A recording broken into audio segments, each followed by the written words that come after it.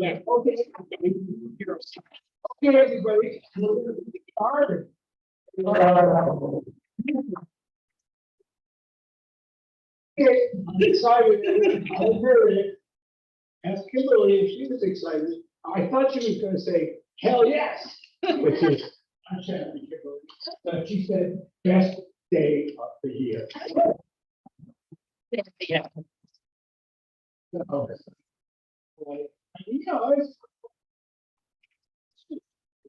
you know, I mean,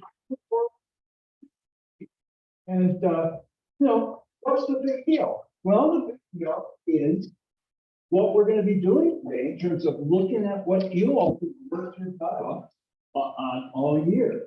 And you know, how cool is that? So we are going to see the products of all of your hard work and your instructor's hard work.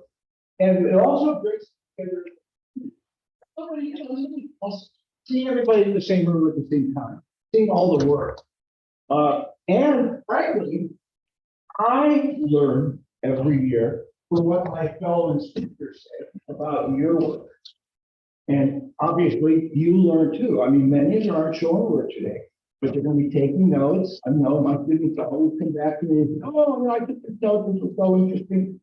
So I mean, you get a ton of insight. I get insights, and you know, everybody's work gets better as a result. So I'm going to talk a little bit about the layout of the day, but first of all, Mark is going to do a land acknowledgement before he goes into. Hey folks, just wanted to bring our minds to the fact that we are on Indigenous land, Coast Salish people, and specifically this area, the Amish tribe, unceded territory. Those folks did not sign Point Having a treaty. There was unceded territory, and that there is that history of genocide and displacement.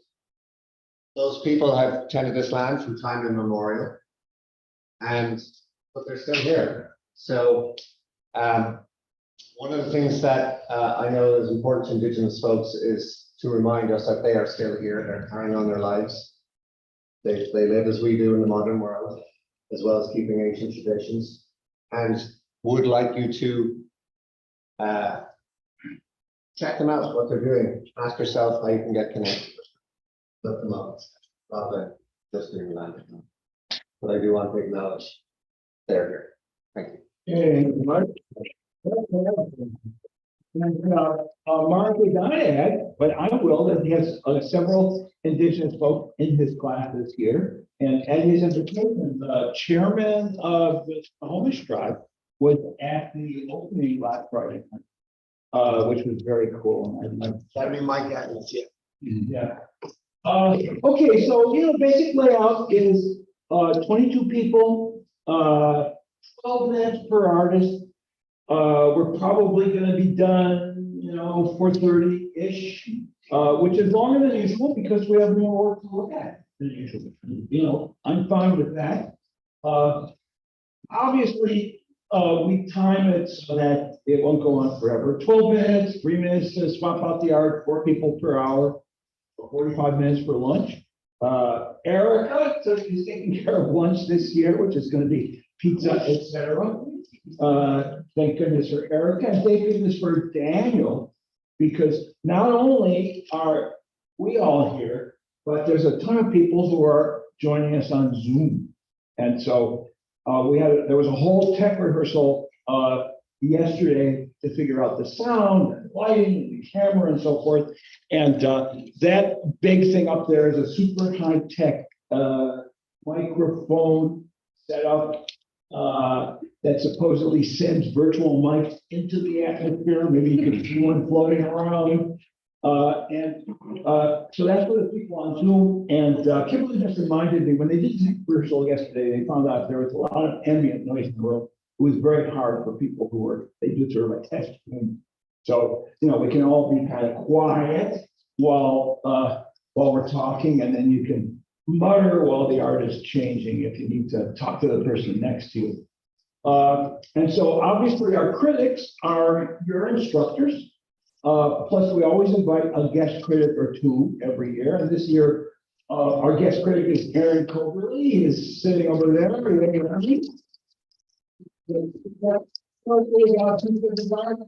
Yeah, there's Aaron, and there's a piece of his art.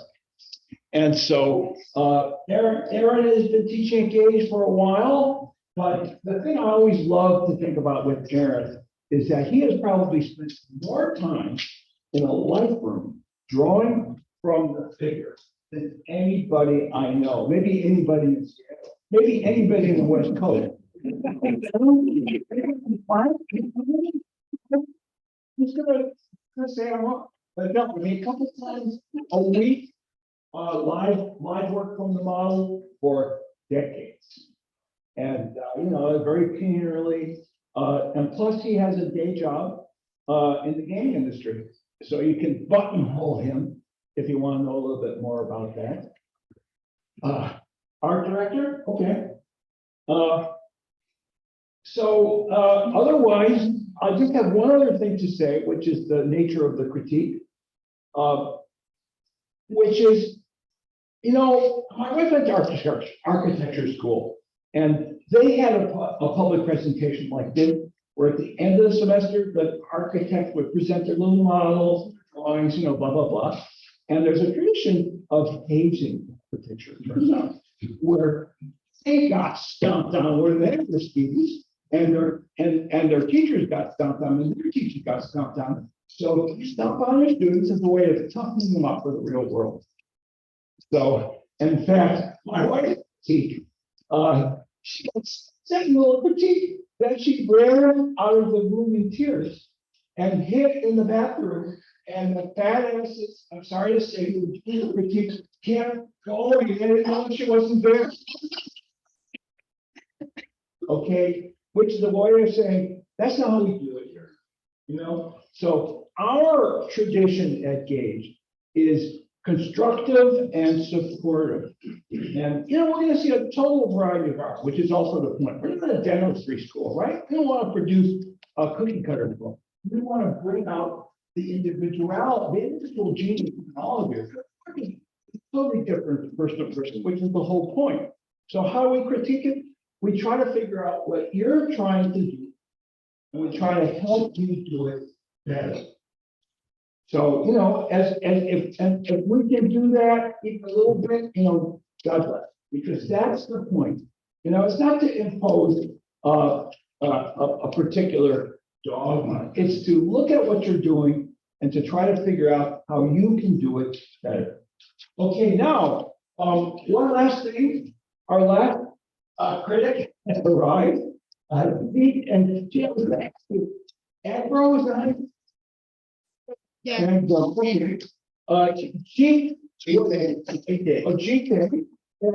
who I had not met until this moment. She's our last. And she has the interesting distinction of having been born in Lagos, Nigeria. Although then she grew up in Seattle, and she is a multimedia and fabric artist. There's some examples of her work. So, okay, so she was our last critic. So that having been said, we can move these easels back. We move them out of the way so you can see everybody's work, and we can get started.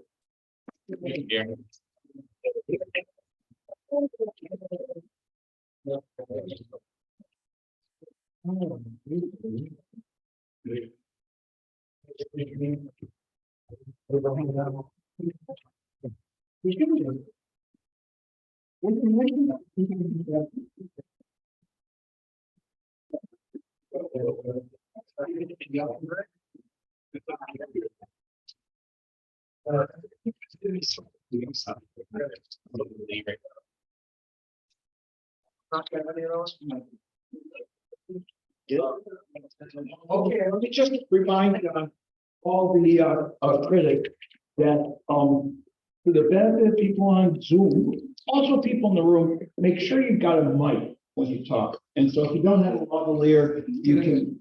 Could I interject? We did a sound check yesterday, and it turns out if you project, if you talk your voice like this, you can hear pretty well. You hear pretty well. So not necessarily, but if you want, there's a mic over here. You want to pick up the mic and go to town. This is a mic that will project. Generating. But if you guys can hear here, and if we speak here, sound good? Sounds good. So in other words, it seems like there's a fair amount of mics in the room if we just use our teacher voice. But if we want to have a part of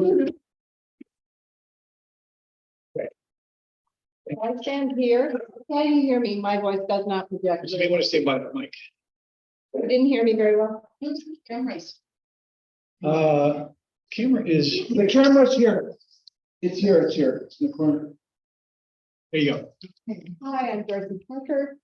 I'm a retired architect, wife, mom, a recent grandmother. And I graduated from the 2-year KOH Atelier last year.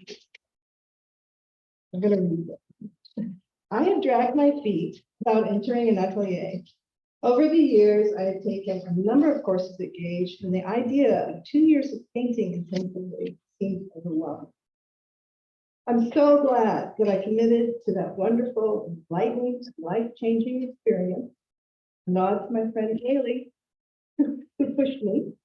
Now I am a painter, but more than that, I'm an observer of everything around me, from a particular shade of blue purple shadow on a beach, the curve of a slip on the body, the way the light fractures on an object. It is this joy of seeing that drives me, makes me love. Kimberly Trowbridge has taught me to see color, notice color. She has given me the inspiration and confidence to explore bold color, find tertiaries, look for expressive shapes, and essential, which is a continuous and driving struggle. Additionally, she's instilled in me a love of painting the figure, and these are the underpinnings of my practice. I took this last year, a 3rd year, under the guidance of Kimberly, along with several of my other classmates, to explore painting practice, grow my skills, and try new things on canvas.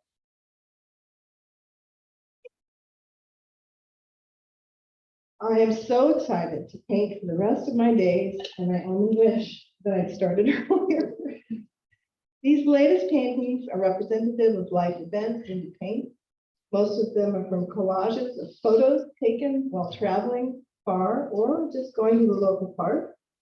Most of them include my family members.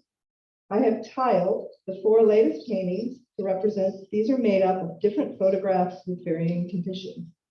I find it challenging and interesting to combine images from different times of day, place, or year. It involves a lot of decision-making on how to stitch things together in a compelling and somewhat believable way. This challenge is a force that drives me to paint. I hope to always be a student of art, to continue to strive, learn, fail, and on occasion create something that I find interesting and satisfying, at least for a time. Thank you all for being a community that creates this kind of life for all of us learners here at Gage.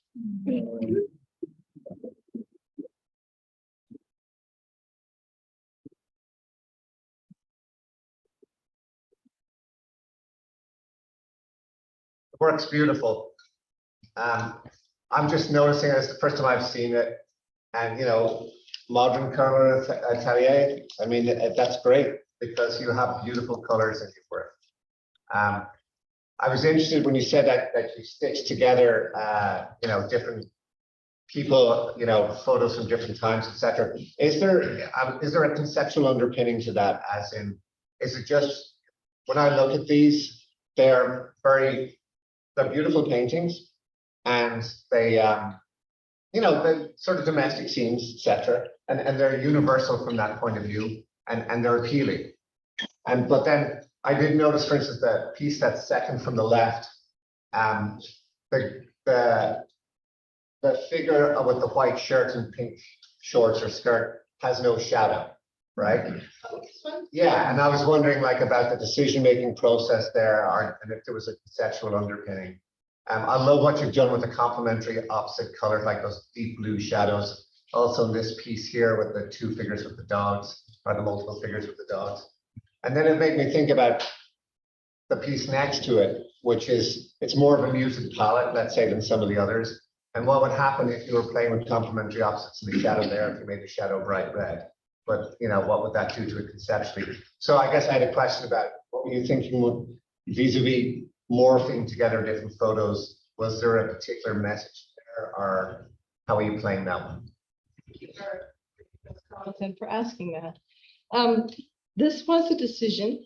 Kimberly pointed it out to me.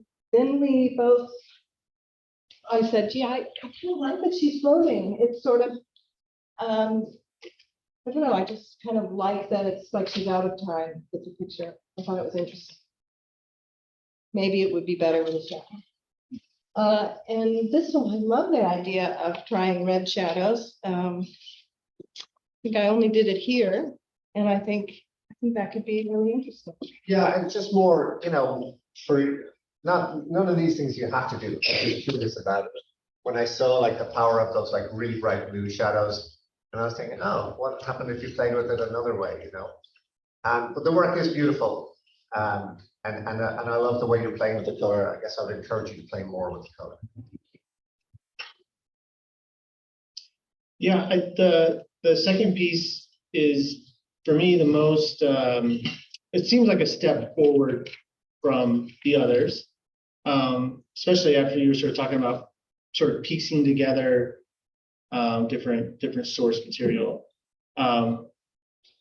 It doesn't feel like a set scene like the three in the middle do. Like the three in the middle look like a singular source that's been manipulated in different ways to look more piecemeal. If that makes sense. Whereas this like the narrative in there feels more random, and I get sort of an Eric Fischl kind of look to that painting. That would be something I would continue down track wise. I also like how, like the way you're fragmenting almost these kind of like rectangles that are within these pictures, letting that interrupt more than just the ground or the background.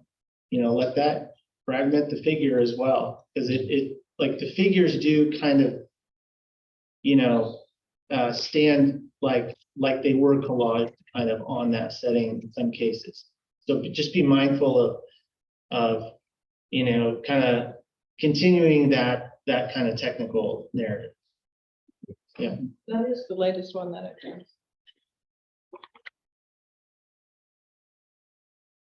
I'm sorry, my voice doesn't carry, so I could grab a mic if you need. If I could do it. Oh, this one didn't work. Sometimes you get it. I think your figures are beautiful. The lines where they're sort of on down, they have this area of quality. I really enjoy the figures, the shapes of the figures. And I definitely, my eye is drawn to there. You have these little surreal elements, like this guy's feet in the middle here are disappearing. You know, the ears are, they do kind of look collaged. Here, these people look like they're sitting together, but they also don't look like they're sitting together. I wish I could learn a little bit more about your decisions to find those little elements in the pieces that, you know, draw your eye and kind of make you question. So I'd love to hear more about what you think conceptually. But I really do enjoy the way that you put the figures in these sort of sliced images that kind of reference it's Instagram and TikTok, but it doesn't hurt your eye, you know. Yeah, really beautiful.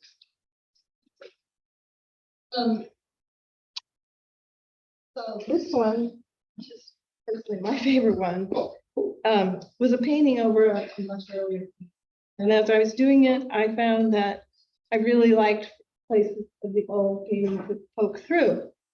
And so this one is lightly painted over. His feet are left completely there. The mountain, you know, just little bits and pieces there. That was an experiment. I kind of like painting over another point. Some of these others are painted over other paintings, but they didn't peek through as well. Just a little bit of shimmery.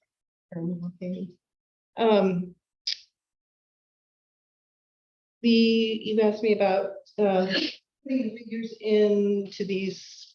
They look separate and yet they're together. So they are separate, and then I put them together because it's representative of the whole. This is the trip. This whole trip where sometimes we would all have breakfast together, because the photographs that I had, we just have several people. And so it is sort of a memory collage of the people. And then I felt like blocking it was sort of a statement to them.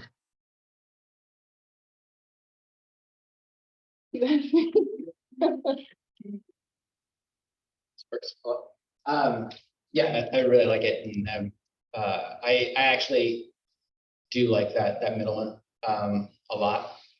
One of the things when you were mentioning the shadow and whether to leave it or whether to remove it, or just kind of going, yeah, I kind of liked it. One thing that can be helpful is making big decisions early. What's the mood? What's that feeling? What's the intent that I want to convey with this image? And then once you make those big decisions, those other decisions can fall into place. Kind of scary sometimes. And it's kind of like you have to make that big heavy hit. Okay, what's my focal point? What's the emotion? This one. Do I want it to be happy? Is it that feeling of going to the beach and like, oh, they're getting everybody together and having that energy and that happiness? How is everything leading to that? How is everything being supporting that idea? I think that the middle one does have a lot of that, has that, the colors, the pose, the kind of the pensiveness, the mood works really well together. There's that color harmony, the muted tones, the variety add to the pose. Everything kind of works together that way. So making those big early decisions on what you want to say, what's the feeling, what's the mood, what's the emotion you want to convey, can then help. Does that shadow support that? Or does it take it away? Does it become a new story, a separate story about this character? Or does it combine it into that big overall emotion? 1 minute. I'm gonna do a 2-minute warning, so just to let you know. That comment greatly. I understand that in terms of it's like a decision tree, and you have something that then sort of guides all the rest of your decisions to help you keep the focus back to what you're saying. Yeah, it helps you when you get to those areas where would this work or would this work? How does that relate back? Okay, time. Thank you.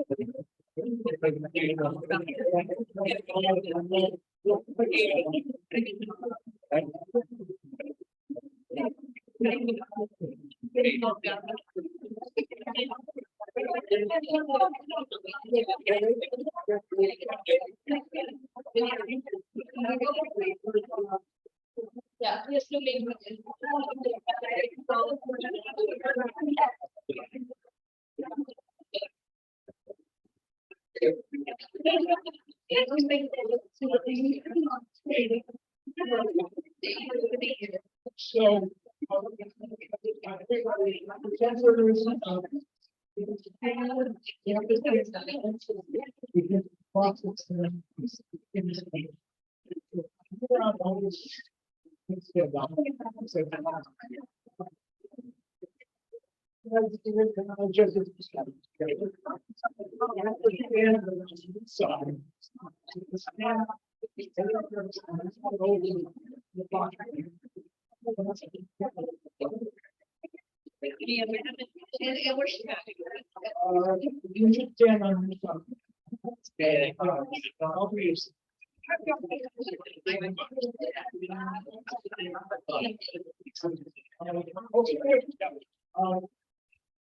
Cecilia, it's on to you, and just when you are presenting, remember you have 12 minutes, and so if you talk about your work, that's already 12 minutes.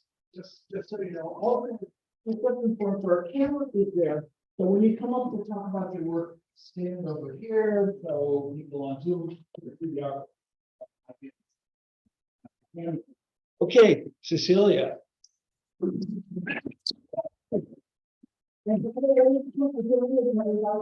this is all people from Kimberly or the modern, it's not called the modern. The modern. My name is Cecilia. I'm going to be presenting today some open and some wax. First, a little bit of my history at Gauge.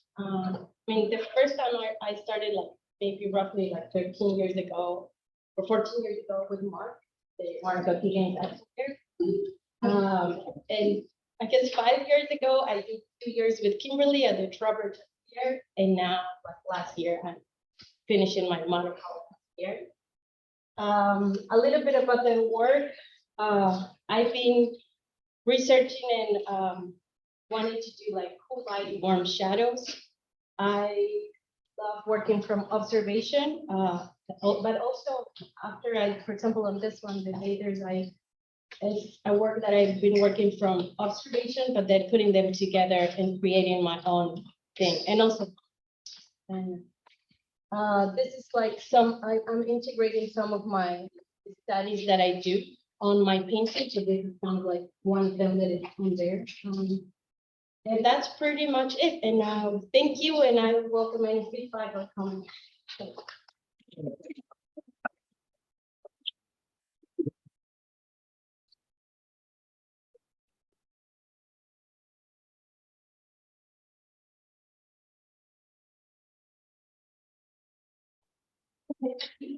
So I just wanted to congratulate you on your use of big shapes. I think these really command a lot of attention from far away. And particularly in this area, your use of sort of extreme subtlety in sort of the warm, cool relationships, not just from a distance, but also up close. Particularly with these as well, these stand out to me for that same reason. So warm and cool from afar, but just really enjoy looking at this from up close as well. And I would encourage everyone else to look at it from a closer distance. And I would encourage you to maybe explore that a little farther as well. So playing more with the subtlety, not just from warm and cool and big shapes at a distance, but then also kind of within each of those blocks, a bit staggering different colors and almost like hiding color, and could add a layer of depth from far away and up. So I'm fascinated by the kayak painting with, I guess, 2 dogs. Yeah, so can you talk about that? Because I'm not getting a narrative storytelling hit off of most of these, but the sign of those dogs. What's going on there? So that one is, it's from a photograph. Of course, I modified the picture. I mean, I wanted the dogs to be the focal point, like the main characters. So I printed the picture and cut it and made a collage. And then from there, I mean, I just wanted to have a conversation between like dogs, kind of like going in a line. So I just wanted them to have a conversation with the owner and just feel like they love being in the water. Say it again. A bear? Yeah, she said she thought it was a bear. Yeah, I mean, so to that end, when I see that picture, I see him. He's the first thing I see. And it took me a while to get to dog, and the dog was a surprise.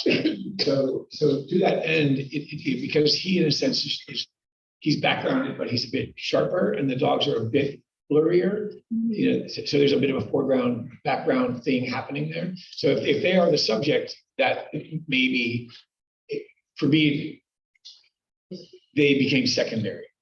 Or because of that, possibly because because him being sharper and higher contrast, and they being softer, there was a sort of a atmospheric diffusion question. So maybe I'm not a painter, I can't solve it, but that was my initial experience.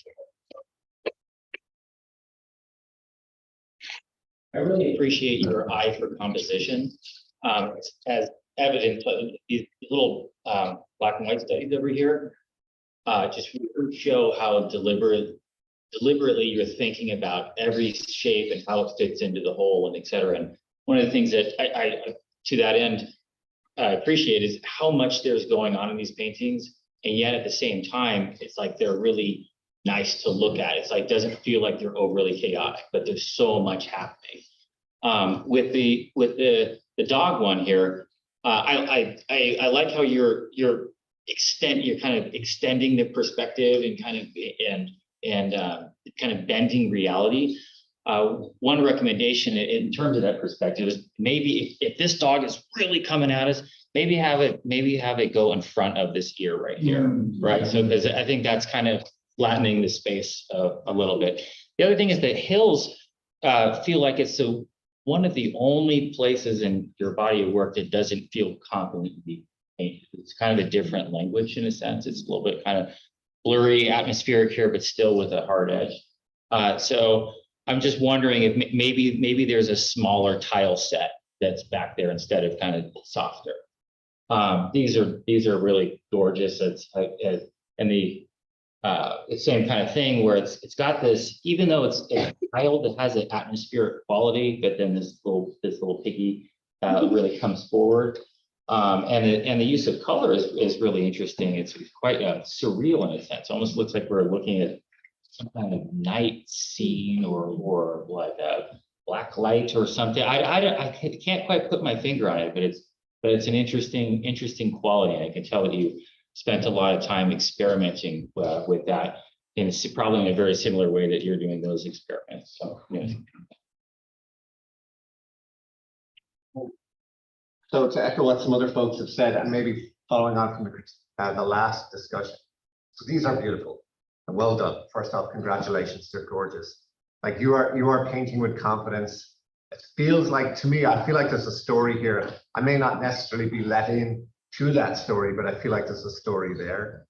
I think the color palette is beautiful. I mean, it's really subtle, and it has a sort of implied atmosphere.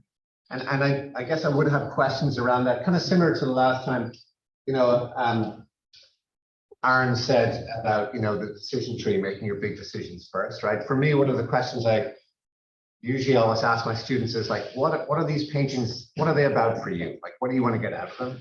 And what do you want the viewer to get out of them, right? And so for me, I judge the success of those pieces based on your ability to carry that message across.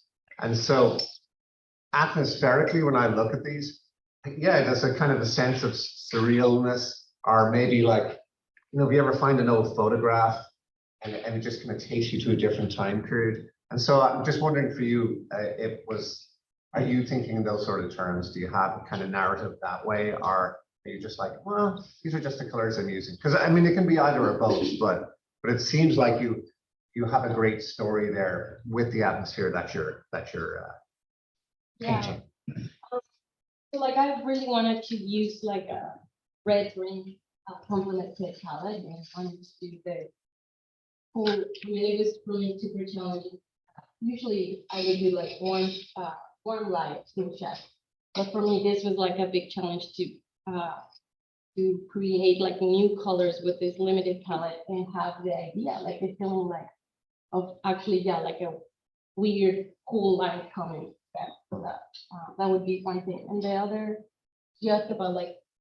Well, I guess what I would say is, if you're painting according to a particular palette, I would think about the emotional impact of that palette, and maybe think about what sort of messaging you want to use that way. And because they are beautiful, and I feel like this could be used very, very successfully in a sort of narrative. Like I'm looking at the still life pieces, but it feels like I'm seeing female figures in there, and I'm not sure if they're figurines because I'm seeing some sort of tags, but they also feel like they're dressed in more old-fashioned kind of clothes. And so to me, it smacks of maybe some nostalgia or some history or a narrative that's implied there. Yeah, so for example, the one with the tennis ball in the back, like that, it's kind of like it was a study like that I made from these. Is from an old photograph from my grandmother, which she's a big influence in my life, so that she was there. And the other objects are like things that my son loves to do, playing cards, playing tennis. I love plants. So yeah, they do have like a narrative in the back of like things that are in my everyday life that I appreciate. Warning. Okay, and yeah, the colors, I think it's like, something that I think of the shadows with my colors. Well, they're very beautiful. Thank you. Good time. I particularly like the little still life, the lasers out. The little still life at the end just feels like a lot of things have come together. The composition, sort of the unity of your sort of coolness to sort of set the environment. But what I keep coming back to is like every little tangency of like a color shape or value shape, object edge seems to be thought out very thoughtfully. I mean, like it's very thoughtfully laid out.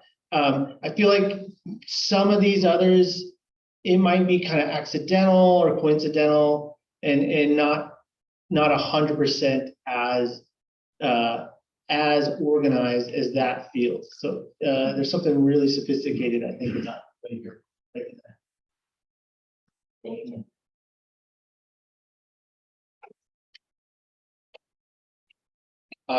Just real quick, so on that note, can you describe what's the difference between those two on the ends? You framed them, so I think that there was something going on. You felt really good about them. What was the thought process between like these two feel more like studies, like they're kind of going somewhere. The middle three feel like are they done? Are they finished? Are you still like is the thought? And the left two feel like yes, I'm happy with those. Is that kind of what you were thinking? Yes and no. I mean, the first two are kind of like the foundation for everything else. So like everything started with like the grapes and apple studies that we were doing. So that one you can see like how it started with like the limited palette. And then I started like bringing like new colors, like that's how we do. And then the first still life, it was like where everything started. So that was like, I guess, more intimate for me, like working on a smaller scale. And then from that one, I decided to expand it and do the other one. But yeah, for me, I guess those two are like more special. But they're the beginning. That's kind of like you created your foundation there and now you're taking it out. Yeah, and then trying to expand it. But yeah, like those were like the foundation. Yeah. Hey, Tom, thank you.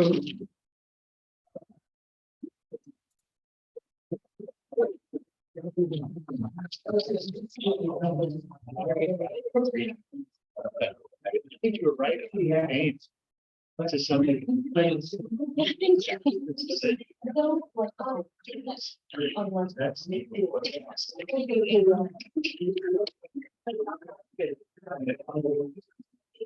Thanks.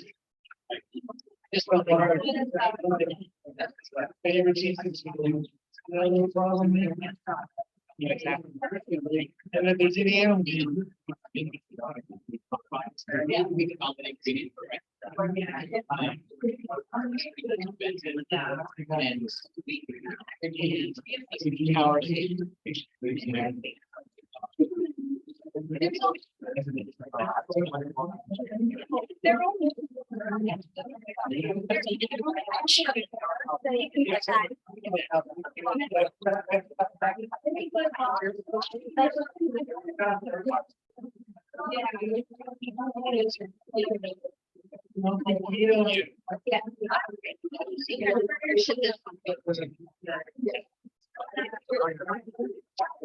Wait.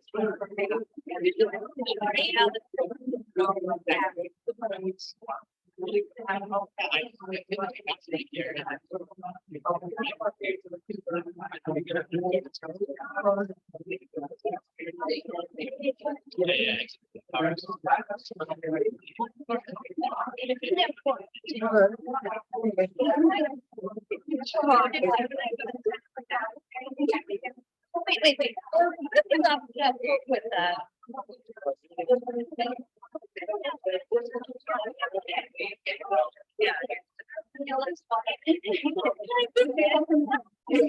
How do you think? Like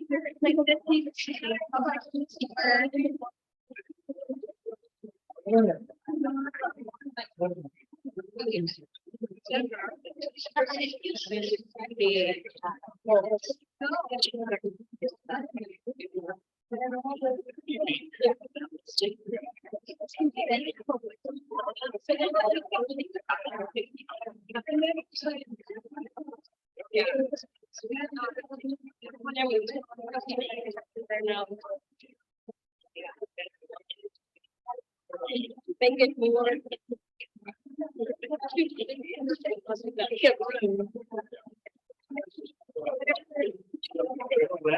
Like that.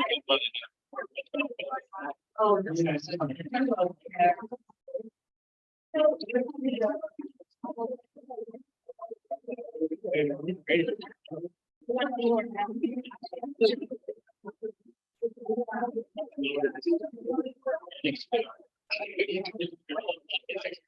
all right.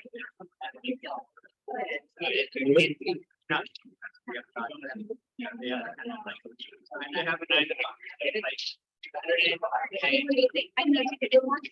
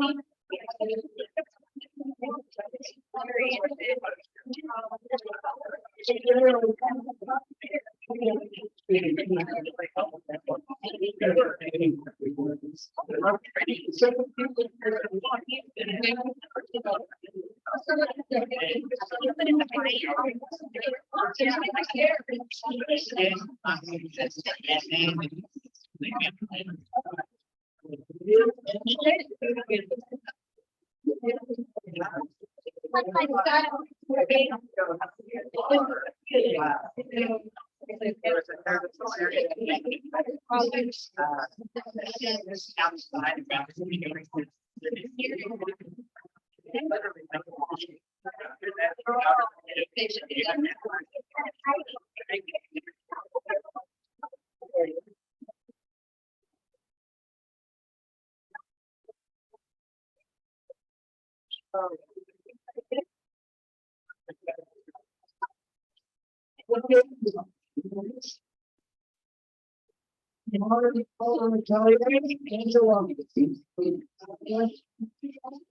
of my students, my family, who said, Kevin, great time, art looks great. Not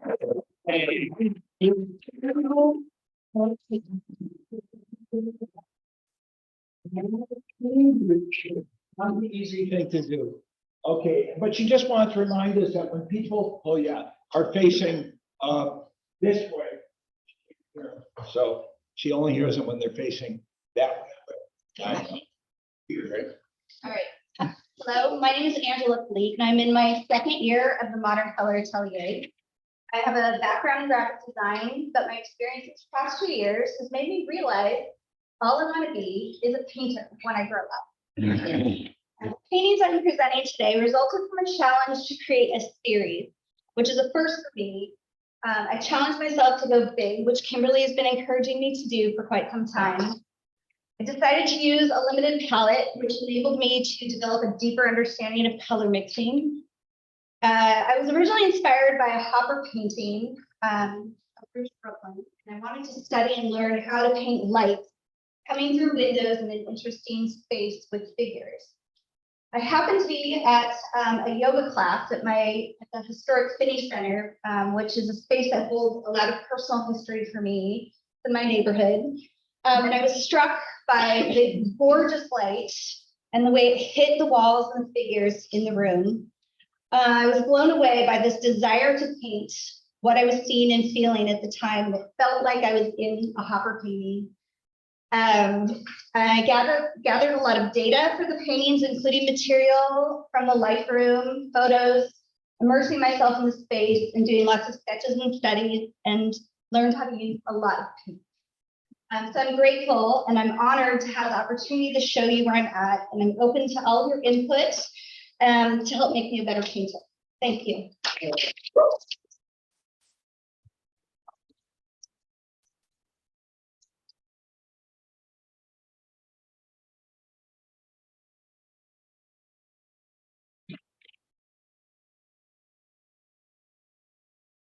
I'm gonna go. Okay. These are lovely.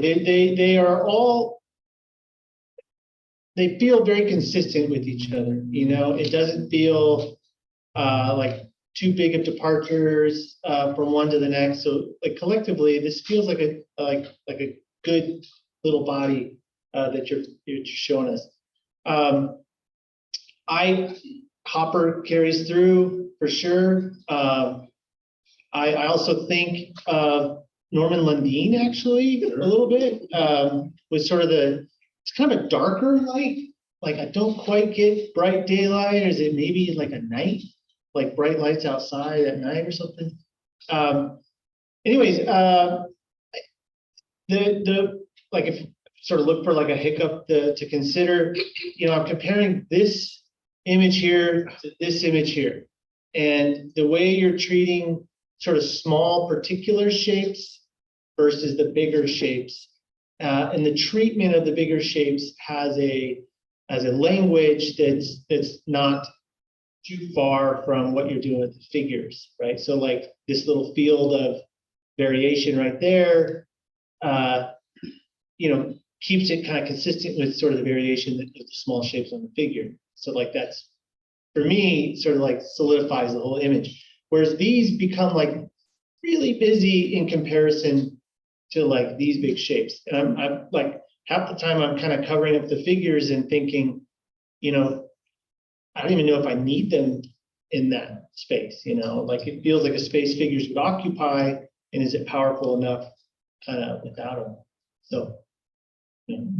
So I think Jeff's reference to Norman Lundin is bang on. And you may or may not know that Norman is also inspired by these old wooden Seattle school buildings. like University Heights. Yeah. Oh, yeah, he painted it from memory for decades and beautifully. And he's also a limited talent, but I think he would really benefit from looking at him. By the way, he's the juror for Best Engaged this year. Yeah, which is really cool. But you can go down and see some of the originals at Greg Casera. They'll even pull out a few for you if you. But the reason and I think Norman would be valuable because I'm most drawn to this one that's second from right. But I'm feeling like I would love to see that composition, but with a mixed neutral or a different neutral. I feel that one is so devoid of color that it goes beyond the limited color to like monochrome. And I don't see that as much in the rest of them, particularly not this one on the left, but you could have it the same value, but you can also have it make a richer color statement. And maybe brighter planes of light on the floor, because it's almost a little hard to read them as light because the light outside is so bright, but the light inside, which should be similar in value, is much darker. That's not so true on the other ones. I'm so jealous of Jeff with his laser pointer. And right, you guys are fine. So I always preface these things by saying I'm not a painter, so great. So, but I do find, I'm more compelled or interested in places where these planes, the Edward Hopper kind of color planes, have a bit more variety inside of them. So this one here and that one here, I find that when I go into those little spaces that there's more happening in there.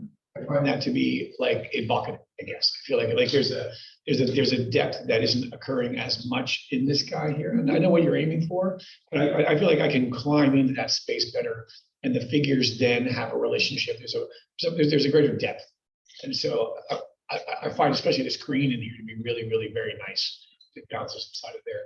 And I'm actually a little bit surprised on Jeff. They didn't call out some of the drawing issues on the perspective.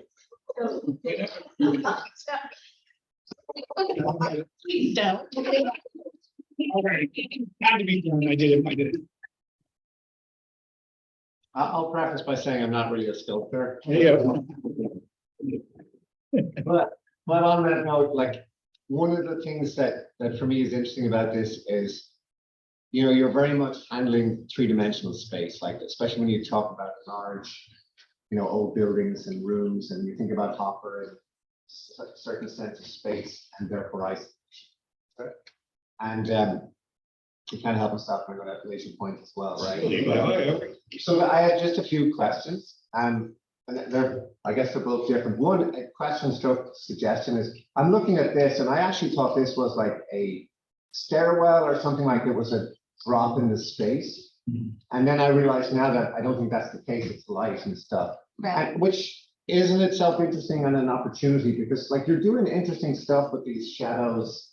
Like there's a whole, again, story that you can tell there, and you are telling a story. Like everything you're putting down marks, color. You're immediately creating mood. Whether you want to tell a story or not, there's always a story there, right?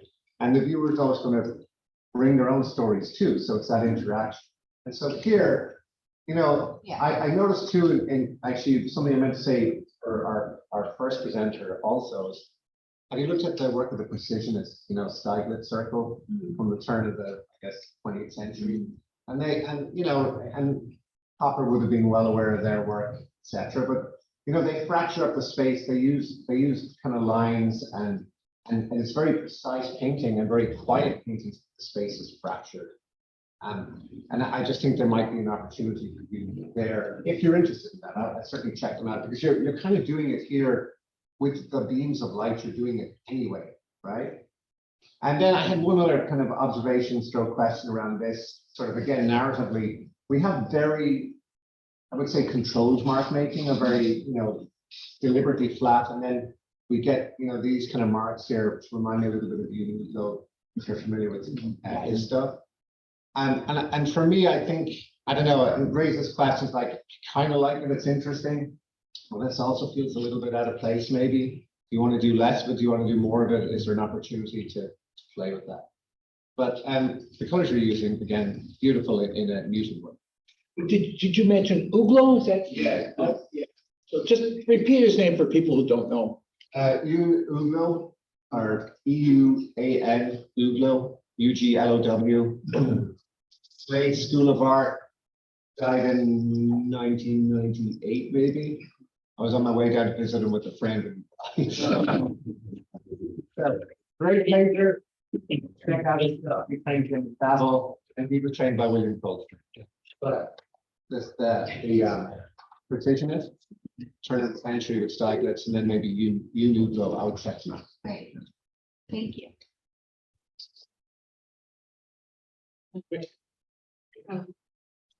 Can you hear me? Okay? Yes, I can hear you. Okay, so I'm really.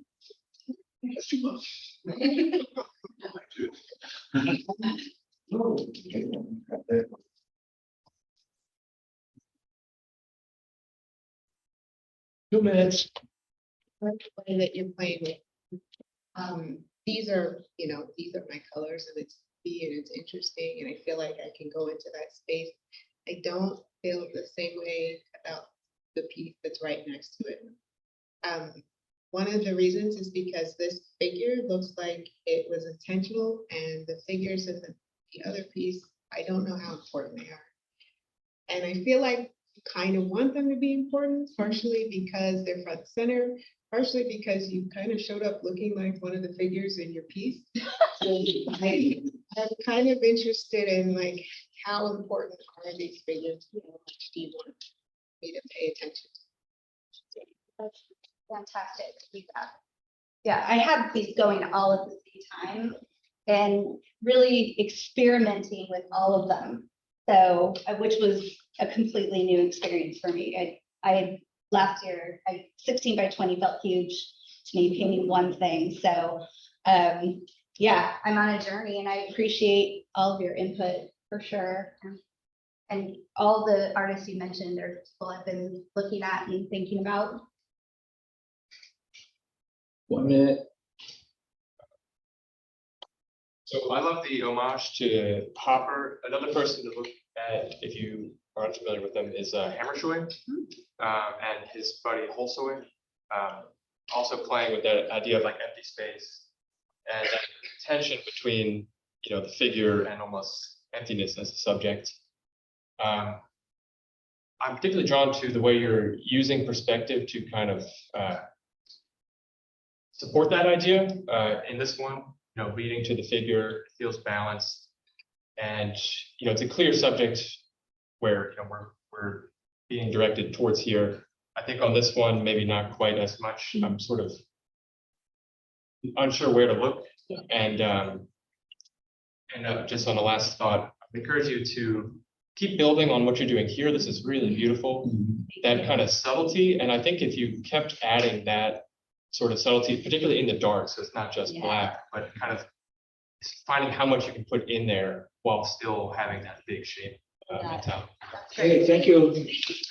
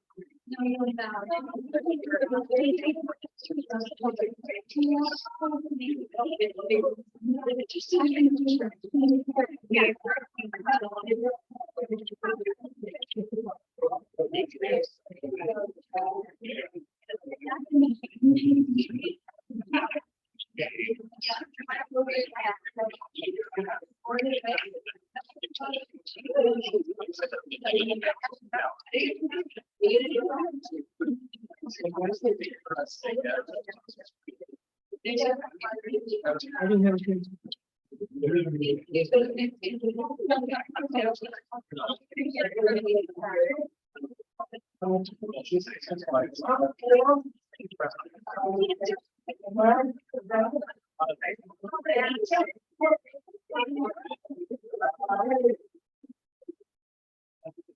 Our last presenter tomorrow, KOH Atelier, is Beame.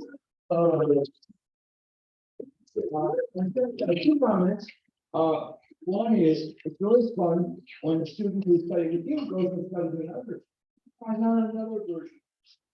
And she kind of went from Chardin to, which is me, to put our teeth, etc. And then probably someday go and somewhere in between, I'm not sure what that is. This, the other thing I wanted to say is we have a tradition where we don't critique our own students, which is why you haven't heard from Kimberly in this round. That's going to be true always. Good for you. Okay, Anne.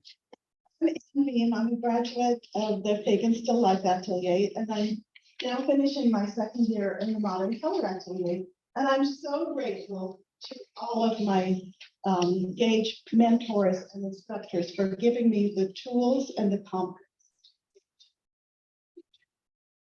The last few years, I've learned a process for asking questions in the studio, thinking through problems, and for creating a series. These paintings are the start of a new exploration. It's my fragmentation series. All of these paintings started with one single still life setup in my studio, which I collage and studied in many ways. I then proceeded to deconstruct or chop up my source drawing, and using collage techniques, I stitched together a completely new pictorial space, which is the basis for each new painting. Each individual collage drawing alters my focus and shows me the transient nature of my perceptions. My paintings are playing with perception and space through the fragmentation of reality. I tend to choose a limited palette for each painting. The color is invented, but carefully considered based on my perception of how I'd like the space to read. I welcome all comments and feedback. Thank you.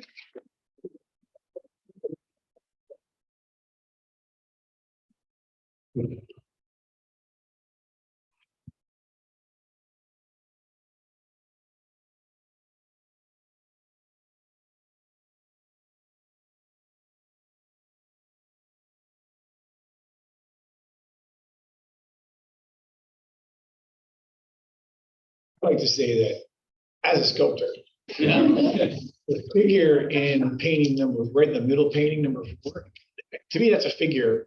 Everything else is, I mean, they're still lives, they are context, they're clearly derivations on still life. That to me is transforming into something else. That to me is becoming a figure of some sort. And I can just play around with what figure it is, but to me, it kind of leaps in a off in a way the other ones don't. And I find that particularly, I like that. I'm drawn to that personally. So, so to me, it's of the groups, what I most want to dig into, and maybe for me has gone into a transformation that is not, in a sense, the other one I read as a fractal. in a sense. But this one is now into a new place that I just don't even, I spent some time with. So. I have to admit that is probably my favorite one. And I know, Erin, you were talking about basic concepts. For each of these, when I'm creating that pictorial space, I always have some sort of concept in mind. I don't really know the emotion until I'm starting to paint, but the concept is there. And that one is, I guess in my mind, I call it my origami painting. Sure. And so then I also use the grid work to kind of emphasize, the folded nature of origami.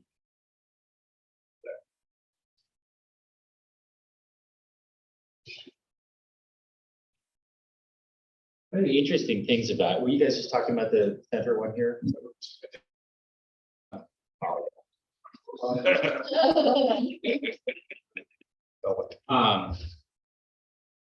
One of the things I find fascinating about this is that even though it's like a landscape that's been kind of shattered, but it still feels like the horizon and almost like the sun is still constant. It's almost like that horizon sun blew up the landscape that was in front of it, but it's still there. So there's this interesting quality of this maintenance. It's still like a horizon and like an ocean, but then everything else has been kind of blown up. And so that dialogue is kind of interesting. And I'm finding that not happening as much, like kind of like what Mike was saying in the other ones, that kind of play of shattered but spaced in this kind of surreal way. Yeah, I would agree with that too. That and it becomes more about depth than the others do. Like with those shards, like literally becoming planes that have a picture within them that are moving, back in space or tilting in some unique way. There's a painter in New York, J.P. Roy. Yeah, Roy. He's got these really kind of futuristic, sci-fi, kind of realist paintings, but he'll have like these like fragmented like glass screens that are maybe windows or portals to another universe kind of thing. And this is sort of reminiscent of that. It's really exciting. I'm also really connected to the one on the far left. There's a little bit of like gravity right towards that pine cone in the middle because of how dark that shadow is. There's definitely more like specificity in your little fragments of color as well, but it might be more of a value reason. And if you're trying to separate it from the background space, maybe just like one notch back, of darkness. Who knows? What's really interesting about this series up here is, the one in the middle is really about lines, kind of shards. And you can see that the three on the left are moving off the line. And when you get more to the right, you're starting. It's sort of a mix of sharp outline. So I guess I'm curious about the journey from sharp lines to soft lines. Yeah, as I said, these paintings are all based on one single still life setup, right? So the earlier paintings, the first three, are sort of a more realistic representation, even though I've broken completely away from the post into enacted film. And that's actually why I guess you would make that comment, because they really do fall a little bit more on the realist side, in this abstract series. So these other ones, let me see, like when I'm creating the collage, which is just a value study, I'm creating a structure in my mind that I can try to figure out how the space will work. And in order to do that, I mean, I suppose it was just really convenient that I could use those lines and arrange them into some sort of holistic structure where I could have, as you say, shards and fragmented space, but also on occasion some portals. You know, so I don't know if that really answers the question fully. Hopefully.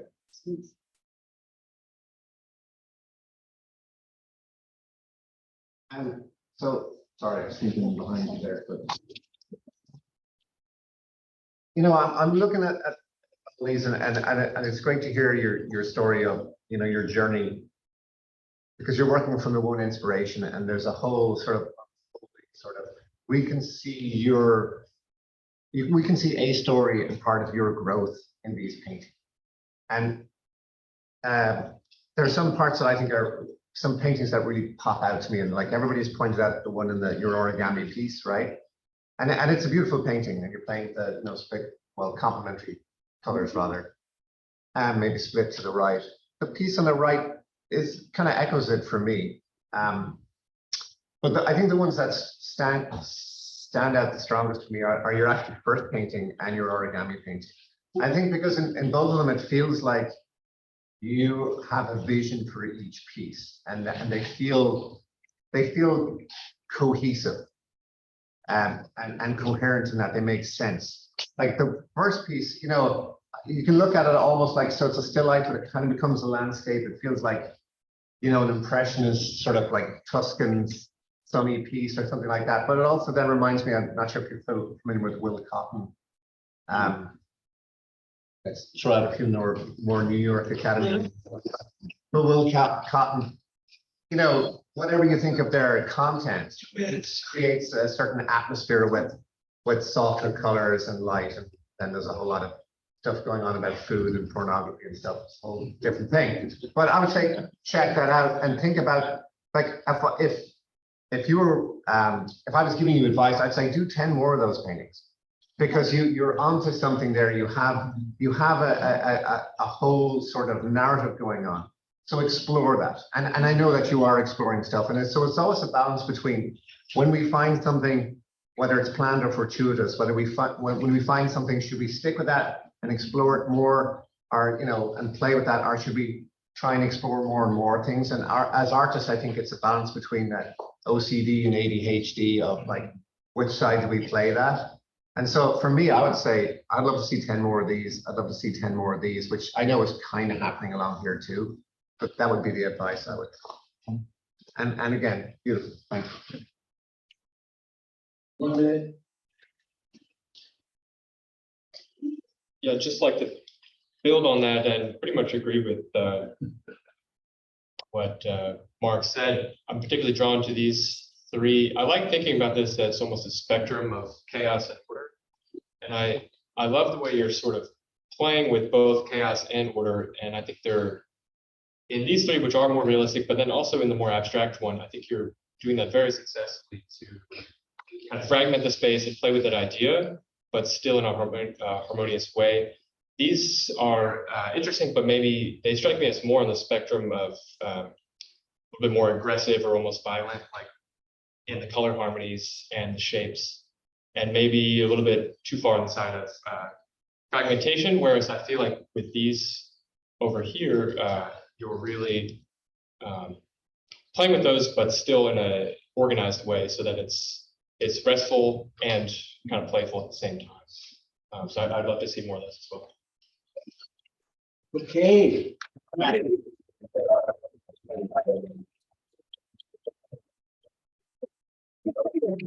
Dishonest, for sure. I just didn't realize.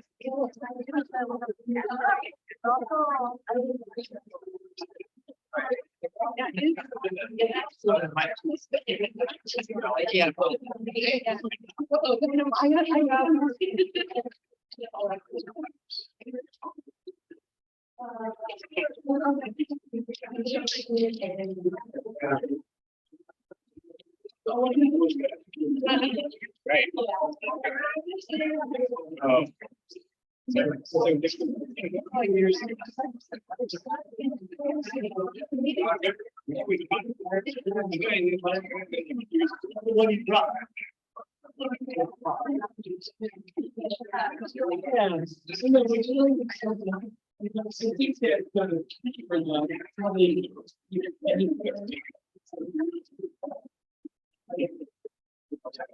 You were in say. So I mean, I feel like.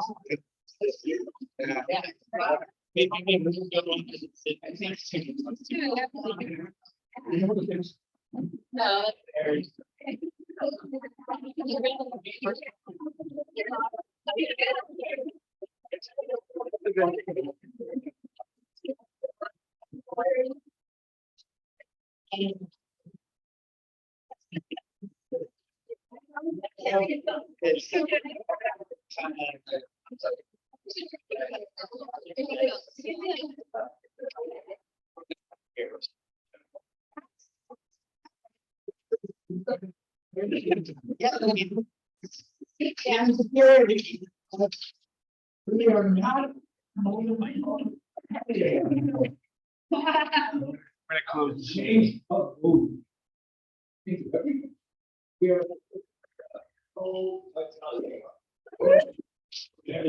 So we have our next four presenters. Other people, And our first presenter is Heather Ormsbee. Heather, take it away.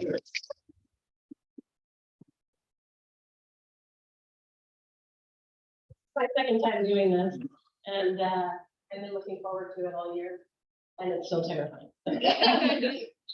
Little something. I had the opportunity to have a really great thing happen at the same time as a really mind-alteringly bad thing. While basking in the glory of my first solo show, survivor's guilt and grief forced my hand.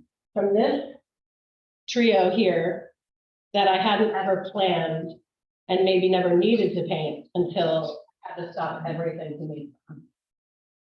Art has on more than one occasion been the only way I could express it. So with these three pieces, I fought through it. After that, I decided egotistically to not only add to my proven palette, which you can see on the far fire piece, I also decided to use a figure in front of the flame. And while the desire to keep a lighter background was fairly quickly and reluctantly squashed, the focus was now on the figure. It was time to really shake things up. Why not make it a three-person collaboration? My role was bookending this photography experiment between myself and two other artists. I spun fire, they modeled and took photos, and now I needed to paint it. I'm throwing everything I've been working on at these three innocent canvases, and only 3 times in only 3 weeks, because why not? I came here to learn. Thank you for your time.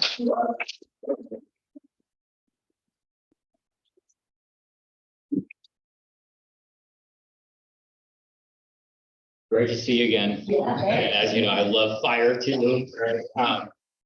I'm so curious about the new pieces here, where my mind goes immediately. And I don't know if this is where you want to go. Imagine like fire in the center of those trees, almost like going up the spine. It's almost like it's growing, but maybe it feels like a wound also. But in the middle of that wound is this fire. I mean, again, that might be me not where you want to go with the piece, but I do think it would be nice to have a kind of, it's so much about that, and it would bring more focus and have a sense of luminosity coming from inside. That would be maybe my suggestion on that. I really like this piece over here, the giant one. It just feels. From my feedback from last year, I wanted to make you hear the flame, and everyone said, well, it needs to be bigger and you need to go closer, and I did my best. Yeah.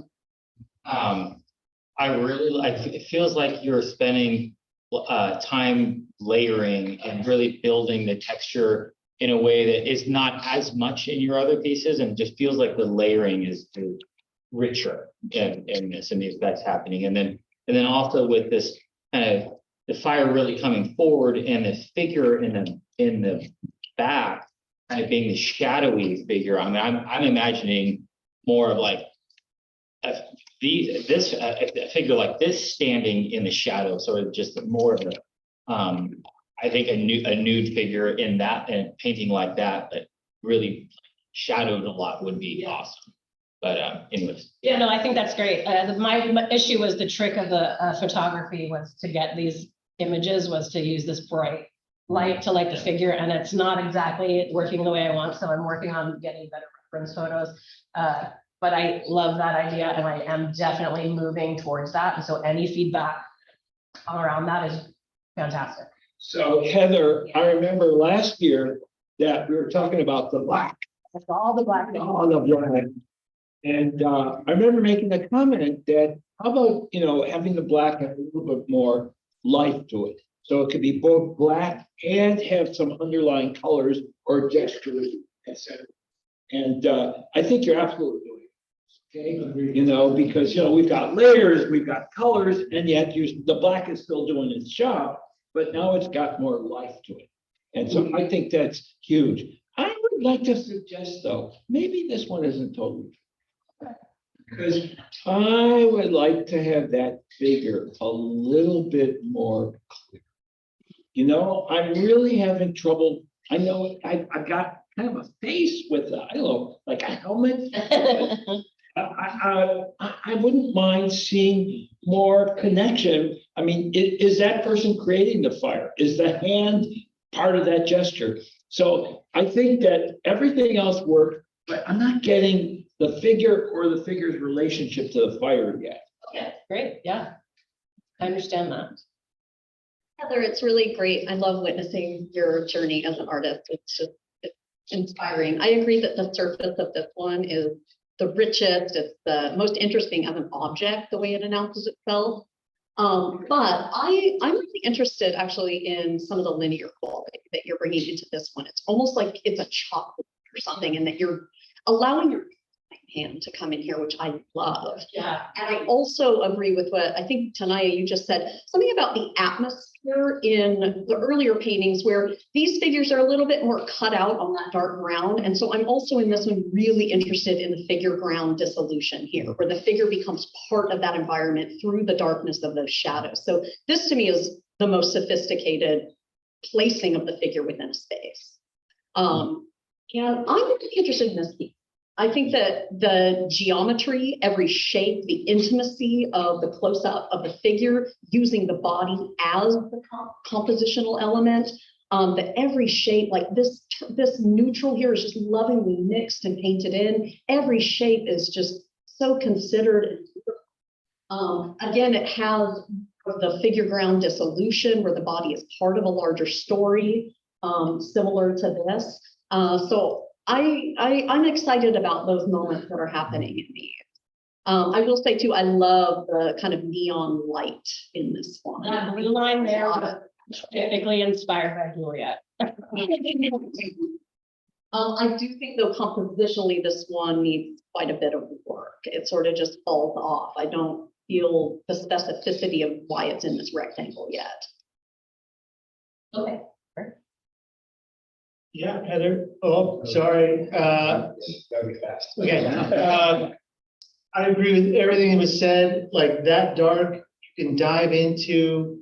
Like it is rich, all the above. The thing that I would add to what everyone is saying is that I love about what you're doing is you are really celebrating the medium.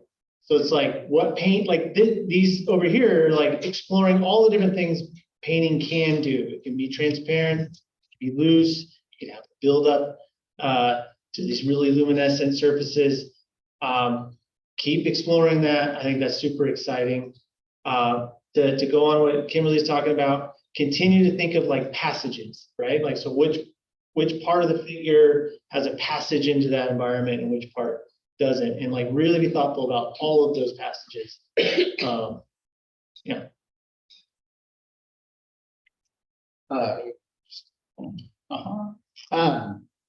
of all, that area is gorgeous. That's Like, that was the last. and I think that that's one of the things that, like when you look at photographs, like when you take elements and you like streams or waterfalls or fire, that a photograph is never going to give you all of it, right? And so when you lose more, when you think about the glow and what goes on beyond and how you're, if you stare at a flame and then just look away and then that kind of beyond. And I feel like some of these, the middle ones could have gone with more of that and more chaos. I mean, the flame and the chaos.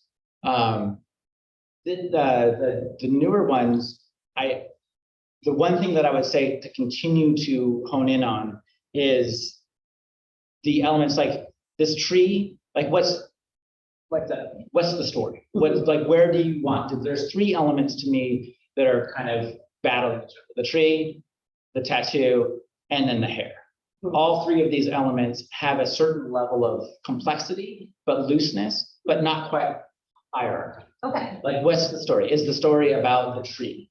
And then, or is it about the mixture of the three? And if it is the mixture of the three, then how are they connected to each other? And then another thing is, and this is sometimes a challenge with figurative work, is you can't move stuff around, but you can de-emphasize. and look at repetitive shapes, like look at just, from a design standpoint, how are you distributing your larger shapes? Okay. And you want to have that organic, natural feel. So maybe sometimes de-emphasizing, thinking about the anatomy, maybe, kind of not necessarily moving, but trying to get them to support each other without becoming repetitive. Okay. So I would, same thing with this one right here. 2 minutes.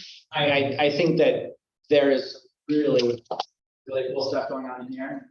In here, it becomes really confusing. And so clarifying those shapes, clarifying that story, clarifying your values, simplifying. I was just gonna echo that. This black and white piece, my eyes really draw. Mostly because of the issues. These figures are fleshy, there's a lot of anguish. And when you see someone topless, their testicles on the ground, definitely, you're telling us. I don't know exactly. I'm also not a painter, I'm a collage, so I can't quite speak to how speak to the line, the figure, and how effective they are. In that piece right here, I do want to see the figure because I can't tell if there is if it's a man's face or if it's, and I keep trying to figure it out. So it is, I think that's my only, sort of bizarre that I'm not.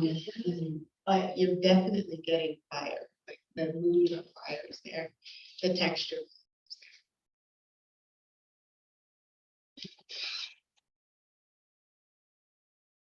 I get to talk. I love the paint handling on, I'm calling her Betty Page. I know she's not, but I just love the. Yeah. Cool. That's awesome. So, yeah, and so that, and to me, the relationship between the fire and the figures is not resolved, where here it's here, it's obvious, more obvious, even potential here. Then this one becomes symbolic, but then this is a bunch of fire. Yeah. Very nice. So like I said, I'm throwing it all out. That catchy greens inside of there, I think that's a pretty successful way of handling the painting. Okay, John, thank you.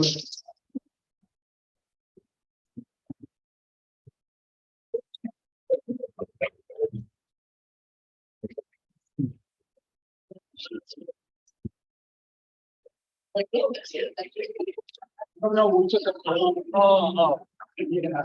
No, I mean, I was pretty out.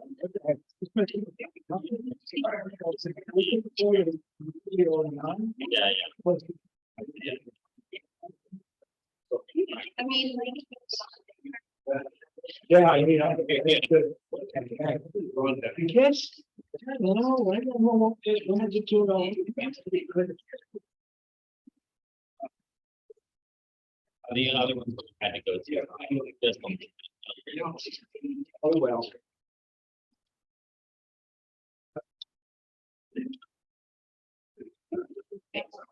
We need all lower. Lower. So, this here, okay, very good.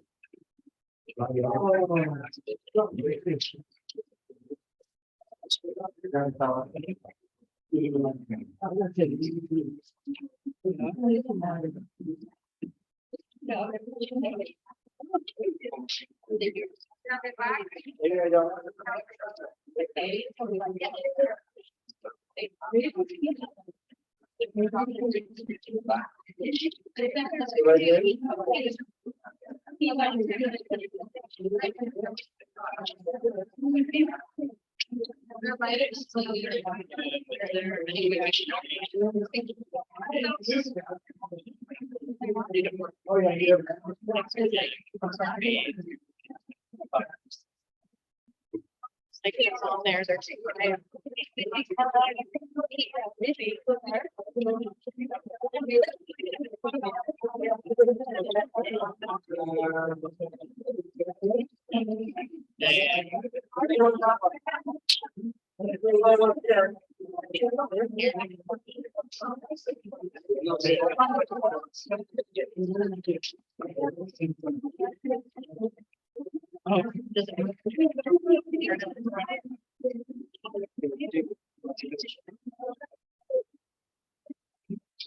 Yeah.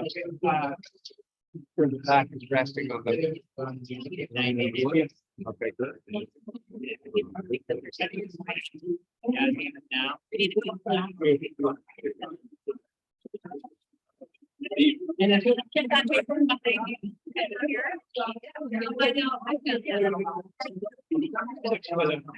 At least understand they do there, but.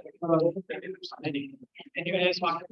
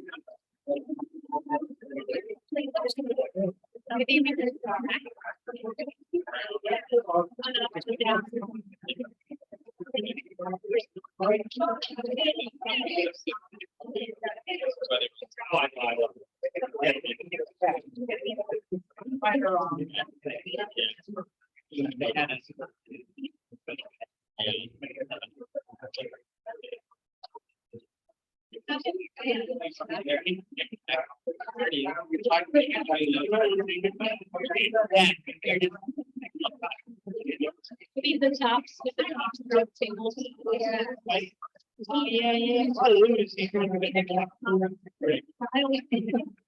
Not a fighter.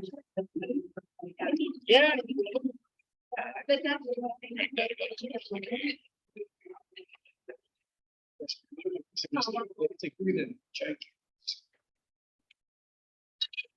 But that's. Vince.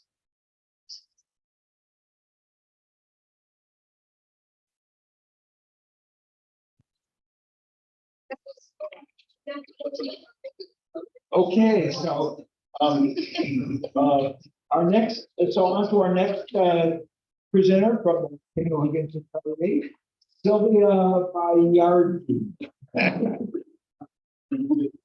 Hey, Sylvia.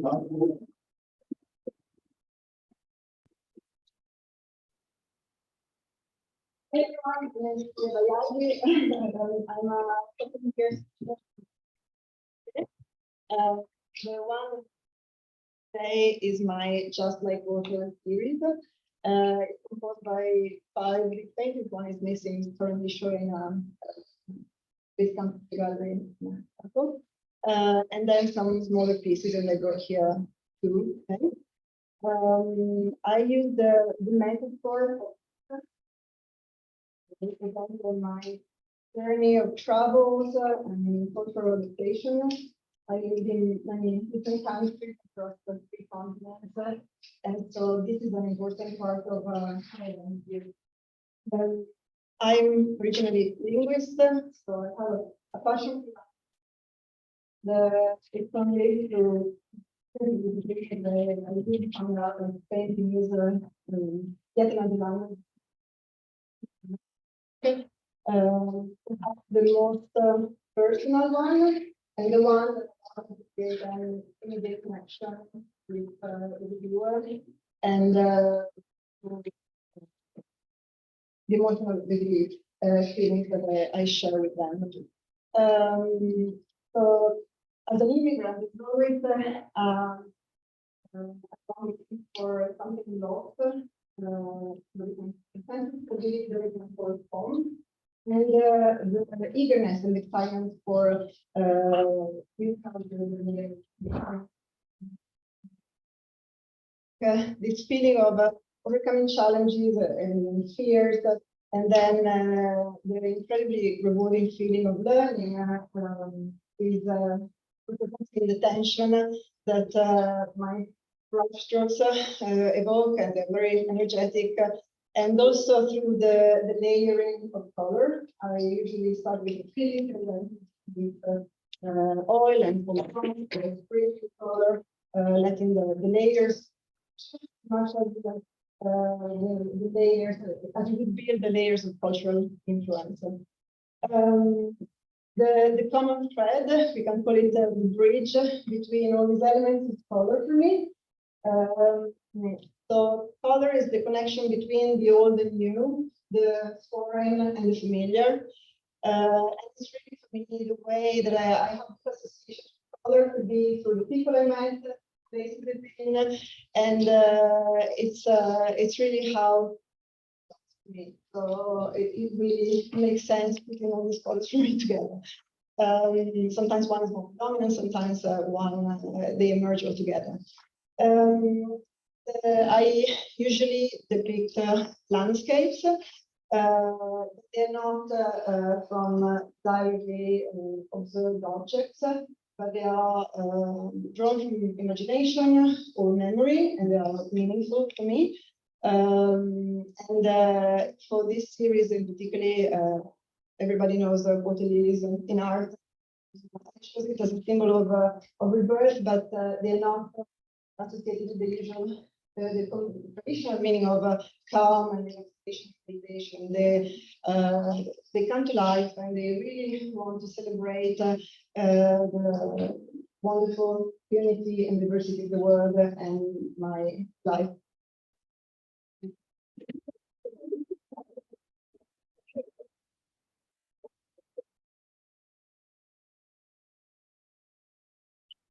Thank you, Sylvia.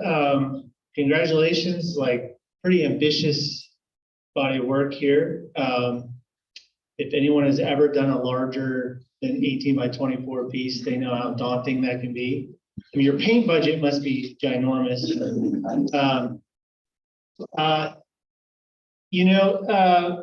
What I'm attracted to is when pictures have a immediacy to them in the mark making and that language, but yet don't lack sense of depth and history, right? And so as you were talking about sort of the layers and showing those layers through, there's something really attractive about a picture when you can get a sense of the history of it being built. And even though there's these very immediate marks right on the surface, there's a lot of history underneath. It's really, really interesting. Thinking about sort of what they are about formally, I think you're having a little bit of competition of like, is it about depth of space or kind of flattening your world a little bit? If it's about depth of space in these, like I want less clarity in some of that background. I want it to really kind of just become more mushed up or something. I don't know. It's just stuff to consider it that way. Yeah. Yeah. So we do have to anticipate what people bring to look at our art. And, you have one, the 500-pound gorilla in the room is Claude Monet. And so how do you deal with that? Because people are going to look at these water lily paintings and they're going to think Monet, Monet, Monet. And so how do you separate yourself? I mean, unless you want to look like, the second coming of Claude, how do you separate yourself from that? Because obviously you're in love with those paintings. You've probably been to the Orangery and looked at that big room where they're wrapping around, boom, boom, boom. But I think that's kind of that's maybe one of the things you need to work with. I mean, people go through periods where they're super influenced by an artist and then they kind of evolve.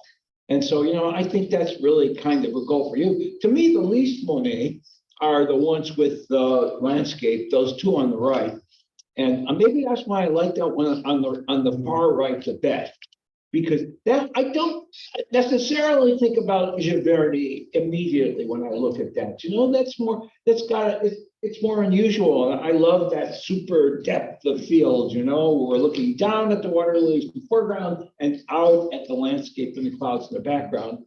And of course, that super linear format goes with that. So that's kind of a more, if that's what you want, that's sort of a less Monet direction. But anyway, that's my favorite one out of the group. Continuing with the depth versus flatness conversation. This one,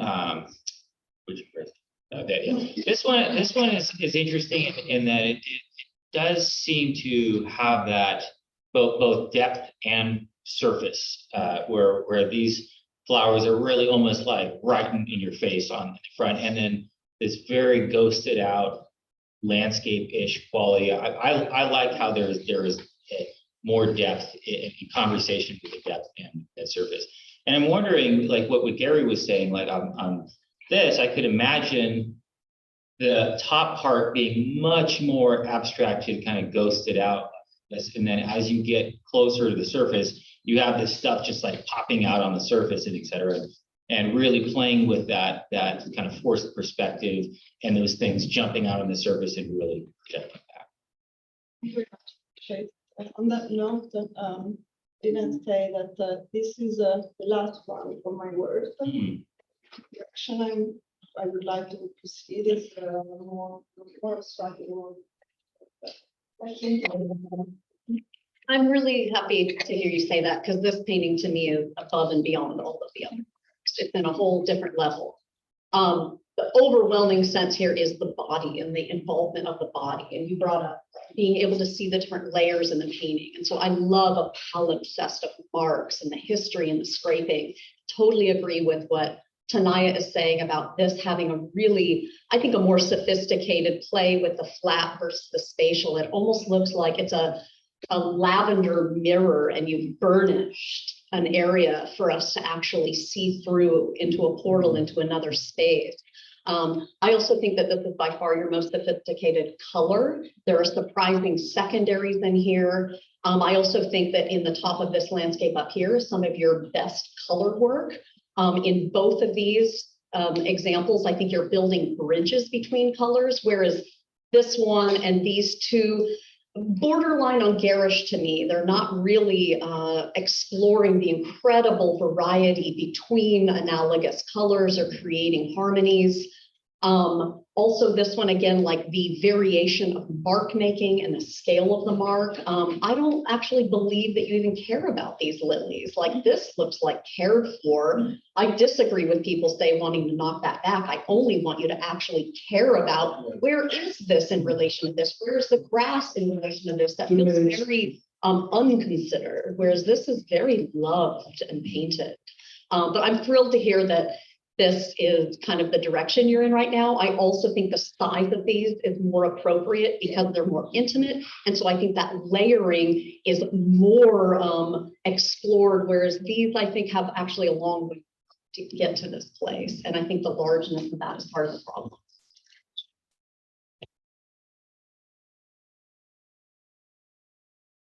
I was just gonna say, agreed, this is the one that my friend takes to, but I also think it's the one that made the most sense with what you said about why you do this. Seeing an immigrant, having the pleasure of knowing something, but sort of the pain of having to learn it. So these lilies are kind of floating in the wind, and there's things, revolving around. So I find this conceptually mature. What is it?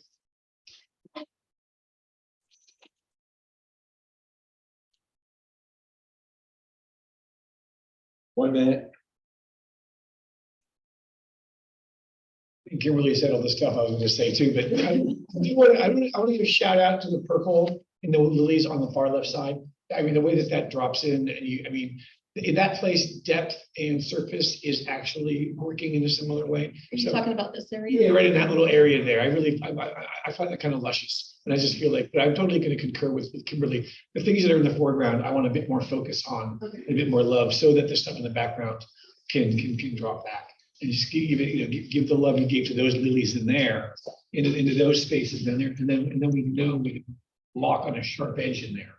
That gives me a sense. Just one thing to keep in mind, because I also love the mixture of abstraction and representation, figuring out that balance. Remember that design always is important within that. So you always have to make sure that even when you're breaking things, you're not breaking things equally, your shapes are distributed correctly, you're thinking about the focal, you're thinking about the balance. Wow, well said.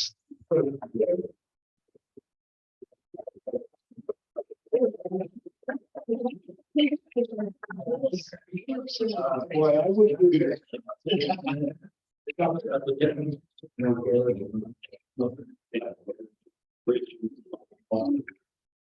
I'm not good on that stuff.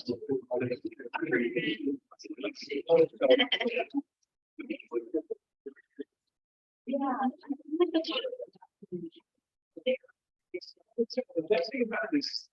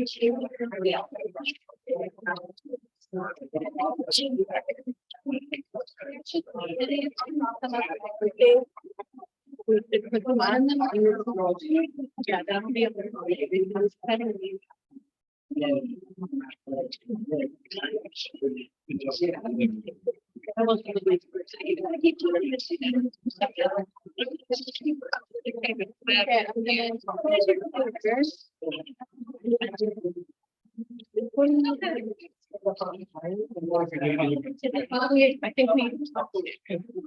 Oh, okay.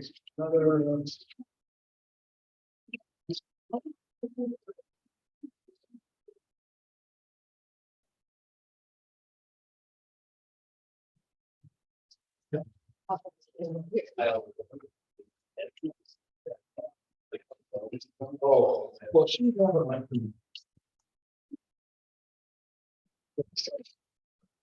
So these sprays, are these sprayed? Are they traded? They are loose. Oh, wow. Something I think. Is facing the same or then outward. I think better. Yeah. That's what you're saying. Yeah.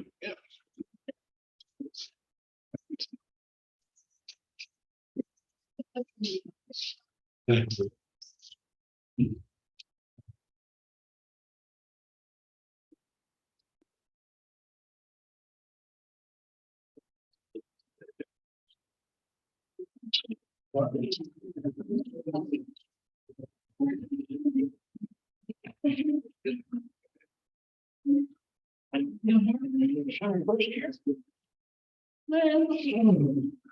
Okay.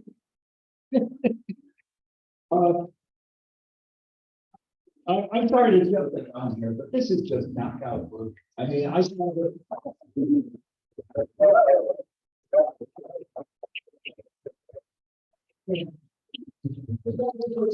gallery and I wanted to go congratulate her, but oh, we were ships crossing in the night.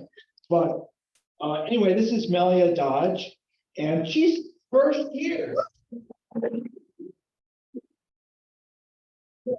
At least I knew her when story.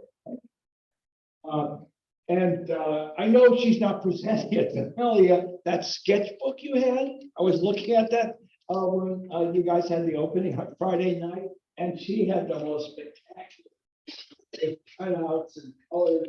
I mean, it was totally cool. I mean, she has a ton of ideas besides these.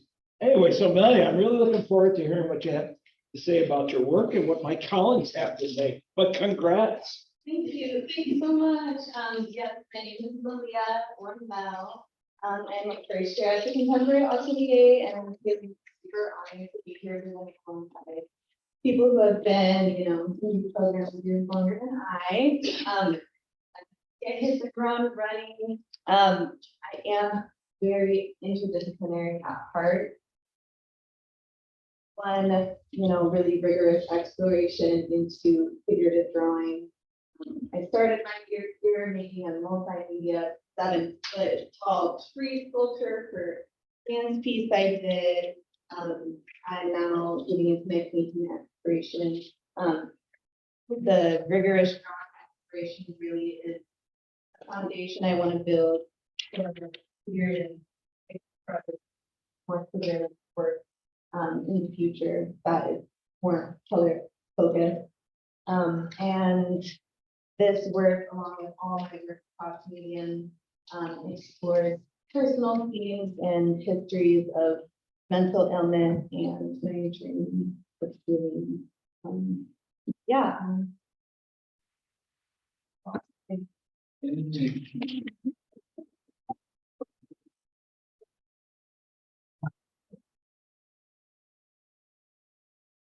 gonna start again. I'm gonna do it.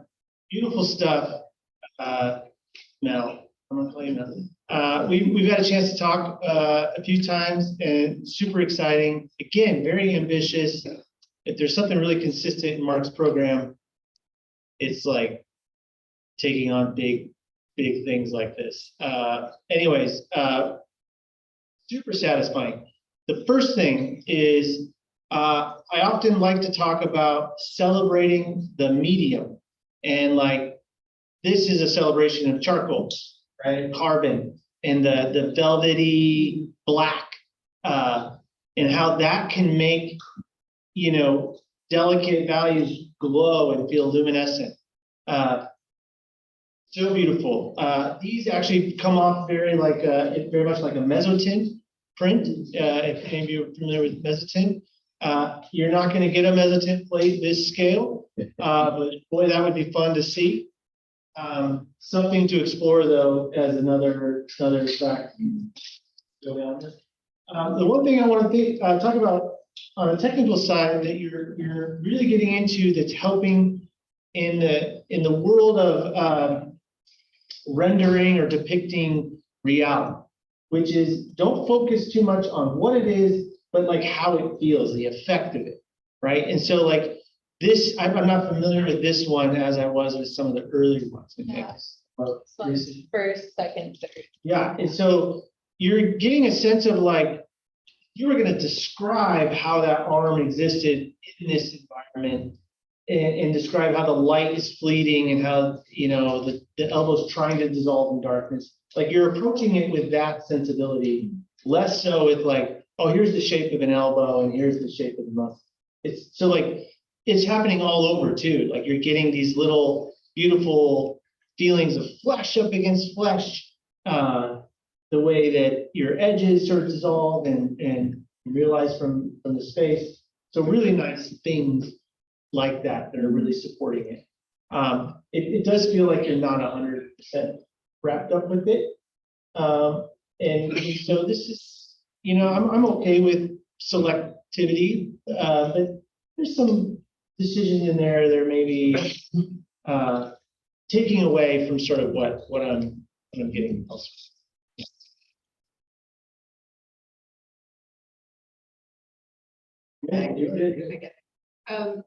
I would echo that. The velvety background is very much like print. From a print background, so I really appreciate that. Just the attention to the composition. And then you've got the feeling of the piece itself, which is, I look at this piece and I go, there is some English there. You are. Mental health, yes, makes absolute. I love the fleshiness. I keep coming back to that. If I was being nitpicky, I would say that there's, you know, the foot here and the knee there. I kind of wish those didn't have hatch marks. See those hatch marks appear and maybe some darker lines that define those foot, that foot and those edges, just like you have up there. Yeah. And just make those decisions a little bit more throughout. I'm loving the Big Bang design element of these. Erin, you've been bringing that up a lot today. Just the way that you're breaking up the rectangle into some really wonderful, bold, severe light and dark shapes. I'm loving in this one on the far left, the reflected light shadow, the shadow under the neck. I'm actually loving seeing a bit of the marking hand in that. I also keep coming back to the luminosity of that torso, so that's an area where you're paying attention to relative value and actually having your shadows be a bit paler and really feel part of that form. I think the edge quality is a really important thing to focus a bit more on. Like, I love the way you're treating the hair as this sort of smoky thing fading back in, but then there are other edges that don't feel as considered, like perhaps the bikini bottom line could actually be a really sharp edge that really convinces me of the roundness of the thigh that it's moving around. This one feels unfinished to me, the bottom half of it. I don't at all believe in the shadows moving across that thigh. And also, I just want to honor kind of what you started off by saying of being a multimedia artist. These are as much about performance as they are about drawing. And so putting the self in a vulnerable place like this that also has a lot of power and energy, I really see that. And I think that the size of these is integral to that confrontation with the viewer. So really, really beautifully executed. Yeah. These eyes. Thank you. Yeah, they were tricky. So I'm a facial expression guy. And so I am so drawn to that one in the middle, because that is a spectacular expression, beautifully pulled off. And I'm telling you, if you put that up on the wall with 30 other pieces, random pieces around it, and people walk into the room, 97.8% of people will look at that one first. Because we are hardwired to react to the face in extreme emotion. We just can't help it. And so, you know, I mean, yeah, there's other technical issues with this one, but that face against that black background, I mean, if you want to be noticed, that is going to get you noticed. It's also super expressive, and we relate to it. And, you know, we want to know why that figure is feeling that way, but that feeling is super well expressed. Say congratulations. I mean, first, that's awesome. And you're doing an excellent job with a very challenging subject, with all of the light and the shadows and getting that all in there. Adding to what everybody else was talking about, there's actually, so especially with this one, like this is your focal point, right? Yeah. And this is where all the emotions. Yeah. And this was an area that I believe was intentional, probably to leave less. So that was more. Yeah. But I think you could do it even more. Like, I think you could intentionally go, yeah, so you can intentionally have like high level detail, Yeah. and then intentionally have nothing or lower. Same with this foot here on the end. Like this foot and this hand almost are a different language. They're like, you have all of this going on, and then here is a separate thing. Like, you could even maybe bring in some different marks that you can bring in other places, because you have the way the light is interacting with the skin and all those shadows. And then you have the shadow area, like under the neck, the chin, which becomes its own thing. It's no longer the wraparound shadows. It's now the shadow just by itself. And I think that you could have your own language in there. But yeah, I think that you could even extra emphasize that relationship between the lost and then the found, the intention, and then make the second part intentionally unfinished more. Can I just take a poll? So take that leg there, for example. We're talking about lost and found and soft and hard. Do people think that that works, or is that kind of too much a different language? We're talking about that specific section. Well, I think it's kind of a similar thing. It's like the line quality where on the surface where the light is hitting and the shadows are hitting are so strong, then I do feel like there was like, what am I going to do with this other area? And I think that in that, and even this hand here, I feel could either go way less or introduce kind of a new language. Or maybe more of a transition, right? Yeah. Because it goes super dramatically. We got the stripes and all of a sudden no stripes. Yeah. But I think this hand is really successful right in here, the smudge of it, just a couple points that pull my eye to it, and I can keep moving. What we're all circling is kind of where you fall on the spectrum of naturalistic versus abstract or seen unseen. And I think just making those choices deliberately and choosing where you're going to fall on there. For instance, with the flag on the far left versus over on here, but then also within the handling of the figure itself and form turning and the specificity of shape. So like this is really gorgeous. This subtlety, almost like reminds me of Bernini or something. Yeah. And the way the specificity of the way the kind of blind lines follow the contour of the form. And I think you could push that even farther if that's what you want to do, and be even more specific about the anatomy, like up in here, for first and second rib, and not just letting these lines get too flat, but really jumping behind and to describe the form more.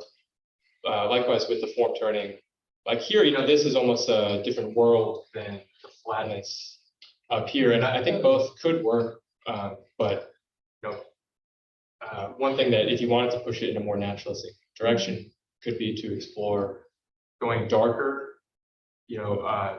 towards the shadow side, and then with these sort of darker pattern lines, being a bit lighter and almost letting them get lost in the lights. I feel like you're doing that up here really successfully. These kind of line lines are darker there, but I think it could work as well in more of a flat kind of deliberately abstract sense too. So just Hey, Tanya, well, that's our time, but Tanya's asked for a second. I was just going to suggest that where you could go thematically also is just this extending this dialogue of what's in shadow, what's revealed, what's not revealed. And in this particular one up here, we're starting to get a language of information in the shadows, right? Like it's almost like that psychological quality of what shadows are projected on the form, what's hidden, what's in our, like right in front. So anyways, yeah.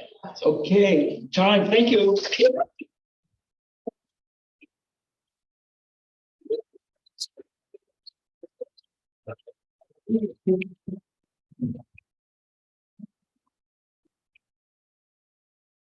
They're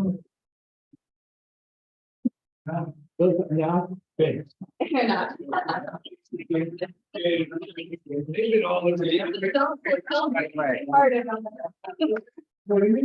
I mean,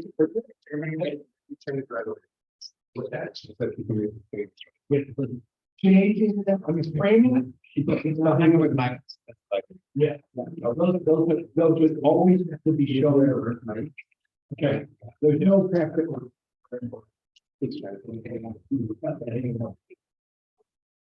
Well, plus it's either.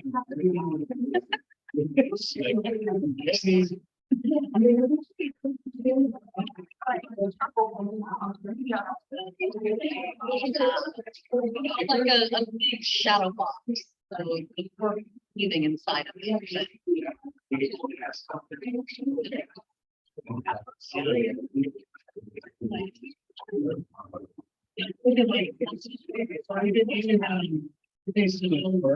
Drawing on.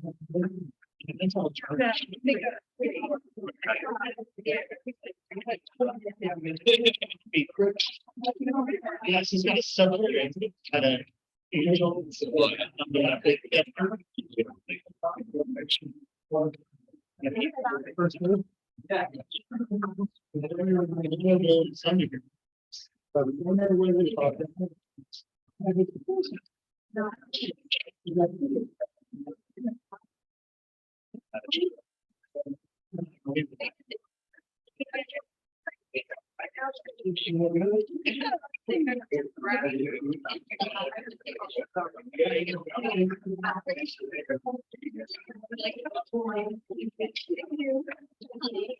Like a paint.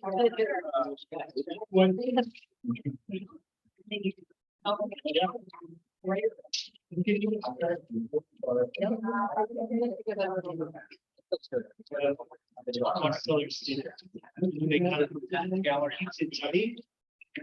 Yeah, that's kind of a feeling to get her on. Boy, everything. You may have to remember this. I know a little bit after. Yeah, something. Okay. Yeah, and I think we're gonna maybe. Okay. Hey, Mom. Yes. Oh, yeah. Son. Is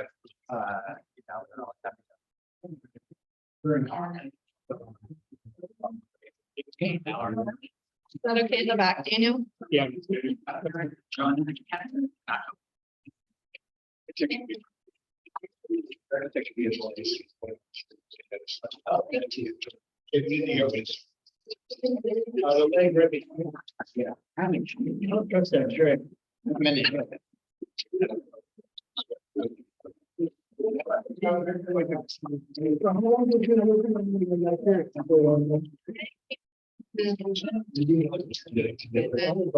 Started going back to the different. Okay.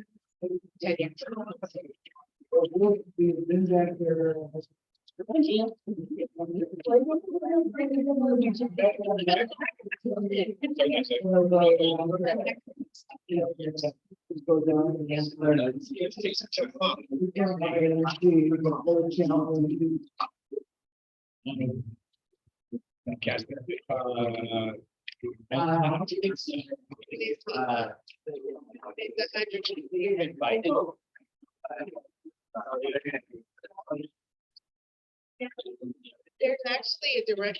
You know,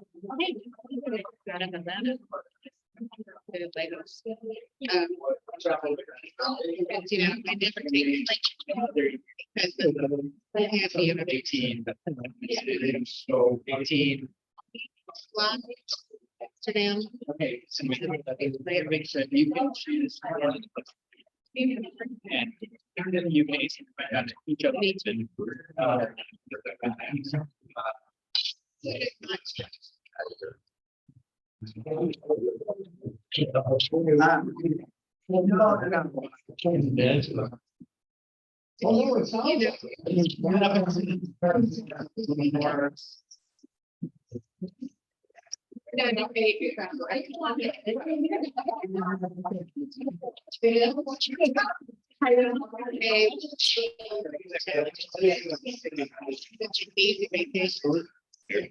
Hang on.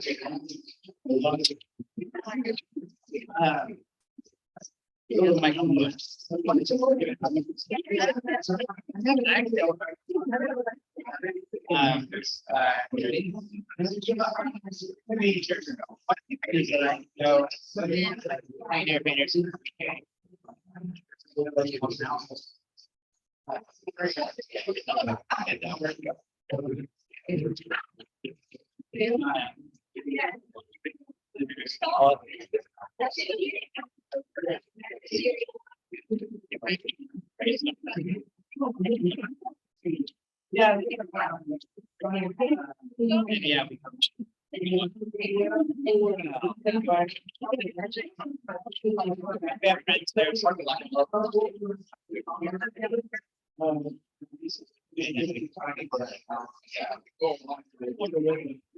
But no, I mean, it was just amazing. I probably about 30 hours. Yeah, I'd love to see that showing.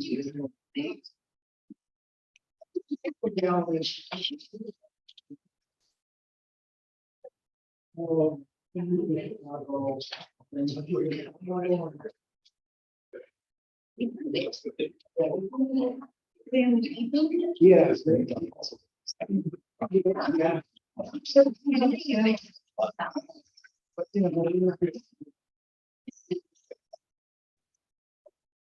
But I thought. Oh, oh, so this is a triptych. Okay, cool. Okay, yeah.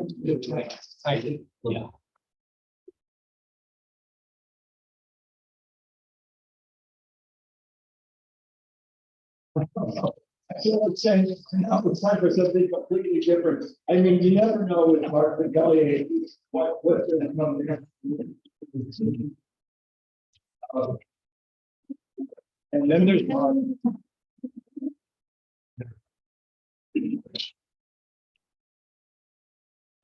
Okay, so a few minutes late. If that's as we go on.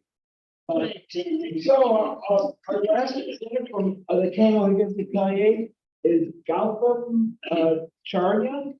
How do I do with that? Okay, Gautham. So talk to us. I'm looking forward to hearing about it.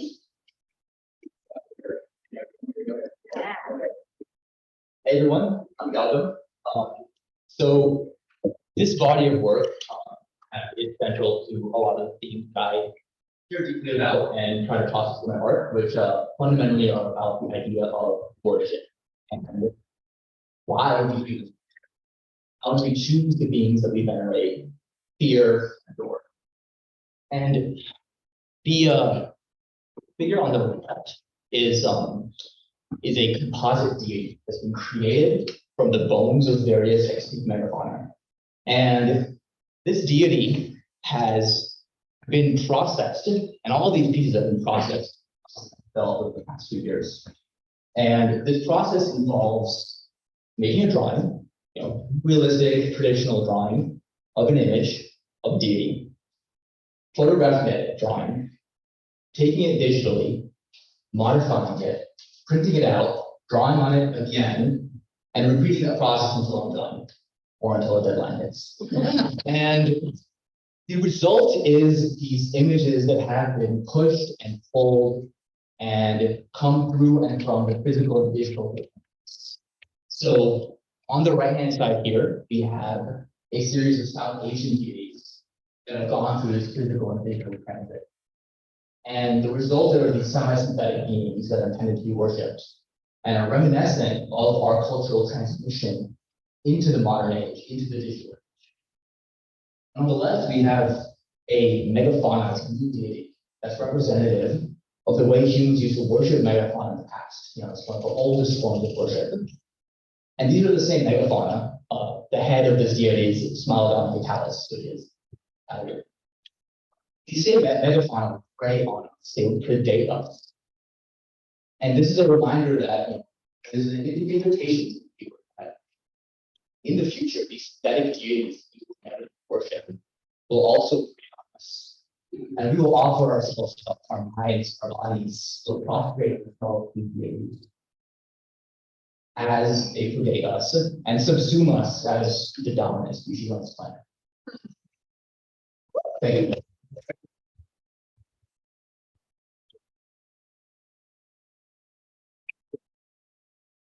Find a way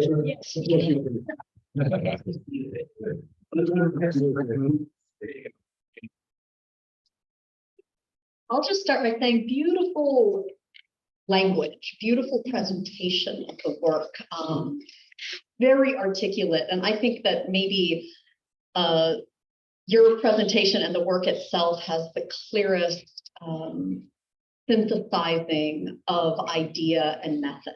And that is really, really powerful to see. So it's not just about the technical or the conceptual, but that you're really finding an incredible union between what these are about and how your technical narrative is married to that meaning. So I really, really congratulate on that. These two pieces in particular are just absolutely stunning. Yeah, the two colored sort of offset deities, really beautiful, sensitive, have a spirituality to them, but also feel extremely contemporary of this time, of now. And again, expressing that kind of layers of mediation between us and our beliefs. Yeah, very impressive.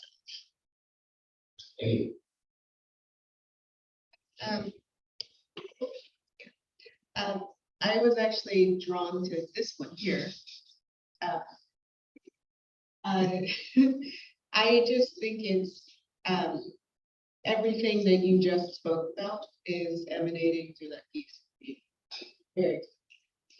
And I also can't tell what it is. I don't know if it's charcoal dry. Yeah, these three are graphite. And this was done with like this red colored pencil-esque thing that I have.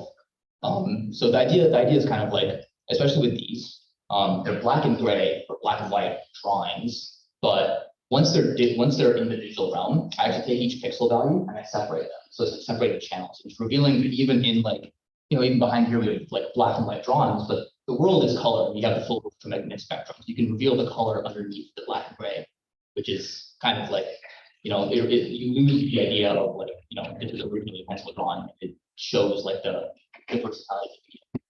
Actually, is weirdly close.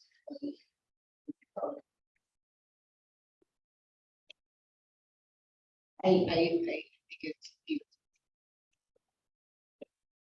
I saw this drawing the other night my jaw just fell on the floor. It's when it really, I feel like it was moving in a way to me, which it's hard to express, that I feel like you've captured something essential about what I think about the deity or deity. And so I don't know, I want to just sort of congratulate you for achieving that. And then, to me also, what you're also doing, which is blowing us away, I think, is you walk up, you think, it's a print. It's clearly a print because of the colors.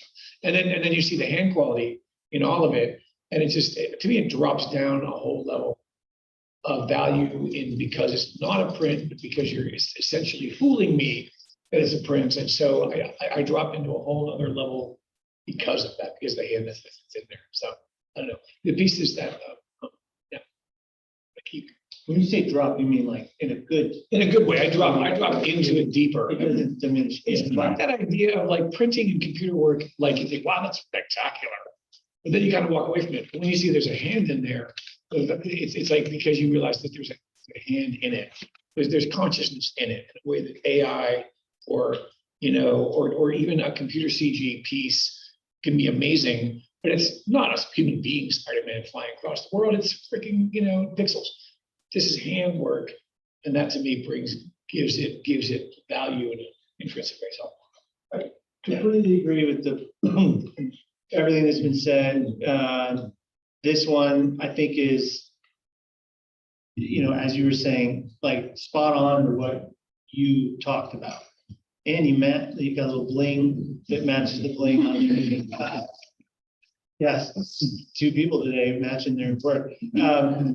No, but this sort of like you're looking for ways to disrupt something that we think is clear, whether it's the material, the method, the image, and like this sort of is the sum of it. Like it does all those things. Like I think it's drawn, but then maybe it is printed, and I don't care. I don't have to know. I'm curious, but I love that I'm in that sort of limbo. And it's, as Kimberly was getting at, so well thought out to the point where if you look at the paper, the pulp of that paper actually ties into like the pigment on that. It's extremely thought. And so obviously you have a vision and you are getting that vision out there. And I think that's fantastic. Thank you so much. So I sort of feel like the odd man out here. I'm so drawn to that saber-toothed tiger. I'm having trouble looking. Yeah, because they don't work for me as well as they do for my colleagues. And partly because, I don't know, that, I love the fact it's a triptych. I love the colors. I love the combination of layers. It's very mysterious. And, it's scary. I mean, we got the fangs and so on. Talking about those other three pictures, I am totally puzzled by the white shape in the middle of the central picture. Gold, yeah, I'm seeing it as white from here, but anyway, what is it? What does it represent to you? How did it end up there? Yeah, it's a great question. And thank you for asking.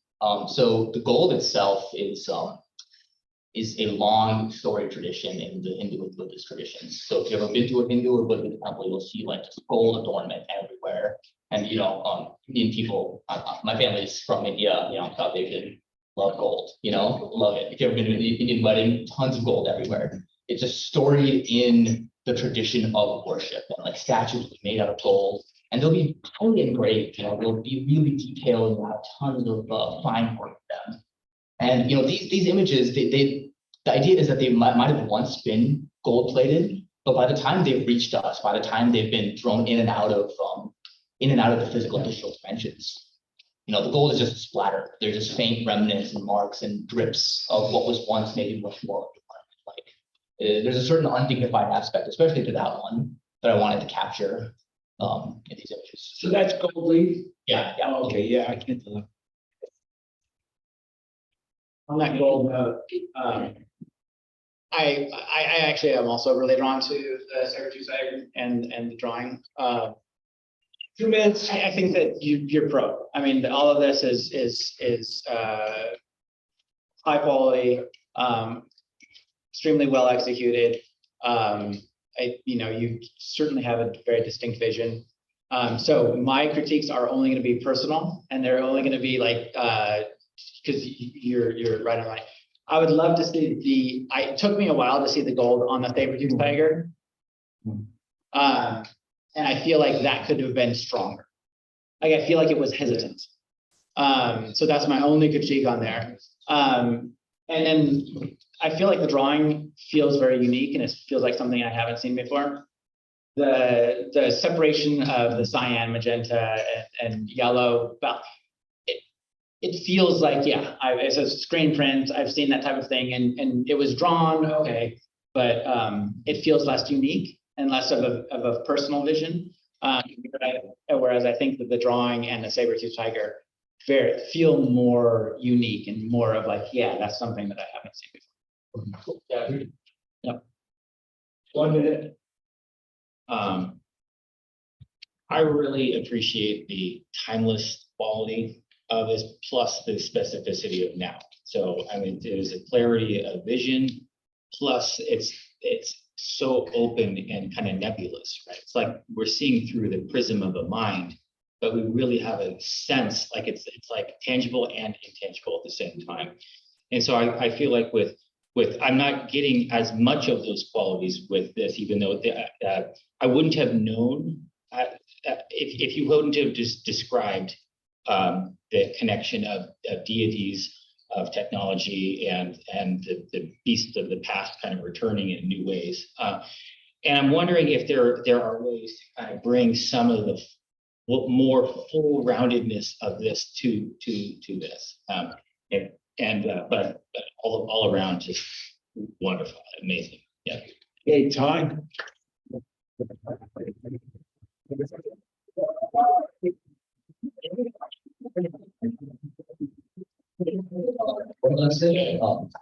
The frames here were all done by Kyle, who's back here. So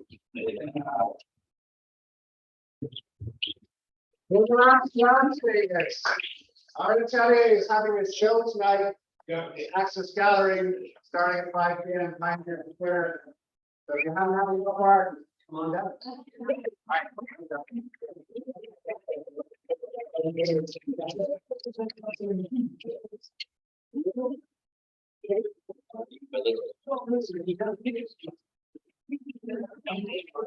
it's like a fragment. It's like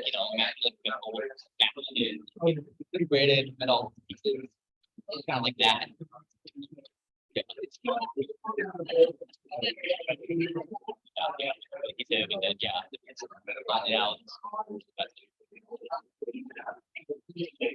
oh, really?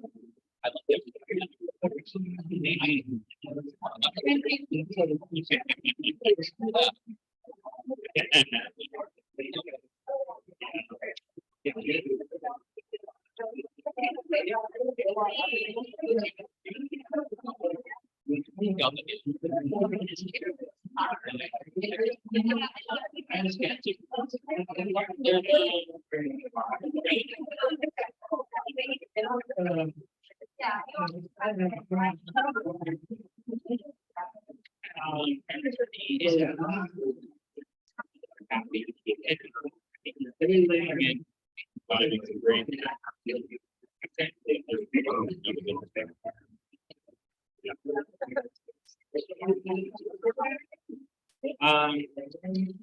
Yes, they're all.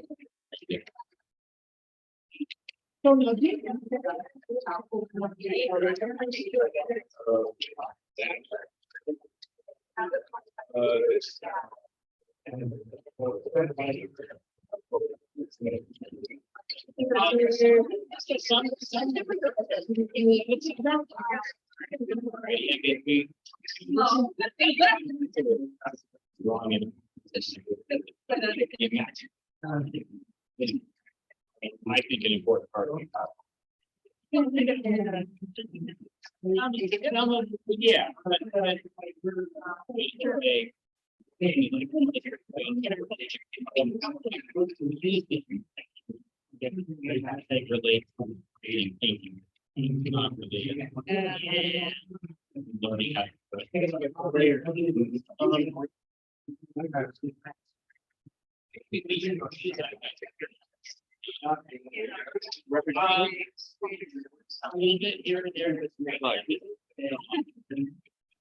Yeah.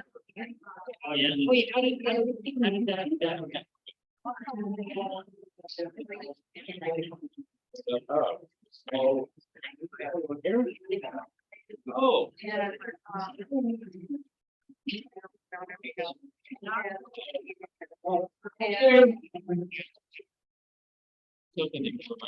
Okay, my ways for going, on to, the Magrath Atelier.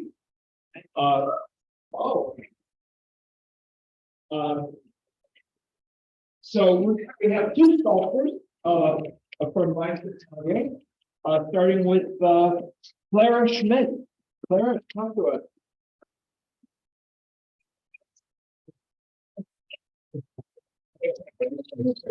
We see him okay?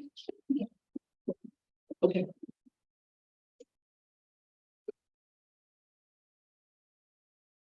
My name is Clara Schmitt. I'm a second year. My second year grade. Seriously. These are all studies from the studio that I tried to with a quick firstly, but I'm still looking for my voice. This one is fresh out of the kiln, so I just started to do some repairs on it, so the color is not the end part. This one is just also, it's like it, so it's all clay, so it needs to be molded and I would really love to hear all that you have to think about it. What do you think about it? Thank you so much.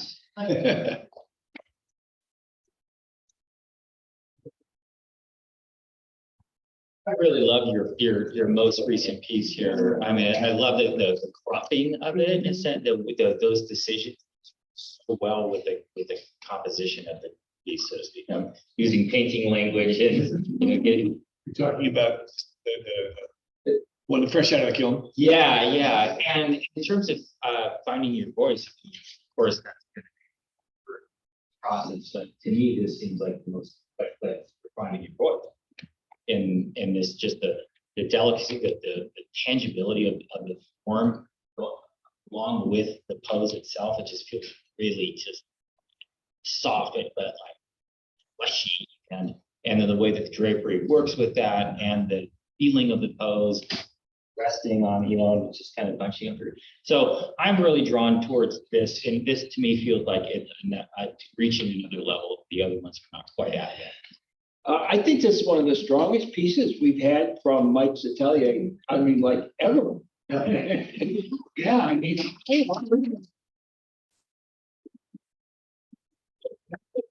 Her piece. I mean, I also am fascinated by the hand with the, you know, the fabric and the rings or whatever. Oh yeah, and it's got a sleeve too.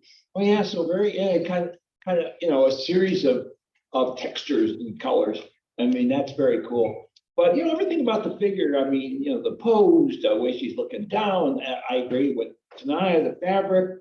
So the scale and the fact that you schlepped all this stuff down here. Oh man, I don't even want to think about that. So I'm just wondering, how much value add is that? How literal is that to the pose, to the drapery, and how much of it is it all just exactly what was there, or did you modify, change, elaborate, etc.? It is crop, obviously, but otherwise I did my best trying to copy what she was giving us, and I completely added the drapery. There was no drapery. Oh, your imagination.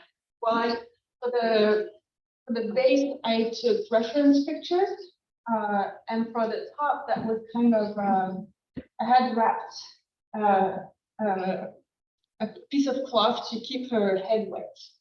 And it was Okay, so that's your value add. You basically invented the drapery on black. Yeah, I sort of suspected that, and that's maybe. I mean, I think that totally bumps up the effectiveness of the piece. Yeah, because that's the element of, you know, imagination and you adding to what you were looking at. So no, I think that's really successful. That's really interesting to hear, you collaging from different sources for that. I am also very drawn to this. I think the size of it is just perfect, and that stands out amongst the group. I think that that's the right size scale for you to be working in terms of like finding your voice. What really stands out to me in this piece and in this compressed seated pose is the way you're getting this feeling of compression and the flesh pushing against flesh and the folds of the fabric. So there's something too about specifically this one. I think it has to do with the size too, that you're essentializing things in a very unique way, whether you're aware of it or not. But oftentimes a problem with, I think, figurative sculpture and with figurative painting is the tendency to focus in on little details of things, and those things don't add up.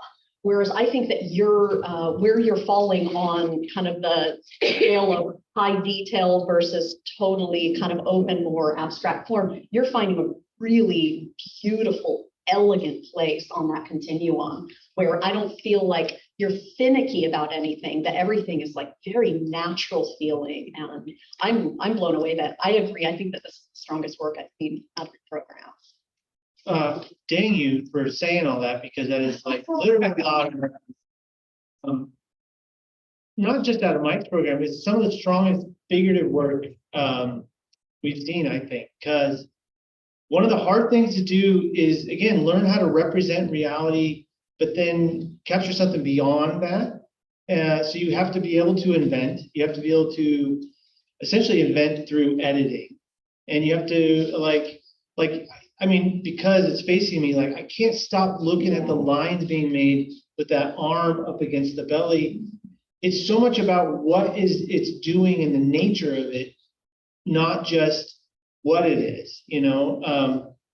And like her pose in general, no one's going to approach a sculpture that's trying to represent reality if the sense of gesture and the sense of the pose isn't there. And like this, this is a fantastic example of what contrapposto is all about: tension and relaxation, right? Like that leg is just kind of holding himself up on the more relaxed leg, but we know kind of what that knee does when it tries to, you know, relax in.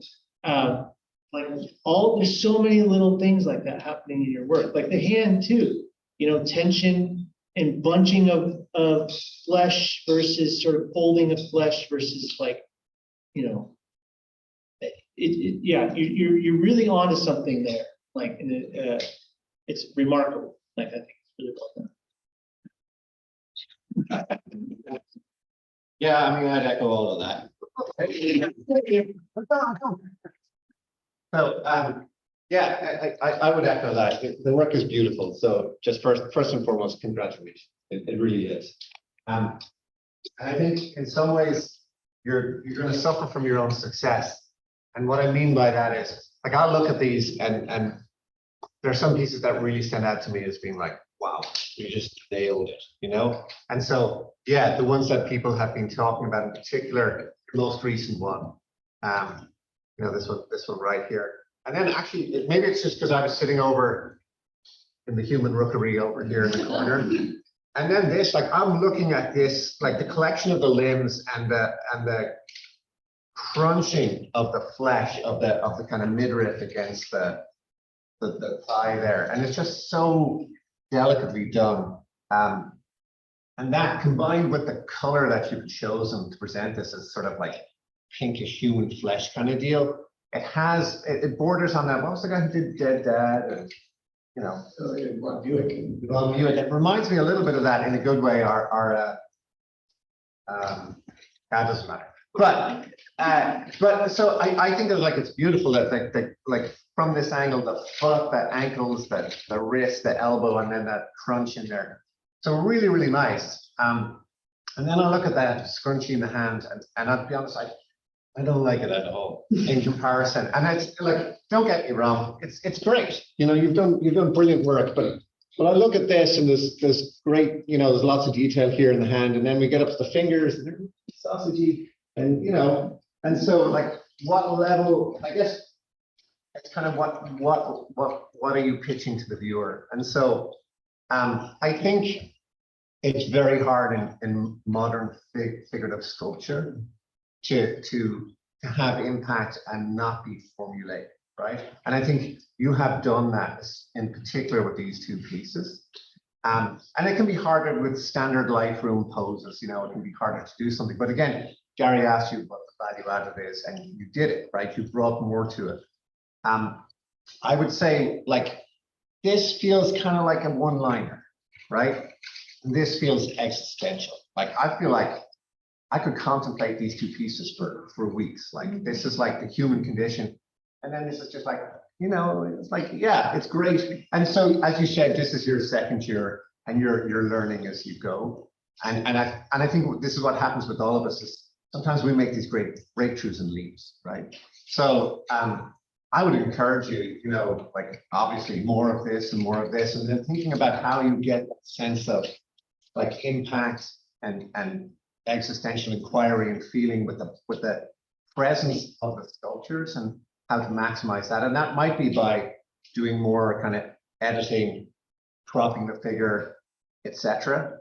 But there's a real sense of gravitas and to both of those pieces that I would say I'm encouraged. Okay, 1 minute. I was just gonna echo that, and I actually like this scrunchy piece because it's kind of whimsical, and you know, anybody who's ever had a ponytail will understand. But it doesn't really speak to this. Actually, it doesn't look like the same artist did.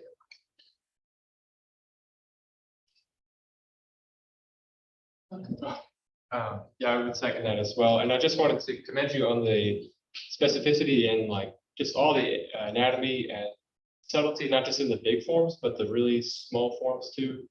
And I think that naturalism really set your work really far apart. I agree with the hand that's not coming through quite as much. It is in some areas like down here, but maybe in the fingers, not as much. I wonder if in the 30 seconds we have left, you could talk more about your use of color and how that sort of marries the, you know, the how and the what. I'm not quite getting the sense of how that ties into the story, or I'd love to know more about, particularly with the red in the back of the portrait, how that decision kind of ties into the construction.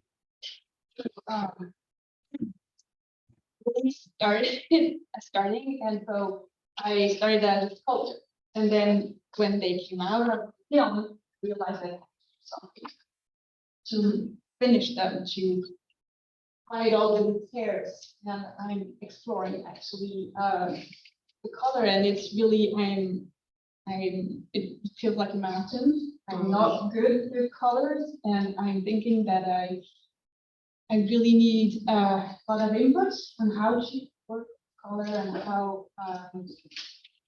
I think I feel less the color than the forms, and so it's harder for me to express. Okay, Tanya, thank you.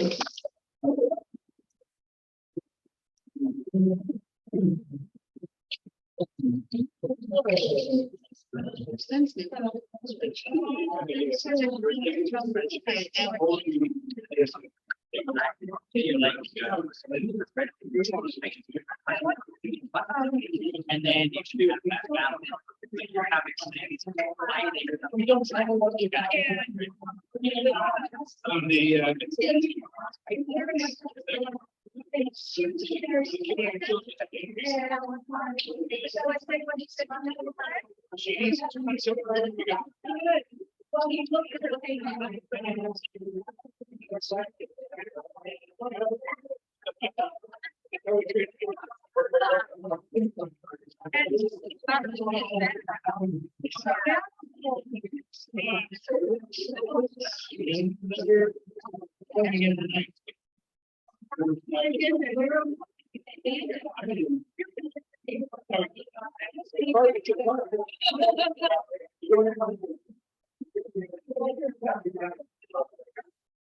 Ever since we say.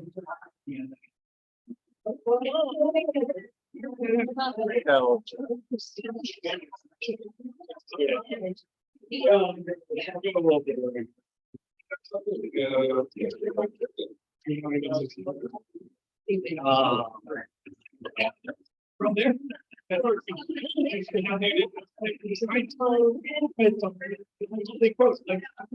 Finished.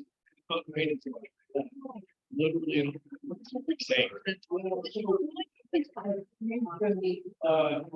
Where.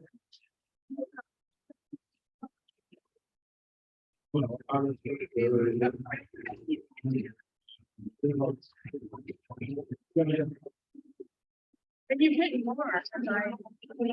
Last time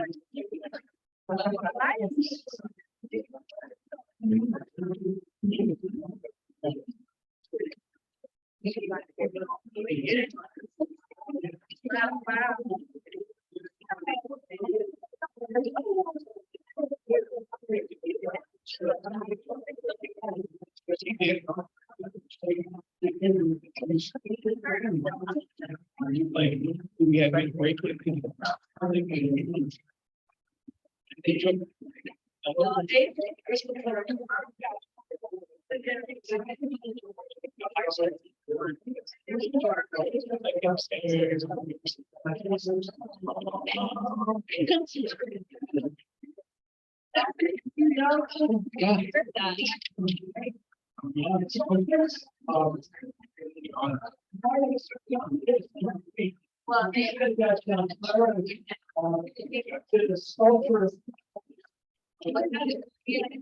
It's so good. And with the first and only time, from Gage. There was a break, and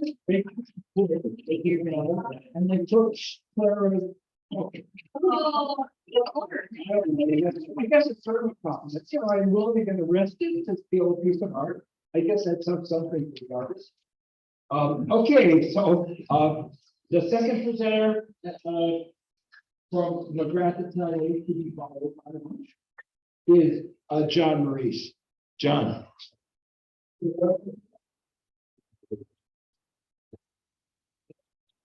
I also am a second year student in the Magrath Atelier. Clara says it much better because she's French. But so everything is fired clay and patina. The skull is porcelain. The serval girl is mixed media. So there's paper. It's a clay. The figure is actually fired clay. Everything is modeled after there was a fabric over something that I sculpted from that had this called, hand is my best friend's hand that I cast. So I molded his hand, cast it, and then sculpted it and parted. But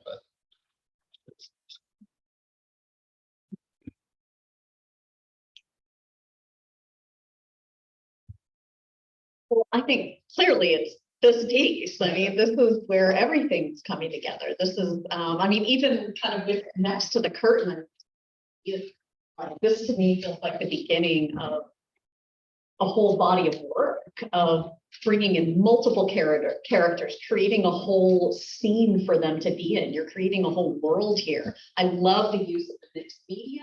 I also, though, part of me questions, like, I don't know, like, should everything maybe be made of clay? Like the flower petals might be actually more interesting if they were sculpted. I don't know. So that where that line is of when you're bringing in actual other materials versus the clay itself. Like even the beaded necklace, I kind of love it on this, but like, I don't know, what if you actually sculpted that? I don't know. I that's just kind of an open question. But I love the gesture. I love the character. Again, it's like, to me, that just feels like the very beginning of a way, way bigger cast of characters. John, I got two questions about that central figure. Does it have a title yet, by the way? Night Club. You know, the Iggy Pop song. And you had a name for the character? I didn't quite catch it. No, I did that. Well, so the head is, you remember Jill who worked at KOH? Does anyone remember Jill? Yeah. Lovely, lean, that's her figure. And so there's a African cat called a serval. That's this lean, kind of elegant creature. So I kind of combined those two. Because when I looked at Jill, I was like, oh yeah. You had her take a pose and base this on. This is a pose from the Alessandro Gallo workshop. So that's sort of, I mean, like he works with the animal heads and stuff. So it's kind of like just kind of feeling out how his process a little bit, and then putting my sort of gothic kind of twist on life. I think it's really difficult to mix media, and I'm not super distracted by this. I actually think you found a pretty good marriage of this, the clay work and the non-clay work. Mostly on the figure stuff, as it gets down towards the base, maybe there's a little room for playing around with, you know, something other. But I actually, like, I was thinking, like, when I look at like the surfaces in here, it was reminiscent of the Degas sculptures. They're mixed media with wax and fabric, and like, so if you're in DC next time, go to the basement of the National Gallery and look at the little Degas figurines, and that has an essence of that mixed media, if you will.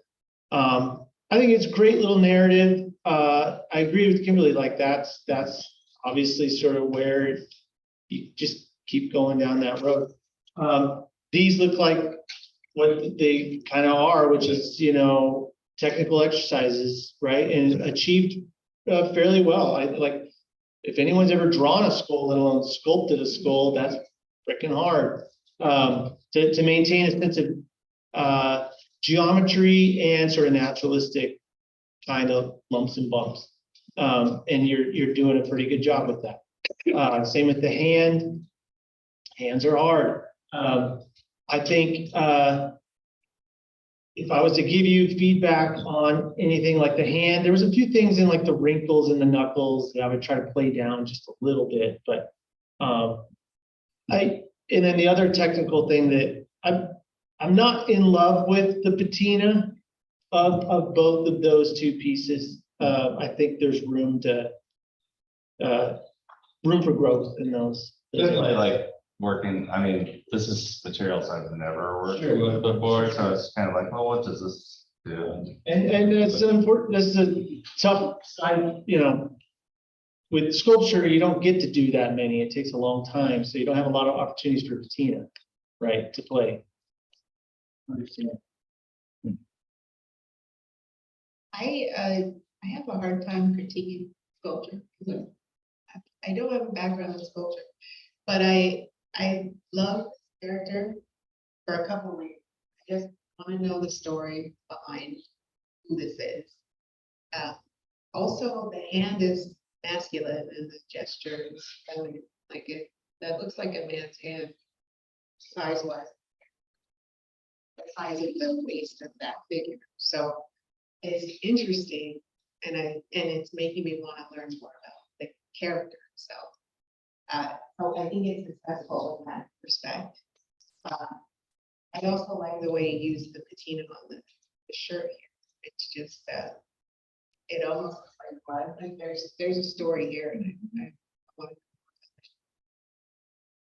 So John, are there more where this one came from, coming in the future? Would you I say? have I've been kind of playing with and toying with a series of stuff inspired by my old punk rock days of kind of like Riot Girls and like as Alice in Wonderland, as Snow White, as, you know, just more of the, you know, the punk rock, Riot Girl, feminine thing, but in those weird. But as a series with this? Not with that. That's sort of kind of like, it'd be a different kind of series. I've done some drawings, I've done a little bit of painting of them, and then I sort of switched over to sculptures, and I'm like thinking of the sculpture part. So. But Yeah, no, think series. Yeah, definitely, because series is at the point where you're at now, you know, I mean, it sounds like you're not gonna do a series exactly like this, but having a concept this strong and doing 10 of them, you know, then you really rocked. I mean, that's the goal, really. that's my sort of standalone. I'm gonna read that graphic novel. Yeah. Yeah, I might have missed this earlier at that a minute, but so is all of that second piece with the standing dark figure, is that all clay? Or It's mixed media, so the figure itself is clay, and then it's paper that's been draped and adhered, and beaded necklaces. But I guess for me, again, I'm drawn to that, and as I'm sure other people are. And you know, you've shown technical prowess with skull, etc. And I know you're also like all of us here, we're learning our trades. So you're with cloth over there, you're doing things, figuring that out. For me, when I see this, part of me wants to feel less wants it to be to feel less like an assemblage. Right? And maybe that's my own bias, right? There's no reason why you can't do that, why you can't have collaged materials, etc., etc. But then when I see that you can sculpt cloth and do a skull, etc., part of me wants all that to be its own discrete entity. And you know, again, like one of the things that we have to be careful about when we give critiques is the critique isn't about our own bias, it's about what you want to do. Right. Oh, yeah. But I might suggest that or consider that for thought for the future as you're presenting these characters, how much power there is in the physicality of the materials, in the colors you're using, in the what it feels like. Does it feel ponderous? Like, you know, when you said right, Bernini meets right, you know. But so that they're all questions for you to ponder as you advance. What's the most kind of appropriate aesthetic for the idea? But certainly that character is really intriguing. And I feel like I would, again, as Gary said, I would like, let's have 10 more of those, 10 more of the others. Beautiful. I think if you're going the direction of this kind of theatrical quality, like what Kimberly was talking about, and like potentially an entire scene happening here where there's another figure that's looking at this, and like there's like the whole garden that is pathways. There's a whole environment potentially. If you're going that direction, I think it does make sense to have this multimedia, all different materials and et cetera, like you're creating a whole stage. And maybe even furthering with that, with like your shirt, you got all these like patterns and whatnot. Like I see that you painted the eyes and the hand. Do you want to go in further with that and start painting on things like patterns on the shirt and stuff? I don't know, but I think with the theatrical version of it, it lends itself to all have it together. So about 1 minute, guys. For me, I think that, like everybody was saying, I think that there's an intent that can be brought forward even more. Like I think the paper has a nice sharp kind of quality to it, but it's a delicate quality. What does that mean? You know, how does that relate to the character? The necklace, it's kind of there, but it's kind of not there. You know, so what statement is that making? The hand, I feel like there's could be more refinement in that, you know, in holding the object. How is that? What's the significance of the mirror? What's the significance of that story? The colors, I do think that figuring out how you're like, are you going to paint it? Are you not going to paint it? Are you going to use these materials to then describe the character more? I think that this is a really good beginning, but I feel like there's a lot more that can be added that have more messaging and can support the character and support the story. Yeah. The shirt made out of paper? No, that's, so it's yes and no. This is paper on top of, but everything's like sculpted in here. There is a little bit of working with the pose. She had a cell phone. I was like, I'm a cell phone. So I was kind of adjusting and playing with things as going in. It found itself kind of after it. Was a lot of stuff was done. Okay, time.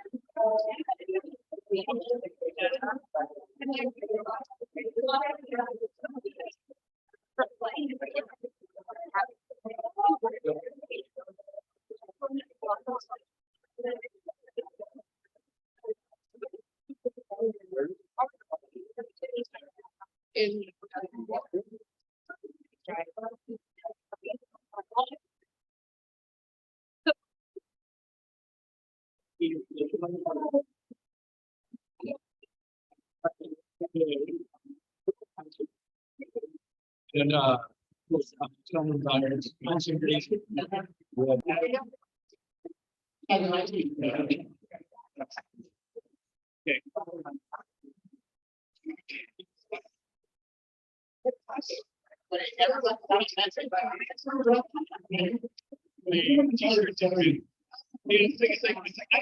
I actually think glad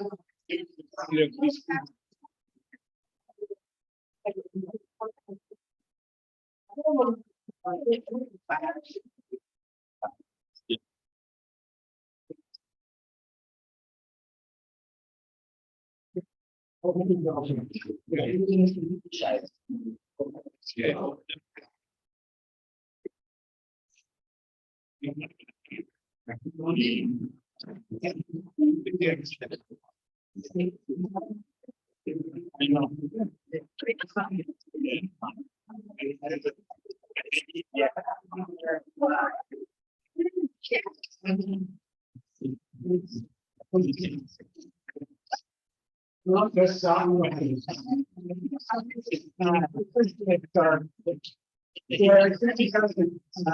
the market of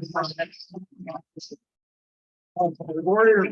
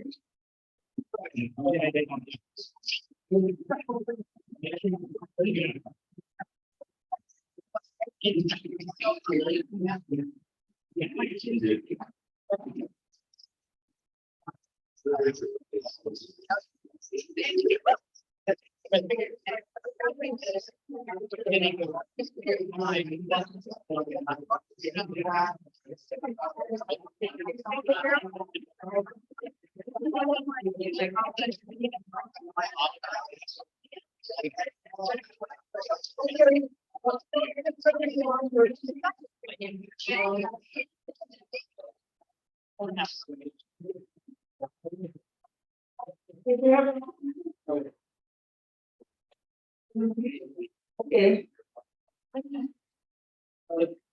Erica was telling me she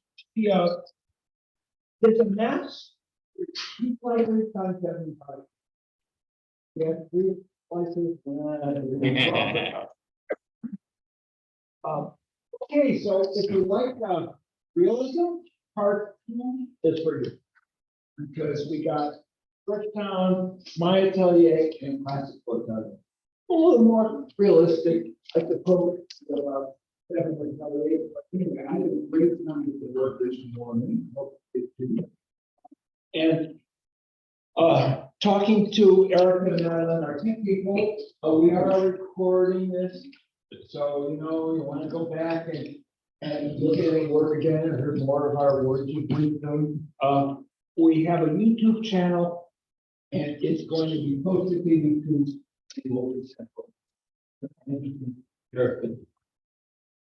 It's also nice to see, we have more than just our current atelier students here.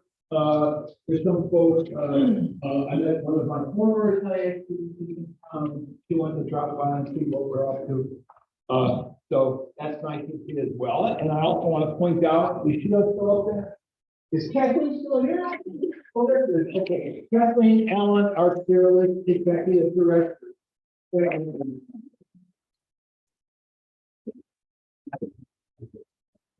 have a finger or two here this morning, although I'm not too long.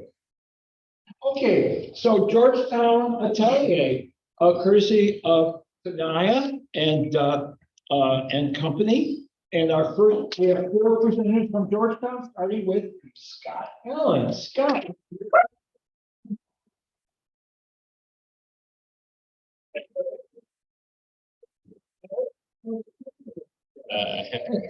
Full field. Yeah.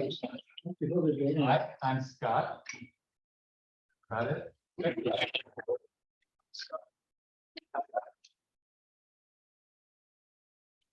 These pieces represent my technical achievements at Georgetown. I guess I'm still really focused on technique. Comments on my content are okay too. I don't have a lot to say about them. These two, so this is from the live figure. Yeah, and these are.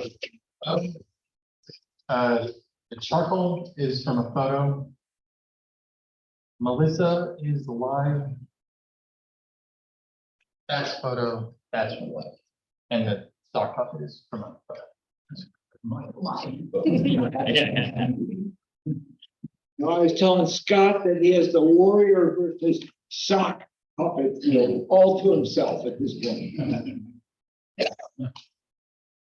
So Scott, congratulations, like beautiful technical achievements across the board. I probably, not surprisingly, am most attracted to the center one because it's relying a little bit more on color to describe the space and the form. I appreciate a lot of those more middle value, lighter value colors where you're really hitting temperature and saturation. I think across the board, your darks need a little bit of work. They all kind of fall into a deep pit and could have more color to them. And so this painting again is one of the exceptions where your darks don't go quite as dark. And so they actually name a hue.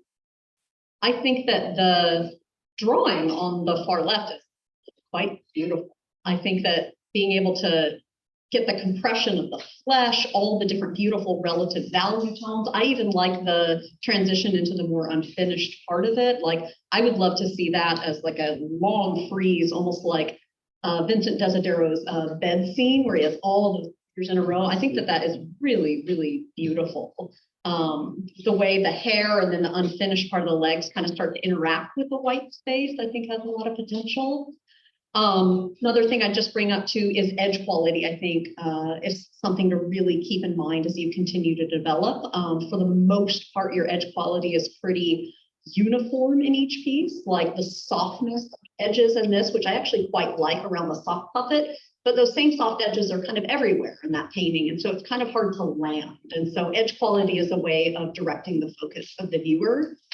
Similar with the Barbie one, all the edges are kind of similar and loose. I got up close to that.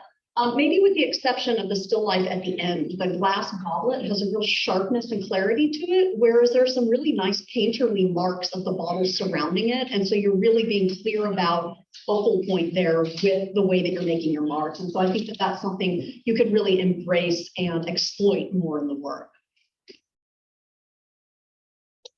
That's it, man. Yeah, I know. Really good. Scott, you're a good example of what happens when you show up sort of daily. You know, I know it's not necessarily every day, but I saw you in the summer. Every time I randomly showed up here in the summer, you seem to be here working. And the proof's in the pudding. So I commend you, like how much work you put into it. Like, it really shows you acquired this technical prowess that's really really good. And it doesn't look like you show up in your studio because it's so damn tidy. Like, your brushes are neatly laid out, they're perfect and clean. It shows up in your work though too. You take a lot of care in the surface and in your mark making. And it really shows up in the drawing, you know, really paying attention to sort of how those marks build up nice textural quality. Those are important things in a picture, right? And so those are really nice. What Kimberly was saying about edge quality, that is, yeah, to really take off from there. You get to manipulate sort of where the focal points are with those. So like, it's difficult in a still life or even working from a model from a person because your eye does readjust constantly to what you're looking at. So I know you do a lot of poster studies and kind of seeing what your intent is going to be. Keep relying on that too, right? And so you're like, okay, where am I putting my attention? Where am I not? On the dark, I would agree with Kimberly, but to give you props, like really allowing sort of the abstraction of that darkness to be just a kind of a flat column area is powerful when you have all this rendering in the lights. So keep up with that. Your figurative work is really strong. Be super mindful. Like, I'm looking at like the center line's pretty good on the torso. Your planes across the chest. Just a few little things on where things are facing that I would maybe have you tweak. But I think you're where you're at in your journey. You're at a really solid state. So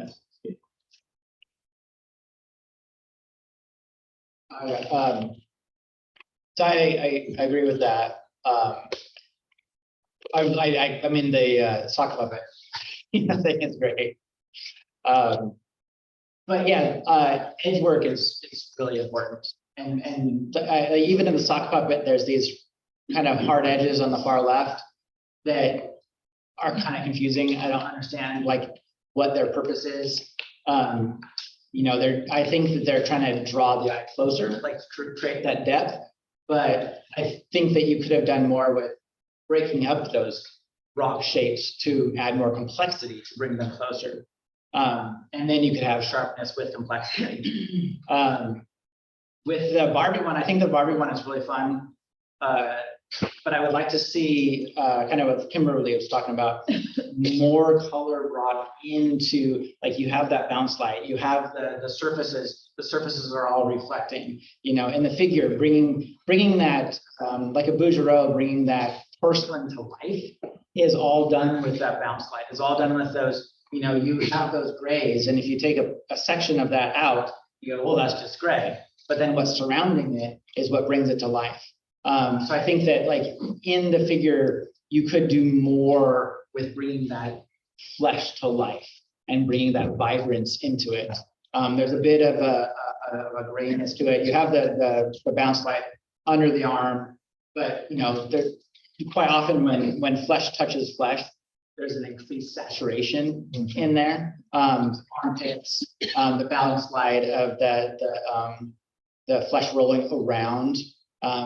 One of the things that I would say is the, you know, wonderful things about painting from life versus a photograph is you get so much more color complexity that you can dive in and you can really look at, oh, look at that green going into that yellow, look at that pink, and that's kind of a purpley pink in there. Where the photograph will be graphic depiction, but take advantage of life and take advantage of the observance of those color shifts and all of the hue varieties. And I think that especially, so the Barbie one, you know, I think edge work and more bounce light color in your shadow shapes will really help that. And then just on this might be a kind of a personal thing, I don't think the black frame on the bottles is I think that you could have a frame that separates out, that makes it feel like you're looking into the image. Black on black kind of makes it feel a little bit unfinished.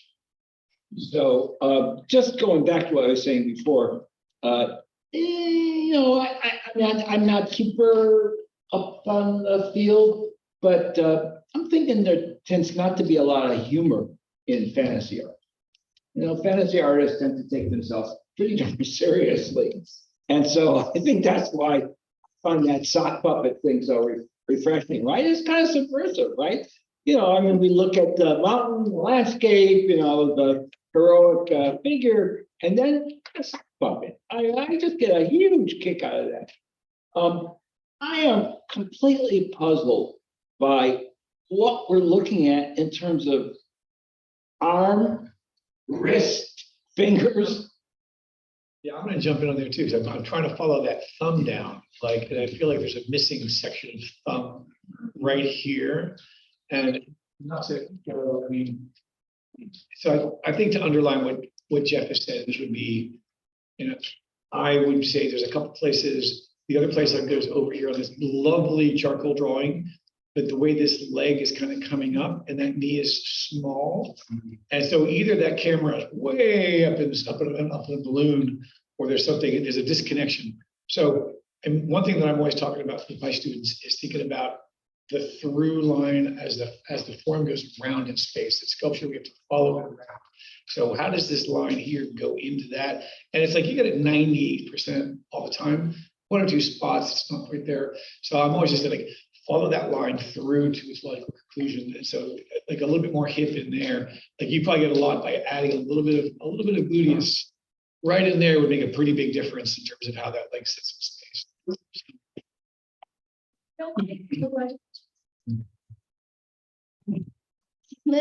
And like to me, I'm excited about the very first piece of the chocolate piece, and also the middle big pieces.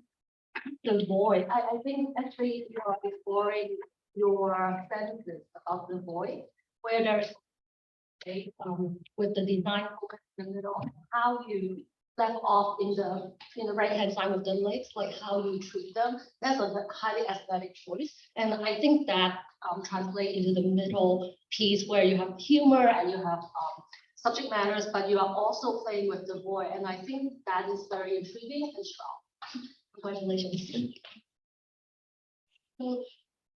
I keep looking at this piece here. Their love. And I mean, it's obviously really good, but I can't tell where the focus is supposed to be. So it's the glass in the middle, like actual focus is the bottom, the right of the glass. And I think that is because it's like in the glass. I can't tell about. So, time. Well done. Thank you.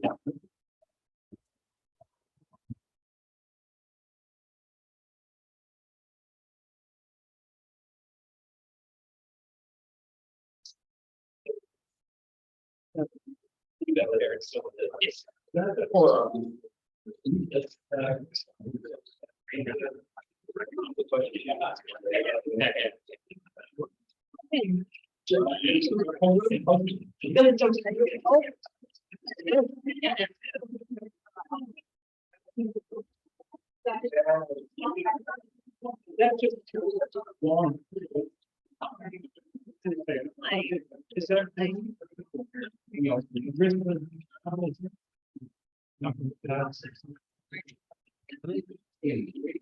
Oh, look at that. It's freaking nothing. He's so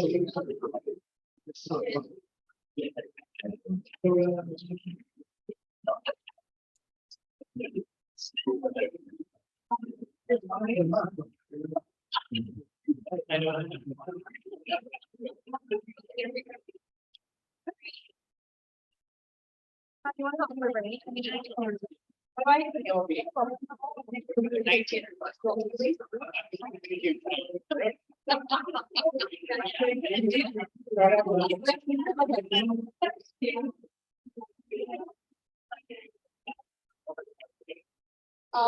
What works just for here in time.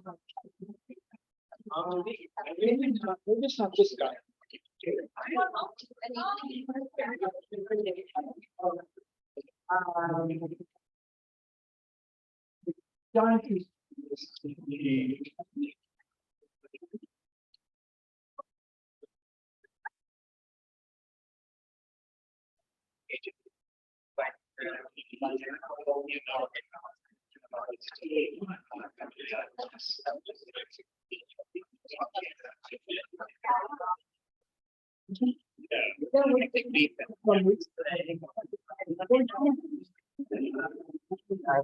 We'll see.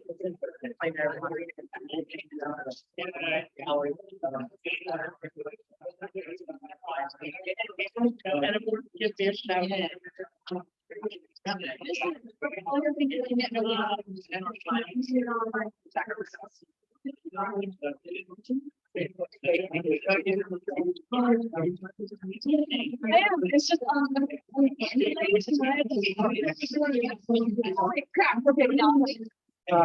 Where's yeah.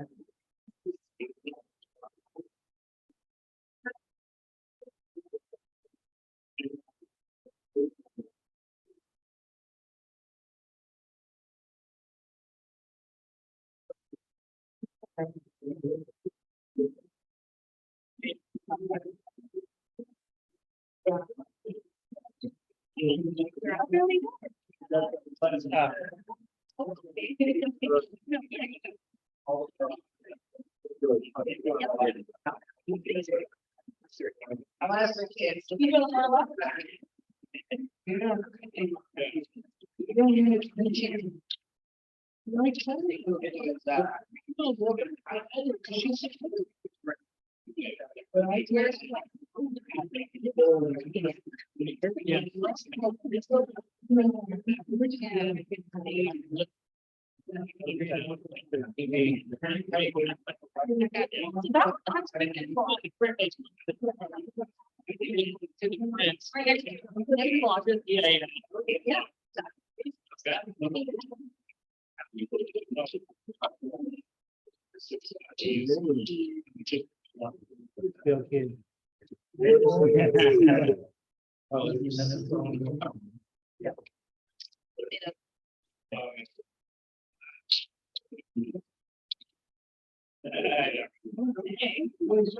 And then finally. Then these two first, yeah, and then In this order? whichever. I mean, what do you want?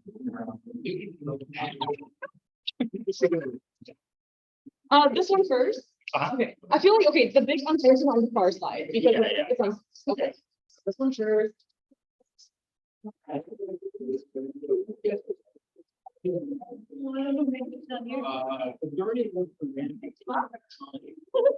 then should we do here? Oh, crap. Easel stuff. So this is just a box. Yeah, it's a box.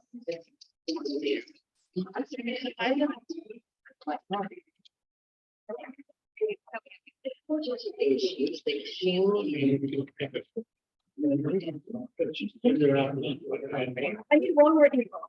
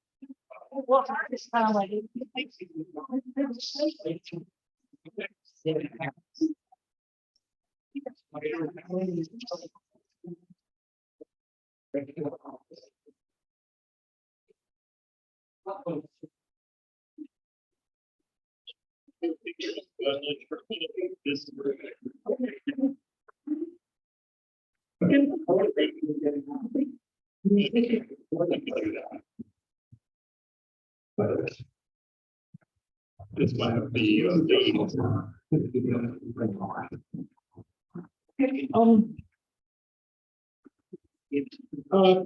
round two for Georgetown, the work of Happy D. Oh, Happy.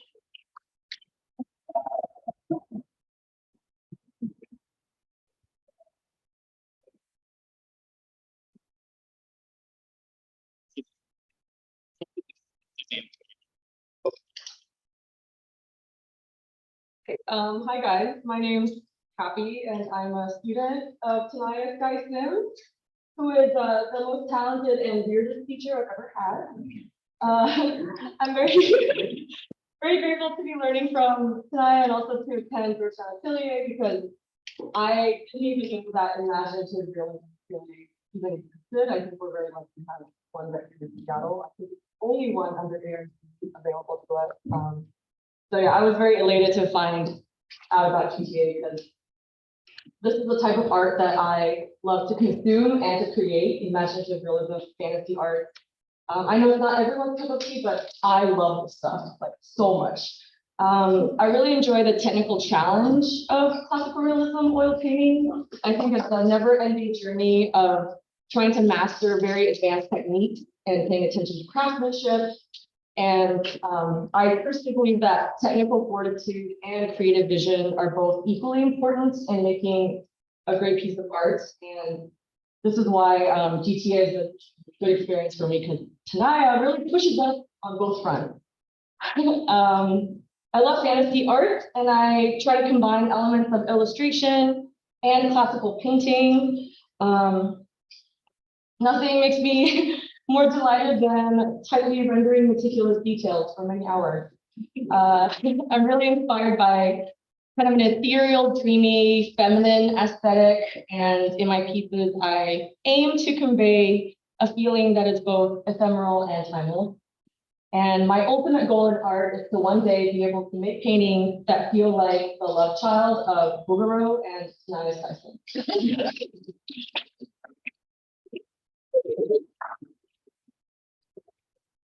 Quick note about each work, sorry. So these large figure paintings are all, the figure part is painted for life and our life room sessions. They're about 2 to 3 unique poses. And the fantasy environments added in afterward. Here are some smaller pieces. These are originals that I worked on, but you know, too small to display by themselves. This one is fun, called Ice Cream, because I love puns. And then this is The Rock, also a pun. Oh, it's from this cool assignment we do called the Rock Project, where we're forced to, not forced, sorry, Yeah. where we're asked to paint a rock from a still life, basically, of a rock from life, and then create a second imagined rock using properties of the first rock. So for my imagined rock, I thought it'd be fun to paint The Rock. And I really liked that idea. These are my, these are some prints because I don't have these originals in my possession currently. But these are just kind of tracking my personal work through the course of studying under Tanya. Like at first you can see I was really heavy-handed with the blue and the purple. And then I was taught to tone down the chroma and go for more like color temperature harmony. And yeah, that's the work. So what happened to the originals? Sold? Some are sold, some are in galleries. So hoping one day to be sold, yeah. So I think, congratulations. You have a very strong skill set. And you know, you said, oh, I want to do Bougereau meets tonight. Well, I think you have. So I think that now is what's next, right? So you've actually done some really cool stuff.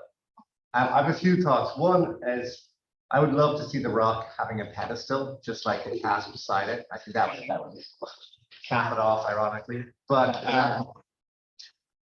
I think looking at these, like you have a great skill set, and you know, you said you like painting meticulously, and you're, you know, you love fantasy art, etc. And fantasy art is this curious beast where I think it's kind of like when realist art fell out of favor, where did all those figurative artists go? And a lot of them went into comic books, and then they eventually, in the more contemporary times, went into fantasy art, right?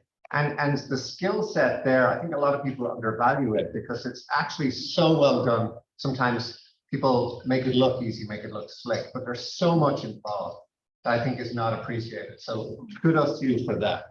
I would encourage you looking at these to push the fantasy element further, because in the figurative pieces, it can be hard. And I see, and you're playing a delicate game, you all, because it's like you're doing life room pieces, and then like, okay, now let's do something with it, right? That's very, very different. And I think the big challenge is how do we move it away from looking like I've done something with the life room piece? And I think you're well on your way there. For me, that my favorite one is the one with the glowing flowers, because it feels like there's a narrative going on. But wait, you're talking about no, actually here. That's so, you know, there's obviously we've got a figure piece, but you know, it speaks of journey. It speaks of, again, maybe kind of existential or sort of almost like Genesis moment, right? Whereas with the others, I feel less that. The others feel like kind of doing the sort of Bougereau thing, right? So I would say, like, especially even with the color palette, like what would happen if there was, you know, electric blue lighting going on or whatever. In contrast to you moving away from this, maybe it's time to bring back some more of the, like, push the fantasy element even further so that you really run away with it, because you obviously enjoy it. So I'd say you've shown us that you've got the skill set to render stuff, create environments. So now just like really take us on that fantasy journey.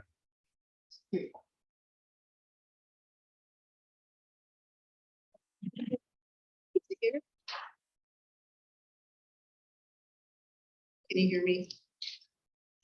Oh, it just died. This piece here is interesting because there's a narrative, and I've looked at it long enough that there's a figure in the background. And now that I'm seeing that, I kind of wish that figure was more obvious so that I could pull a narrative out of it a little more easily. And I mean, it's already like my eye's not moving anywhere problematic. It's technically beautiful. But I do wish now that I could just, I want to know what's going on with that thing. I'm blown away technically. I mean, they're just absolutely beautiful. Like the fact that you're able to take a life room figure and I think really believably create a scenario. I mean, the seated woman next to that waterfall, that environment, and the way that you reduced the value contrast and atmosphere behind her, I mean, it's pretty amazing, honestly. I think you spoke to in your intro that it's not everyone's cup of tea, so they do lean a little too sentimental for me, or almost like kind of popcorn a little, but they're so beautifully painted. I love how you're vignetting the light in this piece. I love the focal point of the glowing light in the lily pad one. And in your new one that you're working on, I think maybe that's already my favorite of the group. Luminous color, maybe kind of going towards what Mark was saying of kind of bringing some of that or amping up some of that fantasy element or like bringing some of that intensity of color back. That background, the way that that is painted around her head is really breathtaking. I'm very, very impressed. And I love the little eyes, what's the eye cream? Yeah. That's really satisfying in a little bit different way than these, because that actually has a surface to it, like the glob with bloody ice cream actually have viscous paint on it. And so that's really satisfying to me as an object in a way. These aren't as much, these are pretty slick. But again, that's a preference of mine. But you have a good eye, because that's what Mag's been yelling at me about all year. It's like juicier, thicker, more paint. Yeah. So thank you for that. You know, we all arrive at points in our art journey where we have to choose, you know, the road on the left, the road on the right, the road in the middle. And you know, for you, it's fantasy art, pop surrealism on the other. And I mean, maybe it's my own prejudices, but I lean towards the pop surrealism. And I'm sure you're all familiar. We have a really good pop surrealist gallery in Seattle by Kirsten, who's written the book on the subject. And she's going to come to Gage and do a presentation at some point in fall of 2023 or early 2024. Thinking about Rock LaRue? Rock LaRue, yeah. And I think she has super good judgment. She's got an all-star cast. I think it's a really cool movement. It's been going on for quite a while. And the show that just finished, this artist somehow combined AI and pop surrealism in some hodgepodge. And I thought the pieces were brilliant. So yeah, so I don't know. I mean, you're kind of, right now you're sort of betwixt and between. So, you know, you sort of want to go in one direction or the other. What's that, or 2-minute warning? 2 minutes.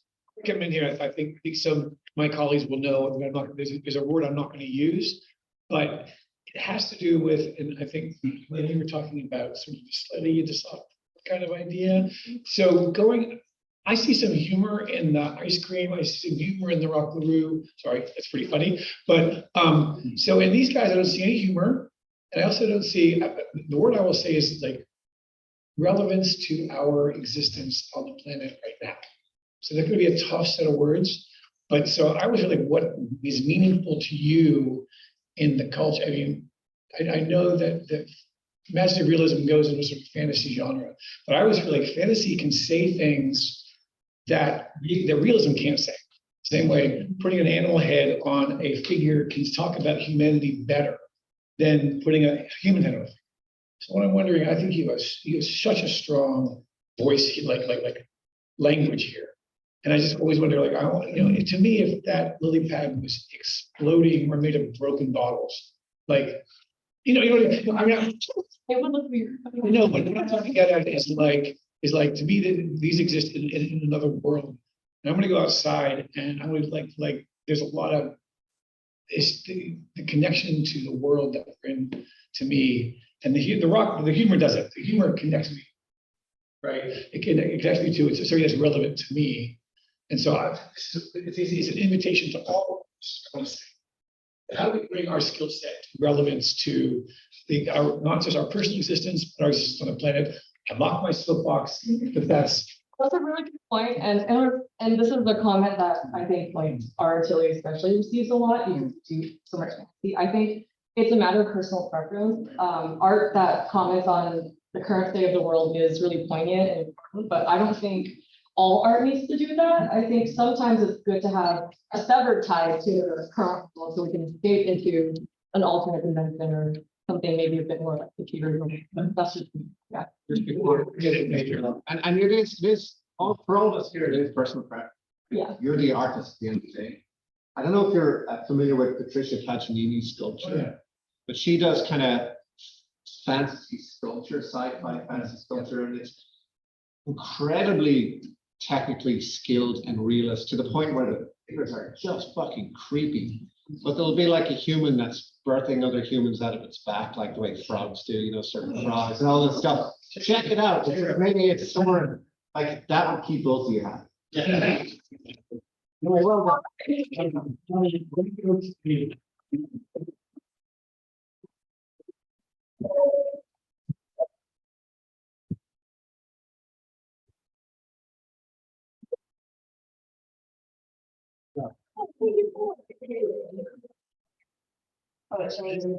I know.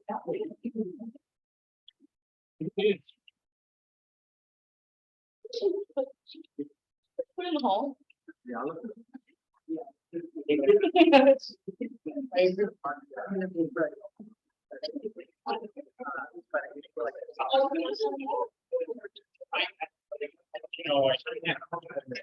Experience here.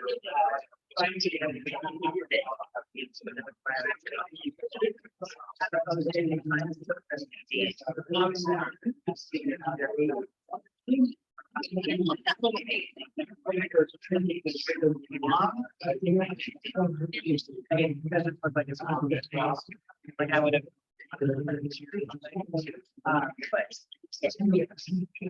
Yeah, I couldn't even. Yeah.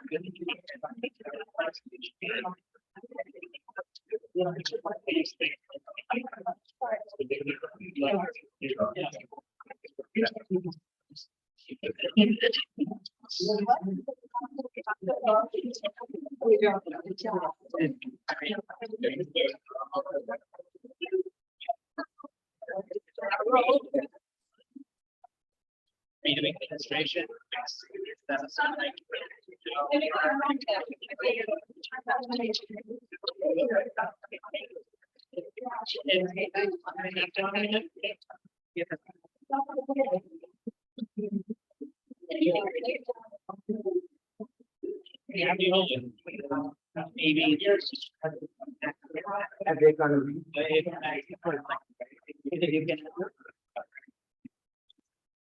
Yeah, I give you sure. That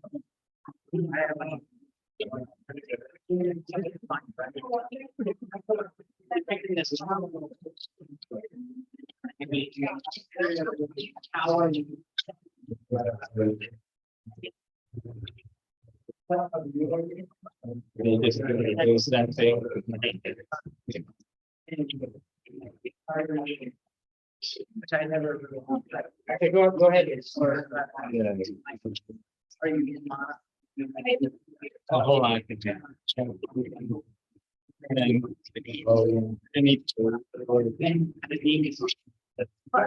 Wait, you know what? I think a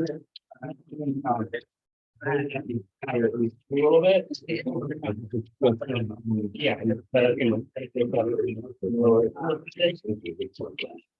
But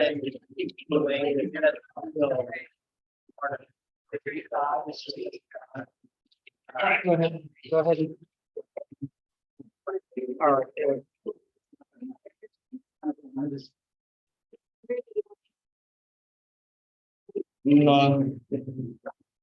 Thank you. Yeah.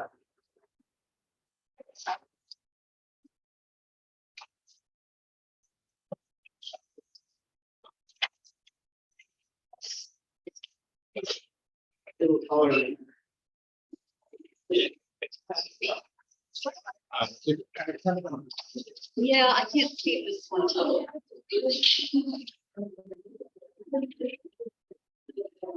Make the blue one move over. Yeah. There you go. Thank you.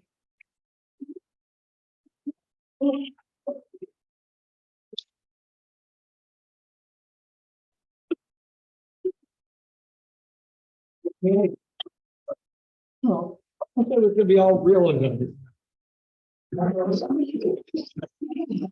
There's something, man. Wait. We're also talking about humor now, which I'd say we definitely capital H humor on these. I love humor in art. Okay, so it's Abiola Adekanbi. Take it. My name is Abiola. I'm a third. On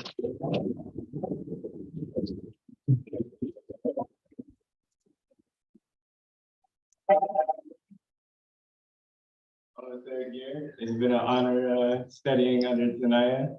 Truly, thank you so much for the opportunity. Appreciate it. And yeah, this is just my art showing appreciation to pop culture references and different artists like Norman Rockwell and John Paul Young. And also, yeah, that's it. I'm interested to see the dialogue I'll have. Thank you.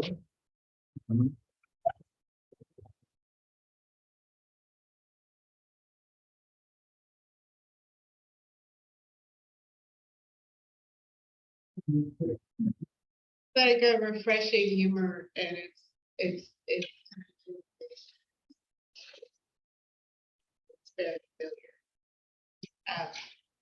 familiar. It's just hilarious.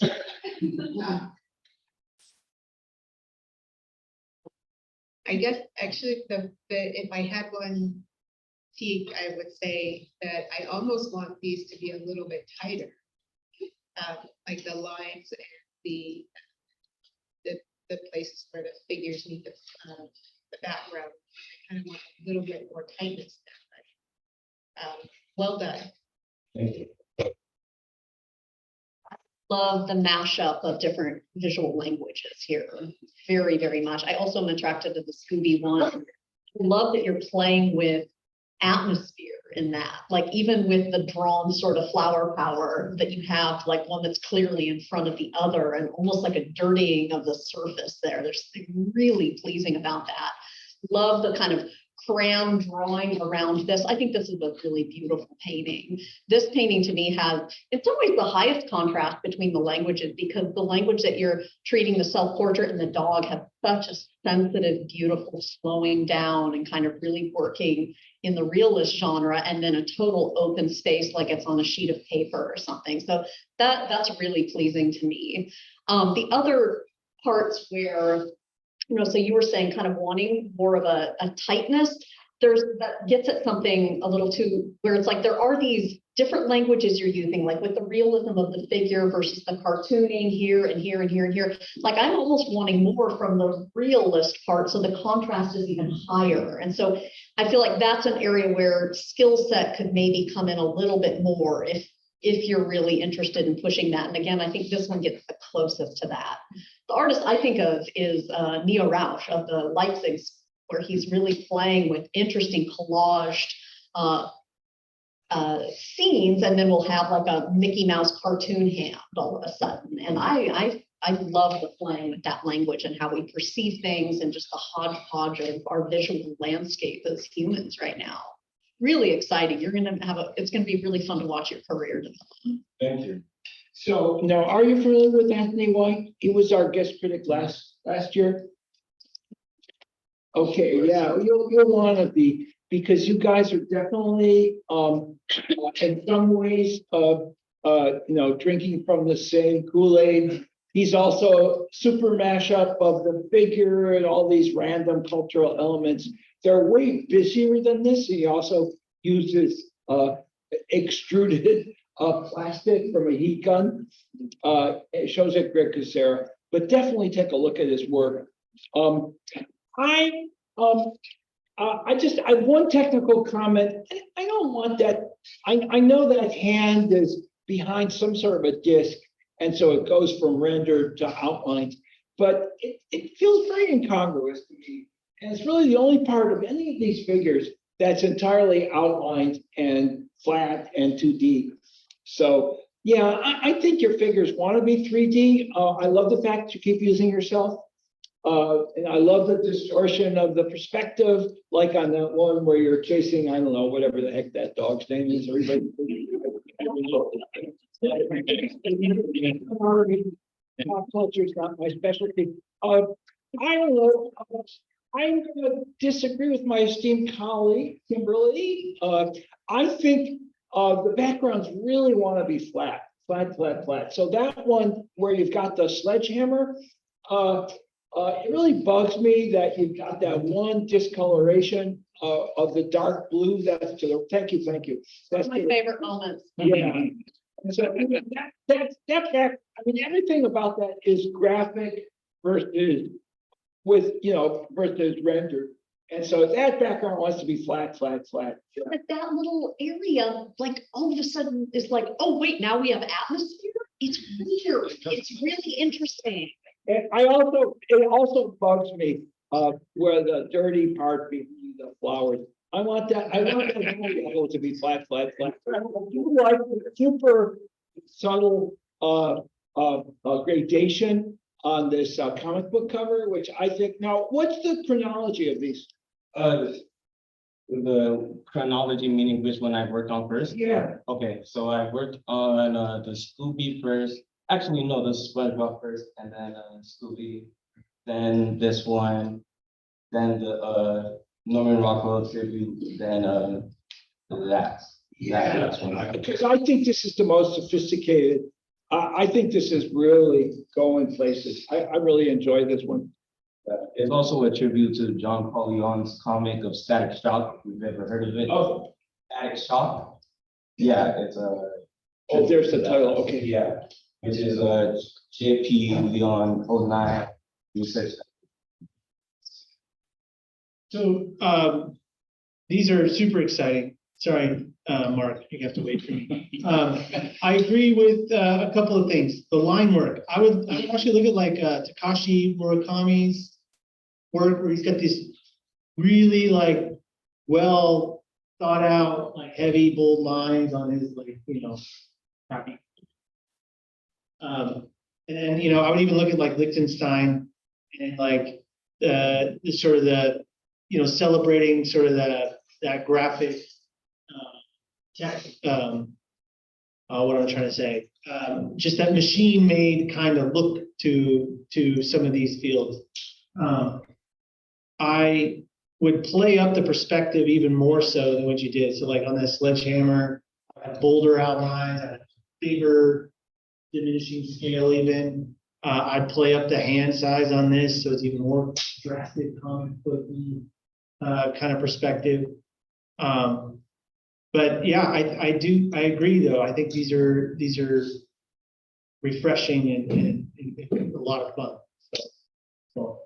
So I love a critique when all the panel all just say the opposite. I do a bit of both. Like, Gary, what you dislike about the flash cover, the comic book cover, is what I like the most about that. Is that hand, and here's why. To me, that when I saw that piece, and I didn't know you were presenting today, you were in the back, and I saw that piece, and I was like, ooh, that looks really good. Like, that to me is the most realized painting here. And it's because you have integrated both languages smoothly. Like, you have, you know, a certain level of realist depiction, stylized yet, but it's, you know, you got that, and you're morphing in and out of the graphic comic book. Whereas in the others, in Scooby-Doo and Tom and Jerry, etc., and maybe it's just my own thing. It's like, if you ever saw that, something Roger Rabbit movie that came out in the 90s, like, I hate when you have realism, like live action mixed with cartoon. It's just like, I'm just like, you know? And so here's the thing, this is again where we bring our own preferences here. And so we're trying to be careful, but like, for me, I would love to see those figures become, your figure becomes slightly more cartoony in space. Or what if Scooby-Doo was partially a real dog, you know? And then I had questions because, you know, these are preset cultural icons, right? And so, you know, the viewer, you have the whole science signifier stuff, but less so maybe with these. But you know, like Scooby-Doo is really about weed, right? You know, just, that's what it was. Let's start.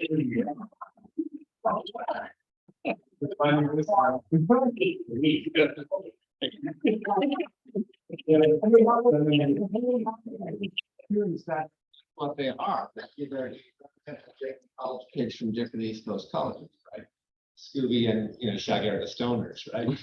So I guess for me that brings along like when I look at the Tom and Jerry thing, like Tom and Jerry is insanely funny and incredibly violent, right? And it's just disturbingly psychotic violence, right? And so I feel like when you're making a comment about that, which is great. And then for me, like, what would happen if you were smashing another actual kind of more realistic live person with that sledgehammer? It's funny when Tom and Jerry do it, but if you step back, it's gross, right? So if there was another person there, or actually a real cat that you were about to smash. So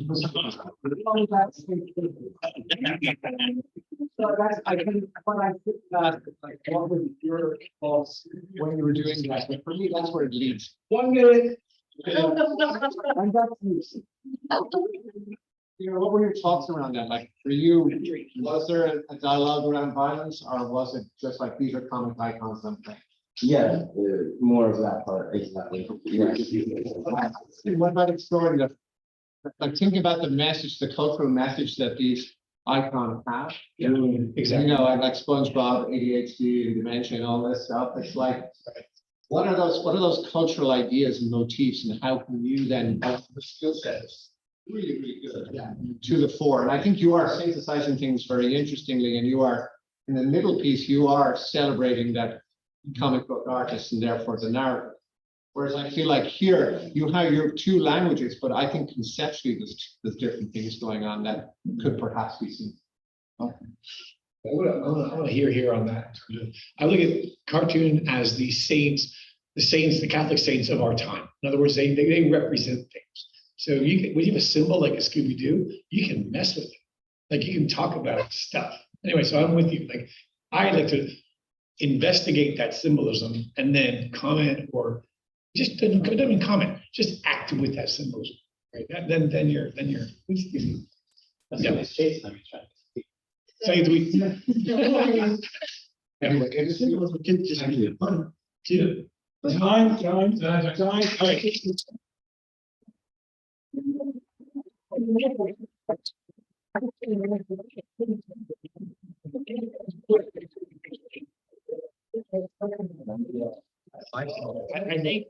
I think it's specific. Yeah.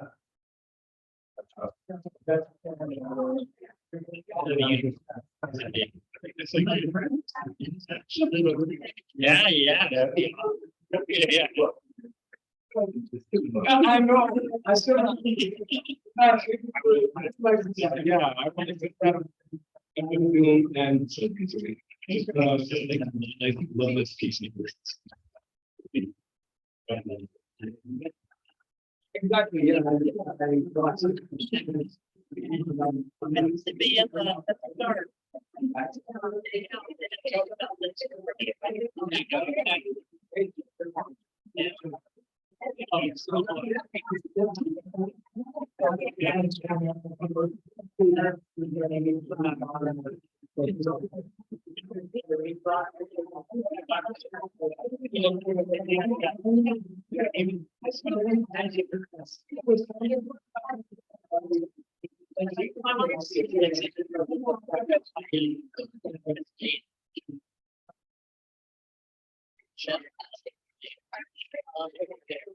And then there was something like that.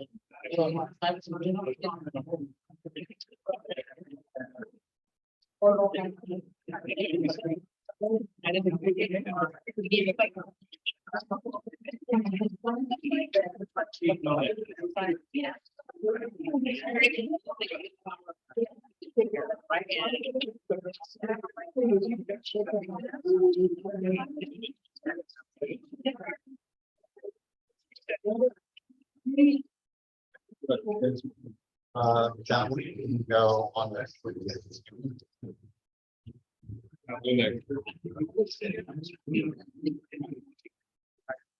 That one.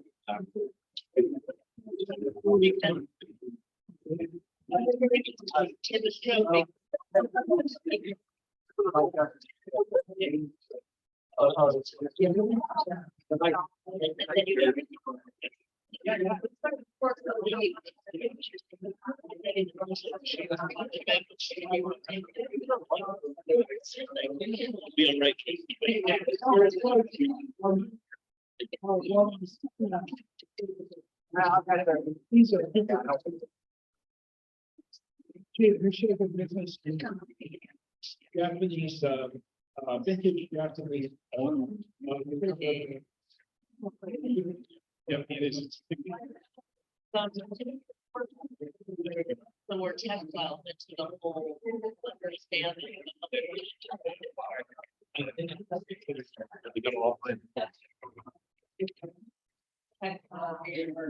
Yeah, no, it's kind of the last one to get invited to the party. Yeah.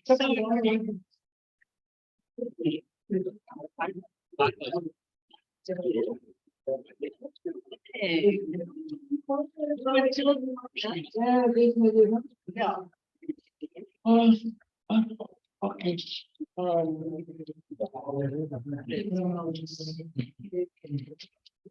Sorry.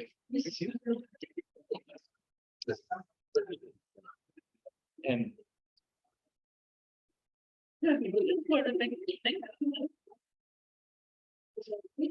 I think what intentional, it could just be a okay, the last of our George Atelier presenters. And they really do have the home field advantage. Here. Okay, so our last presenter is Finn Merrill. Finn, there you are in the corner. So Finn, tell us about your work. I third year and very inspired by thematic looking paintings and what I want to convey in my art. The drawing all the way to the left is my 2-figure completion project from end of the year project. We basically take 2 figures and we try to make a scene out of them. Other one is my monochromatic completion project, which is very just technical base, and just trying to push that as far as I can. This one is another 2-figure project from the end of my 2nd year that I wrapped up in this year, and it kind of was a springboard for these other 2 ones. Yeah, that's about it.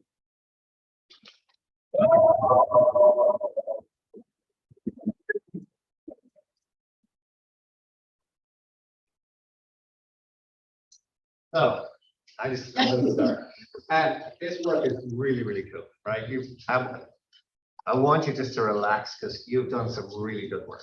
Okay. When I step back over there, like that moon glows like Jesus, it's pretty cool, And then you've got such subtle with the piece next to the moon piece or the drawing or the black and white left, the second from the left, like you control the tones and the values so nice. And then we come to the fire piece, and I saw this a couple of months ago here, and I was like, dang, that's good painting. And when I'm closer to it, I do want to see a little bit more just kind of bite from the texture of the surface. And I'd love to see a little bit more of the flames reflected in the blanket, but just as a dramatic sort of cinematic piece, which is what these all smack up, I think it's working really, really well. And then you have, the figure in the spotlight. Stephen Conroy's paintings, Scottish painter. You check him out. A lot of similar suited people and environments. I feel like they're working very well. I kind of feel like the pieces, these two pieces on our right, like this last piece, is this finished? Are you still working on this, or is there more to go here? Yeah, I guess I feel like we're brought into an environment. I feel like we're in an urban scape, but then there's just so much unfinished negative space around it that to me leaves a little bit of a question mark. I would encourage you also just to play with, because you have such a masterful hand when it comes to depiction, like to play with light just a little bit more, like push it further. Like there could be more light bounced around technically with the flame piece and with the spotlight piece. Like you're giving us perhaps a sunset and maybe a figure standing in the snow, although it's not terribly clear. I'd be inclined with the language that you're using maybe to push that a little bit further. Because each of these you're telling a story. And you want to bring the viewer along with you. And I think, there's a fine line between depiction or producing a fine art piece and then the whole business with illustration. How much of the story do you tell? How much do you let the viewer bring? And I guess really at the end of the day, that's going to be up to you. But I would say I would love to see you, because you have such a strong technical ability. I'd love to see you push light and play with bounce light a bit more, make us just believe those environments all the more. What how psychological all the it, like the darkness is actually I think is enough with the piece. It just gives such a psychological kind of feeling to it, and I think it's very strong. Compound with the aesthetic of the light setting. I really love that. I think you should explore more into that psychological story. Forward. I agree. Your execution is excellent. There are areas. I mean, the low value rendering is really nice. It's tricky to do, so it's really nicely done.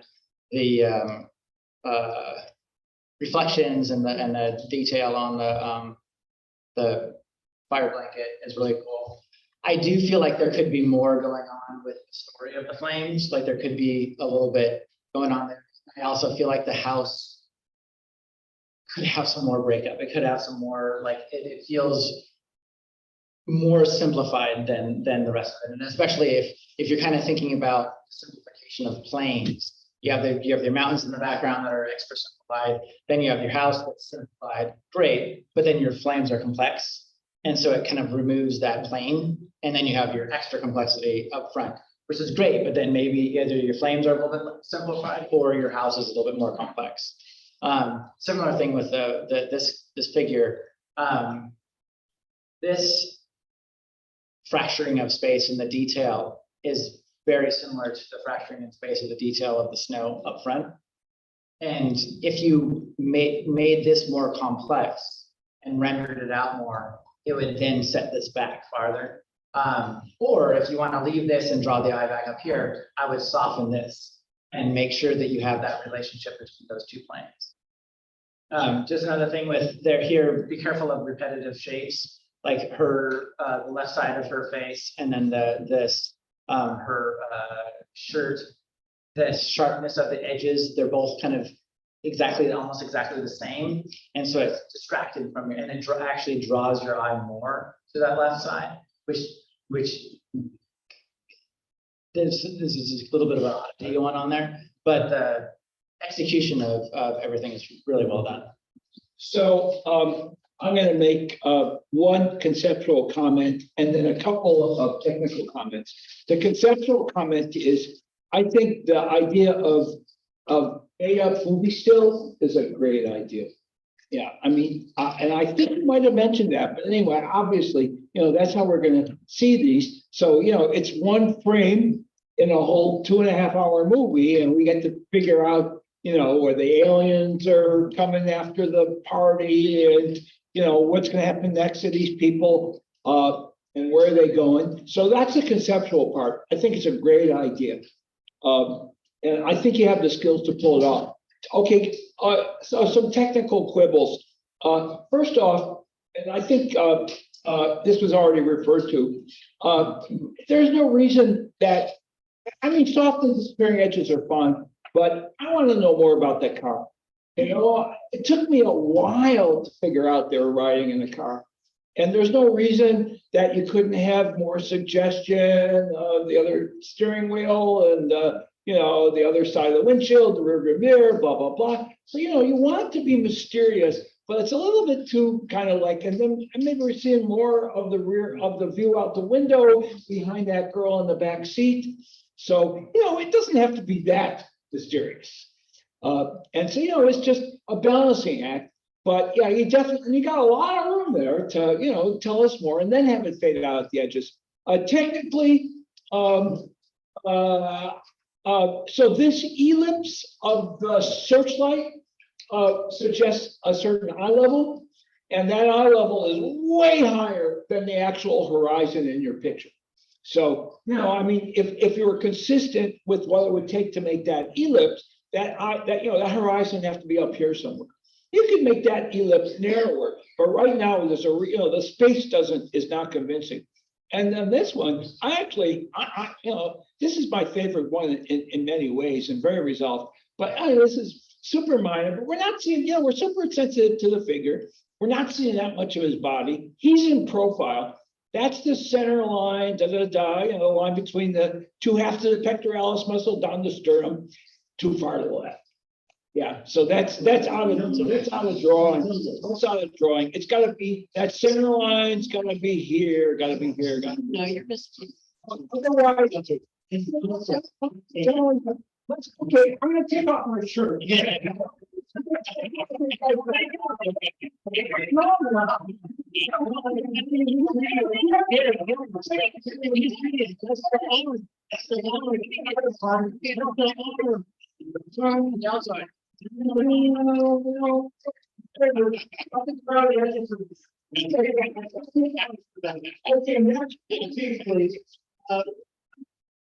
I have a feeling you really love the surface, and that like really carries through all of it. Like the drawing, when you look at the drawing up close, like I don't know how many hours you put into that, but it has to be just a billion.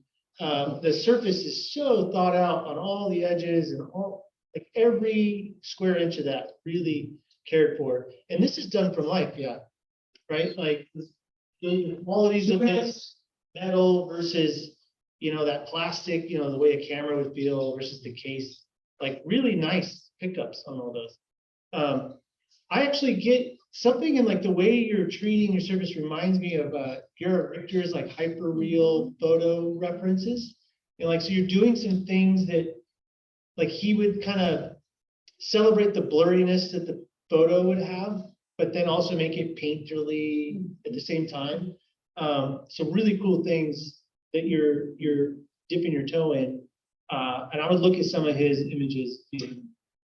Yeah, I agree with that. I'm very excited about these two. I think I don't usually love hazing out at the edges, but I really appreciate that in these. I think the surface is really unique in these. I haven't really seen paintings like this. There's something about like the thinness and the scrubbiness of the paint that it also partially is because I can see them and I can't even see these because they're so shiny. Yeah, but that monochrome one is to die for. You get to look at it a little closer. But these are really something different. I think they're exciting. And I don't care about the ellipse and the horizon. Are you kidding me? What I care about is what you're showing me, which is that there's this very beautifully rendered suit on this man in a kind of believable situation, but then you let it fall into just being paint. And I think there's a really beautiful tension there of me getting to really care about the paint that's on the surface. But it's really interesting.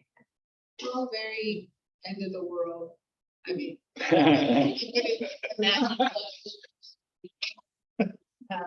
There's something dark about it. We have a lot of space to explore. Oh.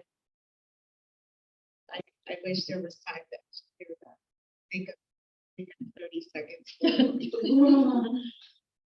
Congratulations. These also could be like novel covers, like.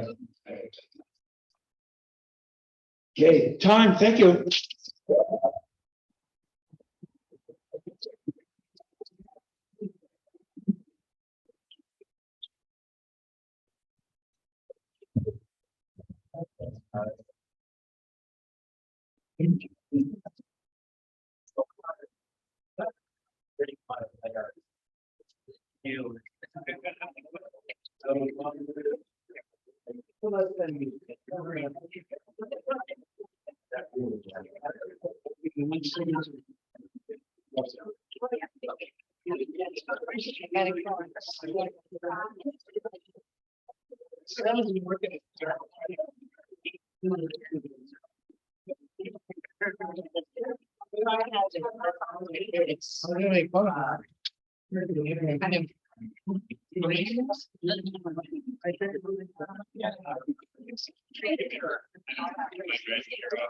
What's that?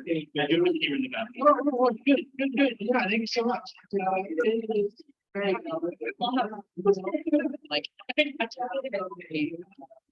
yeah.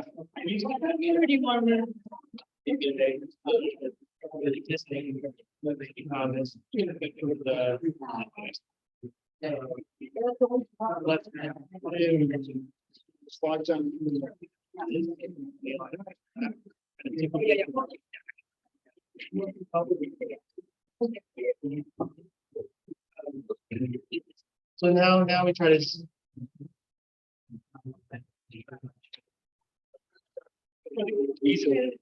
And one more. You'll begin to see. Final.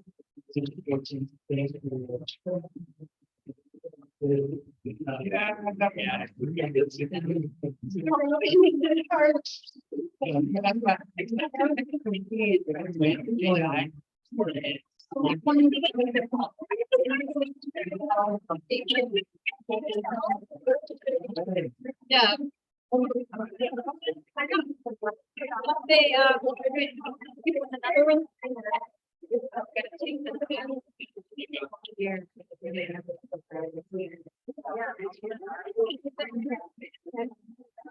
another one. And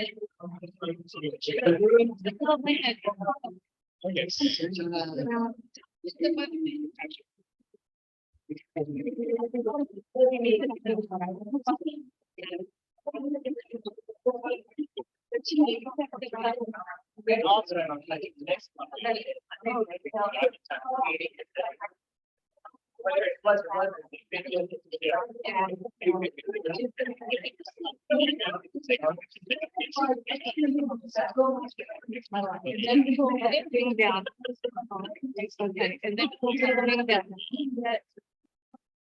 at the top. Yeah. It's yeah, the rules change once you get to every other. Yeah, that's why I'm gonna.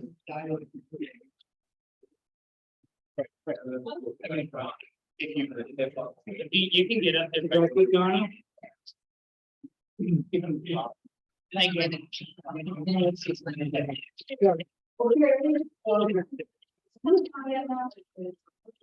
Great. Yeah, raise the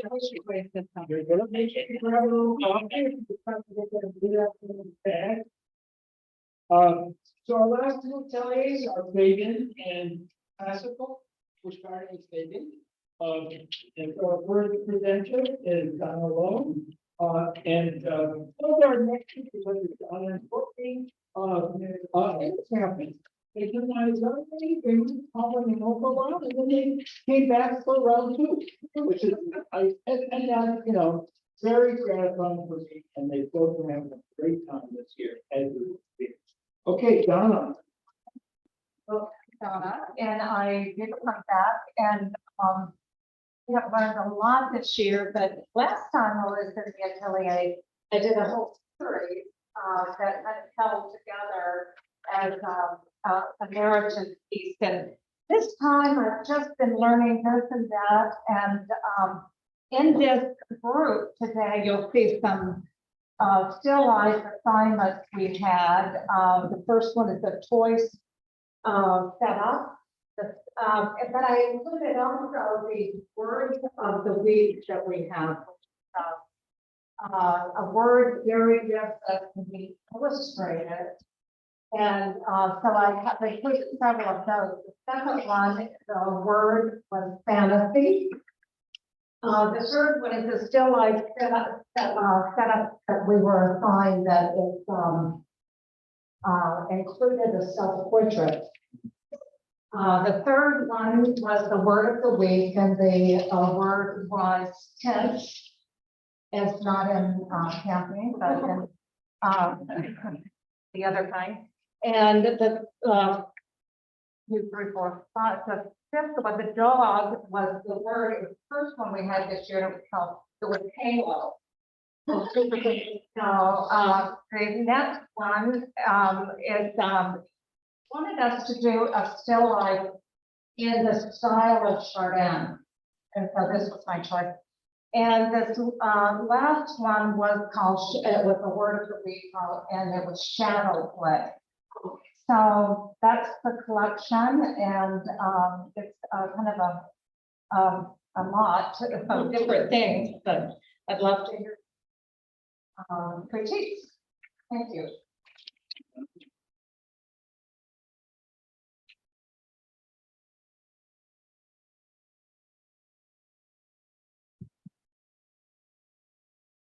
A lot of different things going on here. I am really attracted to the self-portrait still life here. I think that there are some really rich, juicy, painterly moments where I really see you just falling in love with the paint. In that one and in the Chardin still life, I definitely am wanting more color in the shadows. I think that that's something that you can focus on a little bit. If you continue with the still life, that there's so many exciting possibilities to bring in hue in your shadows. They tend to run, like if we look at the pears, they tend to run a little dirty and a little dark, where that could really be like an exciting green, for instance, on the pear. I think favorite piece up here is this piece. I think it's so simple and elegant formally, and yet having the double shadow is really brings it into this poetic, oracle realm. There's something really beautiful and satisfying about that to me. And also just moving from the rich hue into the really subtle monochrome of the shadows themselves. I feel like that is like a different, deep voice that's speaking there. I'd love to see that as a series of pieces. I don't know, that just speaks to me very poetically. I appreciate the subtle humor that your pieces have. Not to resolve with the hanging snake. I thought that was good. And then the dog portraits with regard with the big collar of the Dutch Golden Age portrait. I think that is hilarious. And I love that gay, you know, it's like I like to pick up that ball like that. So that's really funny, I thought. I like that subtle humor in all these pieces. I think it is a lot of different style going on, and I think that might be, you know, what you wanted to achieve, because each is specifically assigned with a theme, right? So I think you achieved that very nicely. Yeah, congratulations. There's the text is a takeoff on, you know, of course, We're still on there. I borrowed from the I'm actually like, that's the one that I keep coming back to. Something about sort of this, like, there's obviously like sort of a juxtaposition of like trying to show depth through overlap, but there's sort of this flattening of the space as well. So it almost feels like a stage where, you know, those where like things would move in and out in a way. I think it'd be interesting if like that snake was sort of like, you know, hyper realized a little bit more and had sort of the greasy, you know, textural qualities to it or something. The black vessels, I don't know what the right answer is for the color of them. I like the darkness of them. Is like they're sort of conveying like that mouse is a goner, death is upon it, you know, in a way. But it's you know, the whole thing is super colorful, but the black is kind of too black for me, you know. Does that make sense? I mean, compared to like the middle vessel, the liquid within that vessel, and there's like a dark blackness that has more to it for me than those two.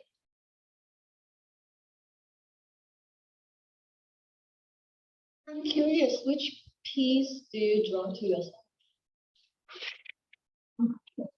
Well, I actually like the cauliflower.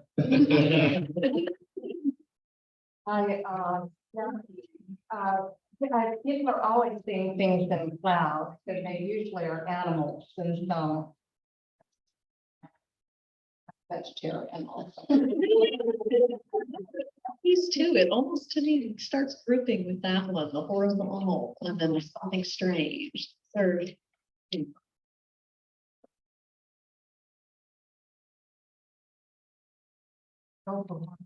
That subtle humor and what you're drawn to, because I'm seeing you're responding to things.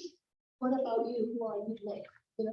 Well, during the time I took from Gary before and this time, I've actually started 2 children's books. And we just recently, Gary had us looking at N.C. Wyatt for composition mainly. And so I'm going to start, you know, looking back at my drawings for the illustrations for the books and try to bring some of that in.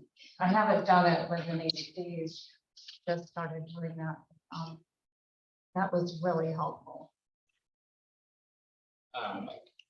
I'm wondering if there are some ways that this type of language and this type of language could come together. That's what I would love to do. Yes. Yeah, sure, I think definitely. I mean, one thing you have going on is just so much kind of horizontal kind of plane, like the image planes, right? With this, the background cutout shapes, and then there's sort of midground and the foreground, but they're all these sort of flat planes. They're almost like you could, like combining the realism with the graphic. I mean, you might even, this would be a lot of work, but you could like cut out these shapes and actually make a still life setup that uses flat plane, like paper shapes in the actual setup. I mean, that could be one way where you could actually mix this kind of planar and realistic quality, but it's all sort of realistic, but it could be, there could be some places to experiment with that. So yeah, I mean, even with this painting, I could imagine these vessels being potentially more realistically painted, and you know that interaction between the planar and Thank you, because I didn't know how much of that to do that it might take away from the narrative, and I don't know. I mean, the blue vessel's kind of doing what you're talking about. And doesn't it, like, it's kind of flat. they remind me of Yeah, I mean, I grew up playing side scroller video games, and so you know, everything is sort of the background and the midground, like they all kind of move in different, yeah, and so I mean, it is storybook like, and so that playing around with those different planes in distance, midground, foreground, background, I think could be.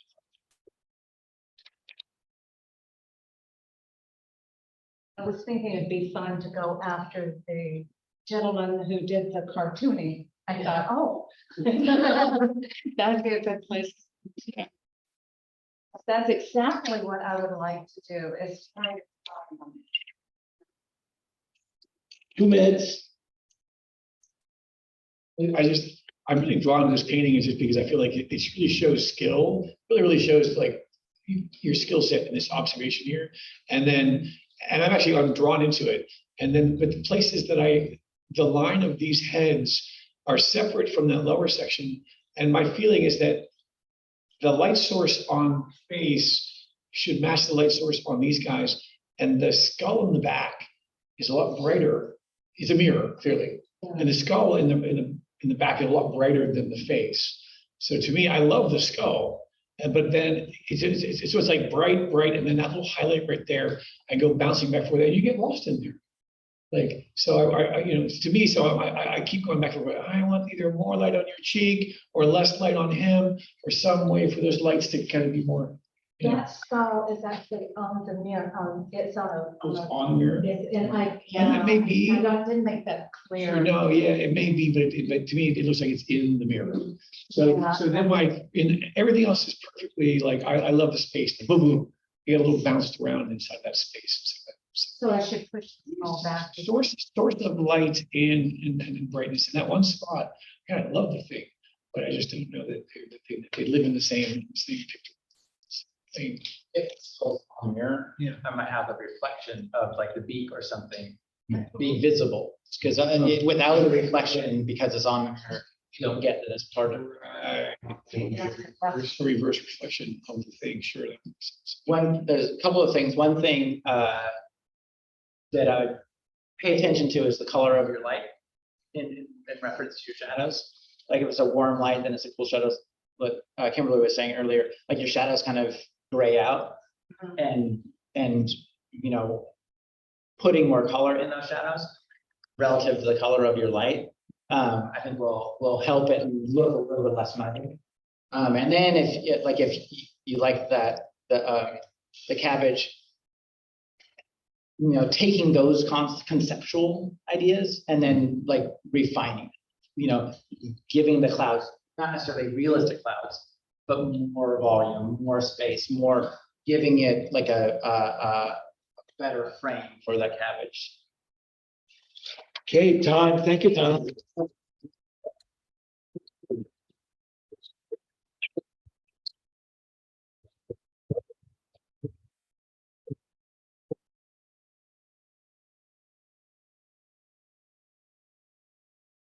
Drop that mic.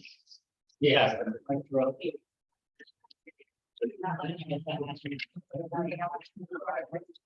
You're starting to drop now. It's with you, man.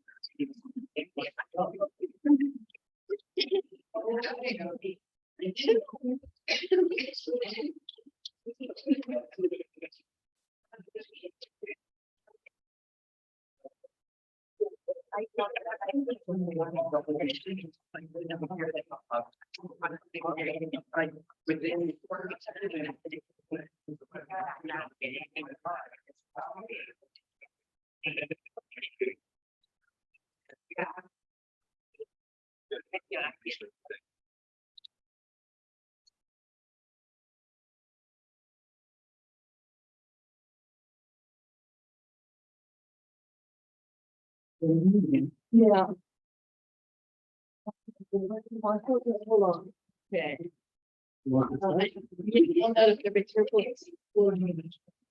The second one is that's it for. I want. This is very loud.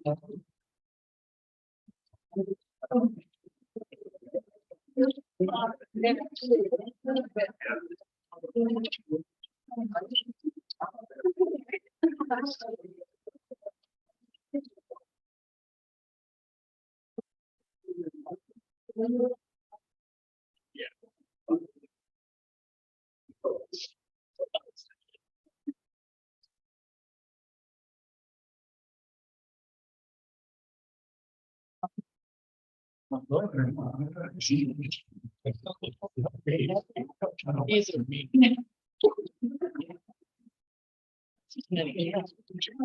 I know. I see you have one more piece.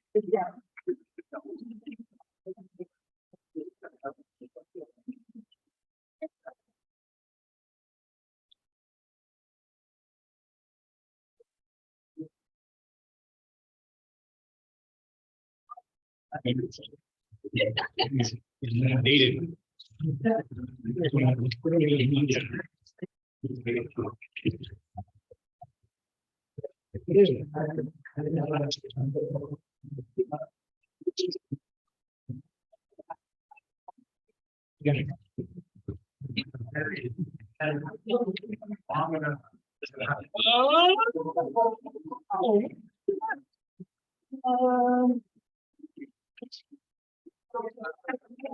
Yeah, it's so much fun.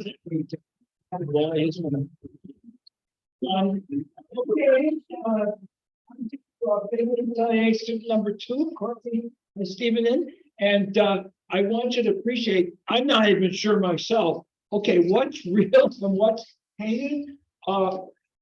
Courtney, which ones have actual frames? Supposed to guess from here. Not well, these, my son just built these frames, but they're painted. This is just flat wood. There's nothing here. There are no frames. Here, you know, they're trompe l'oeil, but they haven't, unfortunately, like I often do, I start teaching them. And it takes about 5 pounds to get this as filled and this one and this one and this one are not finished.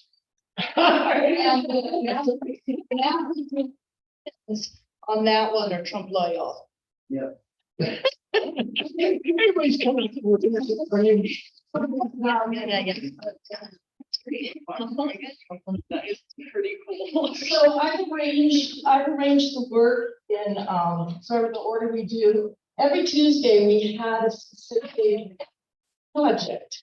And then Thursday we had our long-term.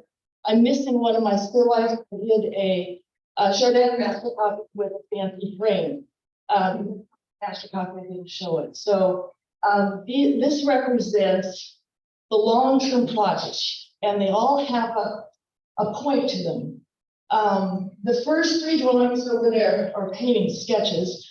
They are the Tuesday assignments. We have the one that's an NCY from Kidnap, it had to be a value study from the book, and the concept is to try to understand how to draw vision and express action or fear or whatever. The pair that's wrapped, the word of the week was wrap. So I wrapped a pair, and then the furthest one was called focus. And I just happened to be at our grandson's baseball game, and those little guys focus like crazy. So those are just basically studies. We probably have about a dozen more that we do. And so we alternate between art history lessons, art history part of this atelier. And we also, I'm not a narrative painter. That's not in my DNA. So I have to work at it really hard. So these first 3 things sort of represent something where I'm not necessarily comfortable painting. The first assignment is everyone had to paint a picnic. And I think this was to set a benchmark for Gary so that he would know where our strong points were, where our weak points were. and what we had to work on. And I hope you'll see throughout the evolution that the problems I had in the first painting, I tried to resolve in the second, and I worked on the third, fourth, fifth. So the assignment was, and the next one was, pardon, all squash with the concept of painting a complicated form, whether it was sculpture or something that had lines. If you have a squash that has a line, what do you paint? You don't paint all the bumps, and you don't paint all the bumps. So that's what I was working on the second one. The third one, we had, for our Tuesday, we had to do a self-portrait.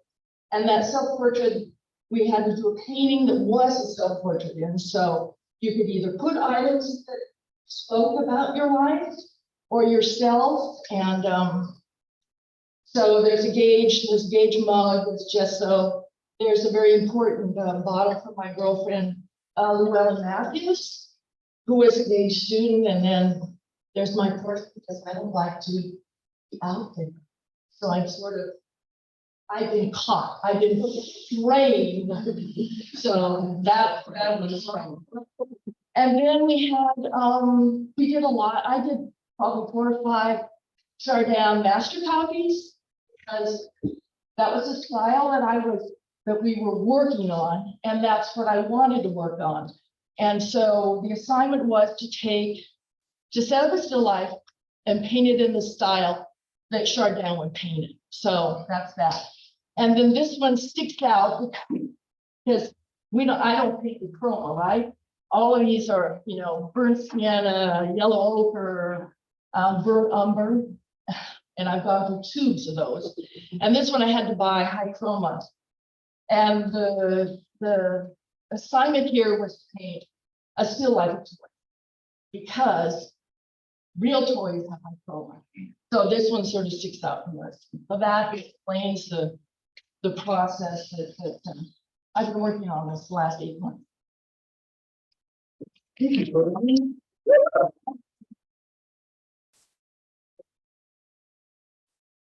Courtney, congratulations. Again, you've been a long time staple pillar in the gauge community. We're so lucky to still have you here with us. I totally disagree with you that you're not a narrative painter, and that every one of these feels like a little narrative. It doesn't feel random, like random objects just thrown up there and you're investigating. It feels very thoughtful. The paint handling goes along with that thoughtfulness, and all the way down to you considering where your eye level is and how you're looking at these objects and the setup. It is a story, and so you are a really good narrative painter. You should be super happy. Yeah, and I love that you're playful too in things like the trompe l'oeil, and then is it a frame? Is it a mirror? The painted frames. The funky how we're including the edge of the shelf there, really interesting. Just sort of breaking the mold slightly of sort of classic setups. So yeah, this is a great body of work. I'm very happy. We had a really strong class this year.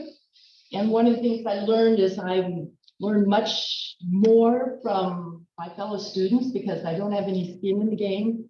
So when we're creating, if they come to the table with good work, I listen more intently to the critiques. And it's always basic, right? It's gradation and value and edges and stuff like that. So, I felt I feel very blessed that this year, this is a really strong class work that was produced, like Donna, you'll see a lot of, so much humor.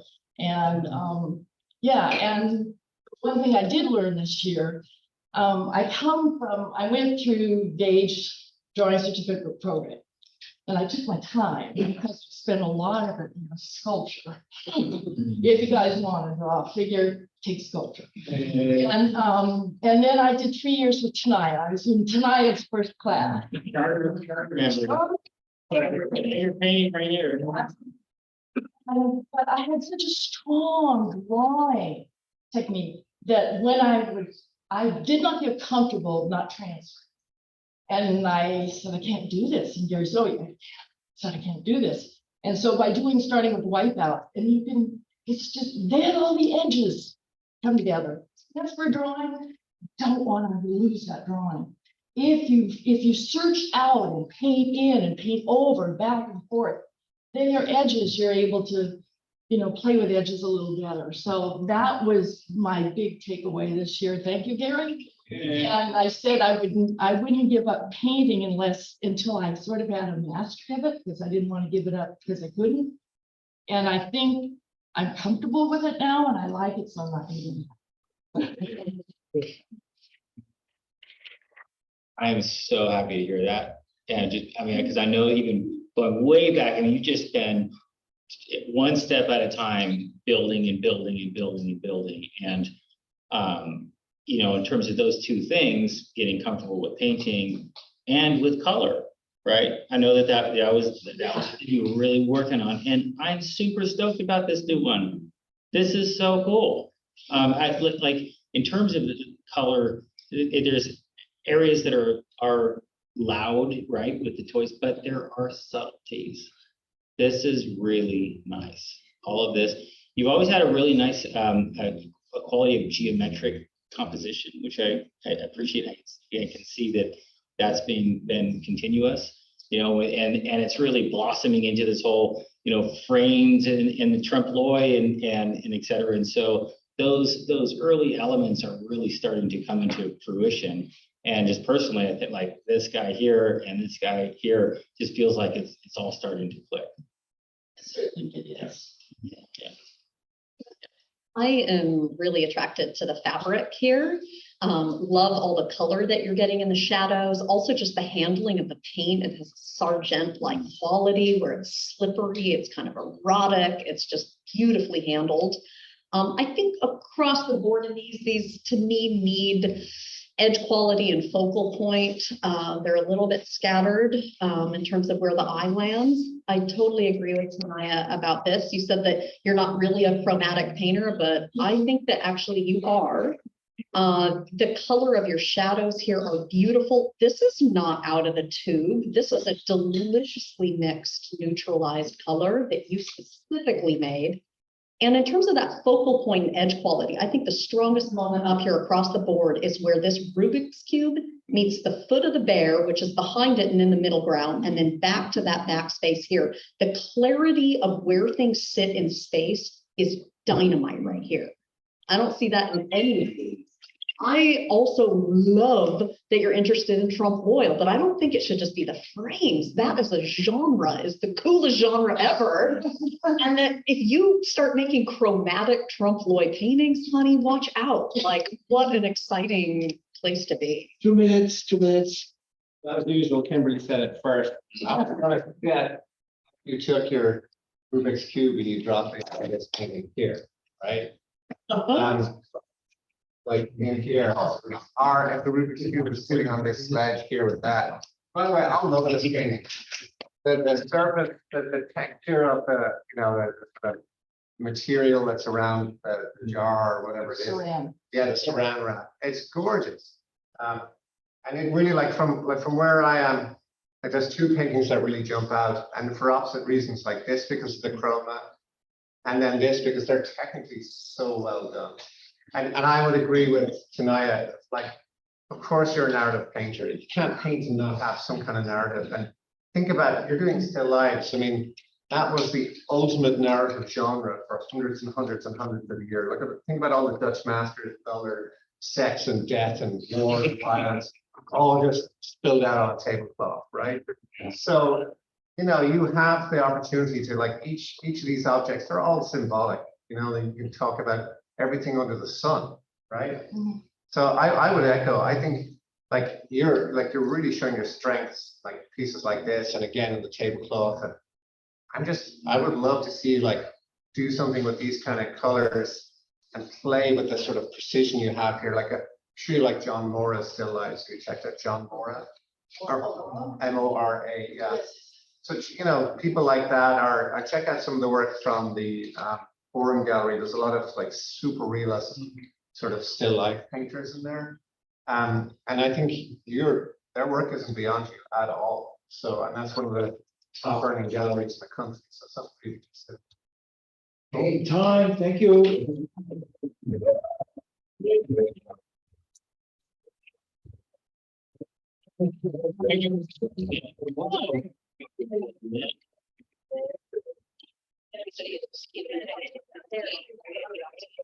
I say you do.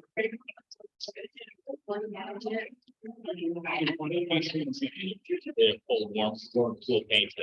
It's with I think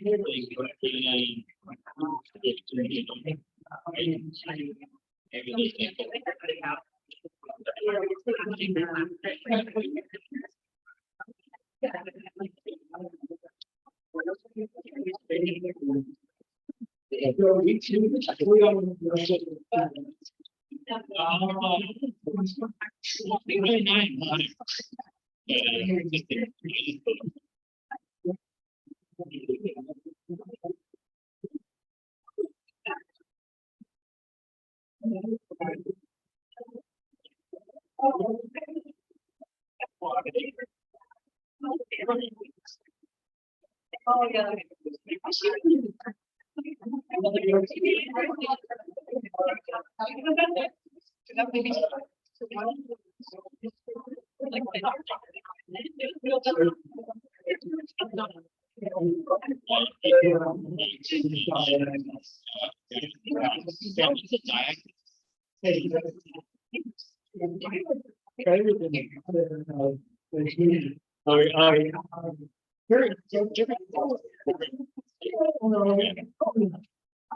And then that was next. Yeah. That works next. Yeah, that's next.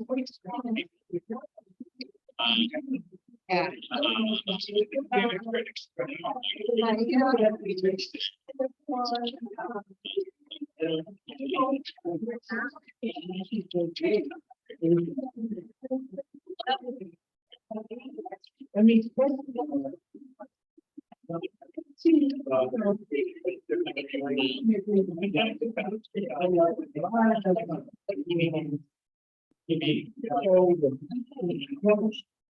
There's a bird, I mean,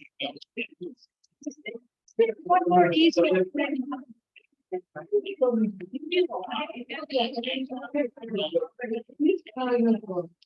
Yeah.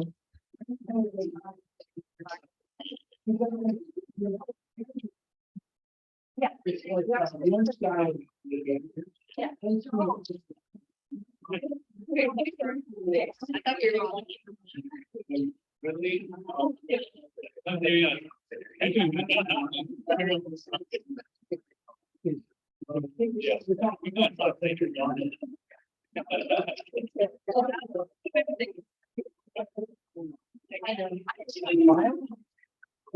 I didn't find out it got. I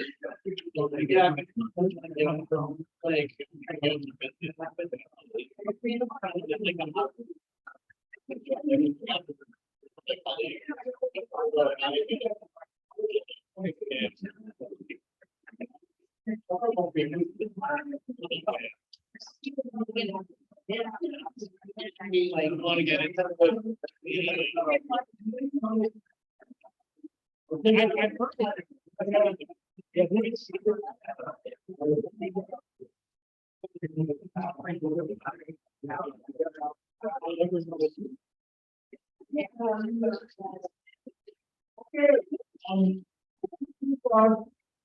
My last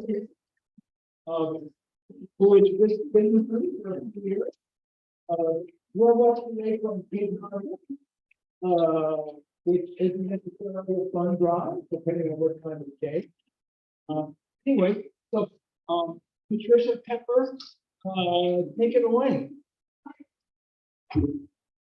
Hi. I am a member of KOH Atelier for the last 4 years, and me and my cohorts are here today. We also say, Jeff Black, and all the instructors I've had, I have 2 years in Jeff Black's class. I love to draw and stuff, like where else could you learn that would be better? And I also like to paint. So I'm in Gary's class painting and painting. Now I also do other, yeah. I don't know what to do with that one. Well, I come out of education, so my growth as an artist, your growth as an artist, how do we tell? How do we tell how we're growing? What do we use? For me, there are 2 major points. And the first one is, are we using our critiques to problem-solving repertoire? I find the critiques really valuable because I learn how to solve problems. And then when I come into the critique, I can recognize there might be something not so good. And then I've already fixed some things and I learn more every time. So for me, the critique is extremely valuable, even though I did not sleep a lot on Thursday nights. And the repertoire is in your technique, your power of place on the canvas, and confidence in our ability. The other piece that I think is so important to me is artistic practice. Where do these pictures come from? Well, for me, they come from research, development, and execution. If I have something that I want to do, I look it up. I practice drawing, I practice painting. I have watercolors on the side. Also, I think I bring you something today that I want you to look at while we talk about anything else. And on the very end, there is a center picture, and that was twist. And there are 2 things on that picture, and we talked about it in class. How could that, what are other ways that that could happen with the DNA and the twist of the DNA and the curly twist of the plane? Is there another way that that could be set up? So just think about that while we're doing our, whatever else we're going to do here. And I think the other thing that's important to think about is our personal goals. And my own personal goals are to continue to set challenges in light, composition, broken color, emotional appeal, and somehow to address my really strong pattern and design into paintings and to keep on working. So thank you for your attention today.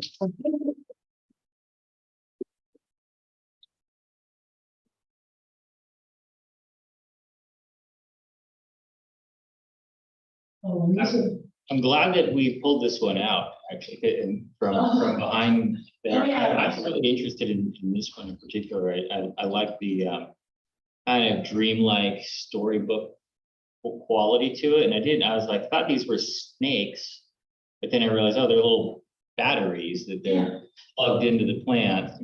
The plants are being operated by the our battery thing.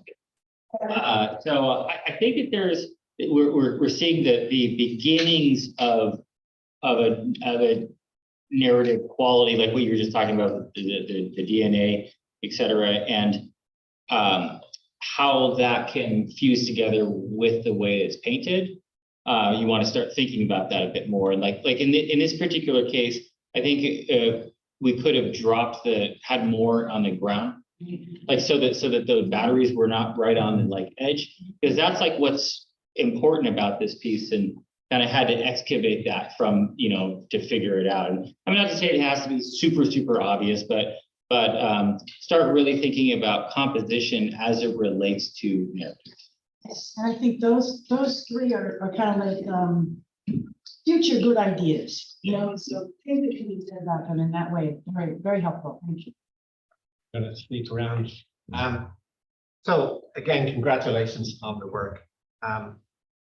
When I sometimes I go back to the back back of the room to see what these look like from a little bit further away. The two that really pop out to me are these two right here.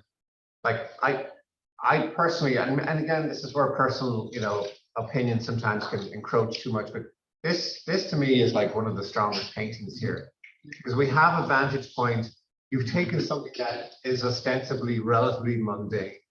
You've given us a little bit of an unusual vantage point, and it's just a really beautiful moment, the way the light comes in, strikes the white window sill, and there's little blue bounce in there, and then you've got the warm dark shadow in here, and etc. And then, like for me, maybe there's a few different languages going on, like this is very smooth and this is a bit jumbled, but I don't mind any of that, because there's a really nice kind of lead in with these window pane dividers down into here, and I think it's quite lovely. And I think with this here, there's stuff happening in here that's similar with the way you've drawn this, tool holder, and there's some of the, I think there might be one or two issues where you could use some clarification with some of the shapes in here, but both of these, what I'm seeing is kind of quiet, still moments that like we all have every day when you walk in your house and you put up your coat, or you put your keys by, the door, whatever it is. There's all these little vignettes that we have curated in our houses that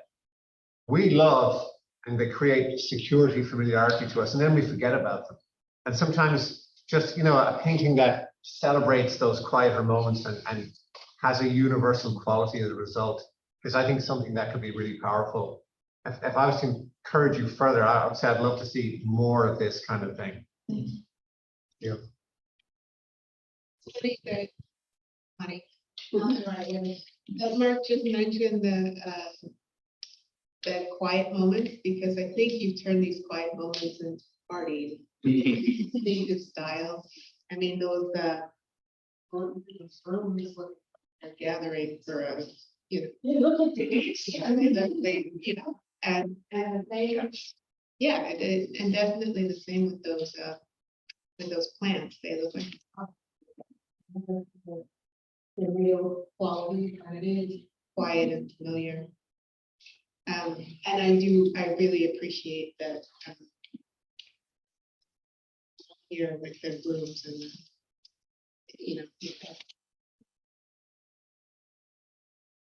Yeah, right.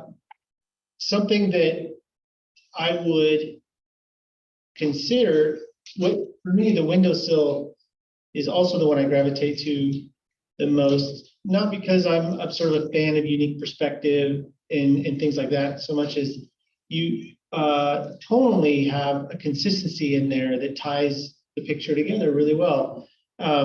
There's a few, like I agree with the sort of narrative of the inanimate objects that are kind of dancing around with each other, almost like the second we look at them, they pause and freeze, I feel like there's a little bit of tying together of the pictorial space with your shadows a little bit. Yes. To do, how you technically do that, that's scary to deal with in drawing. It's a little different.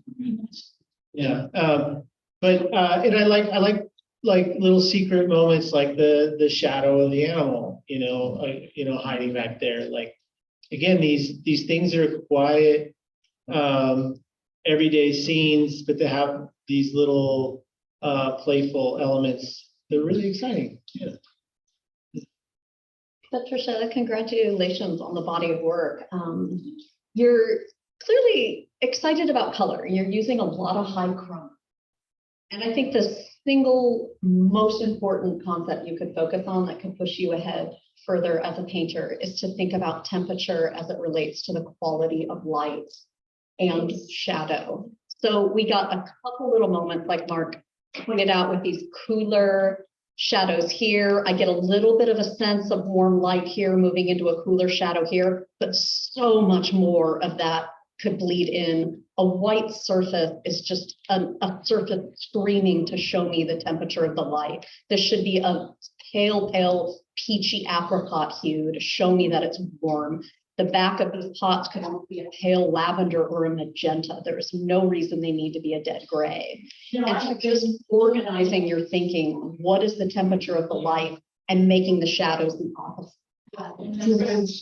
Also in this beautiful warm magenta fabric, its shadows then could pull in the blue from the background and become indigo. So you've got warm light, cool shadows. Same here. Oh my gosh, why are these shadows not lavender or why is this bunny just chalky and white? Give me a warm light and cool shadows. I mean, it could really unify all of these intense colors into a universe that you're creating. And lastly, I just want to say, I think this is my favorite painting. This is quirky and weird and fabulous.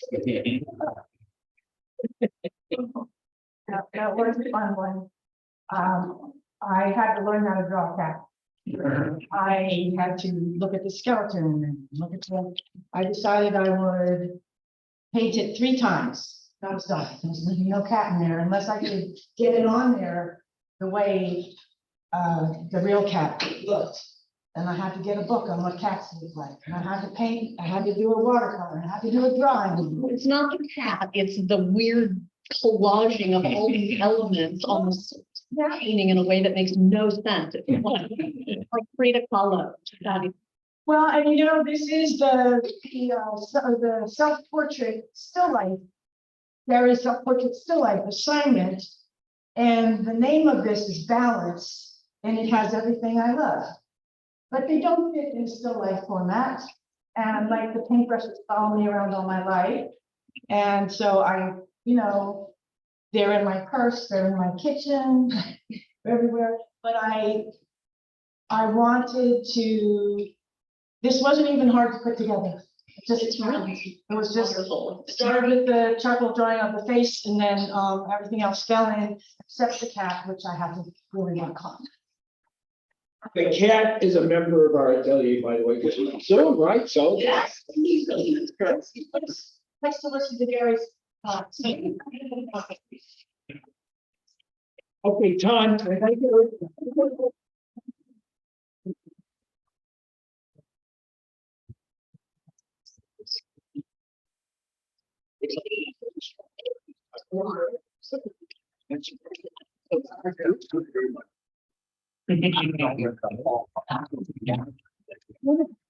you so much.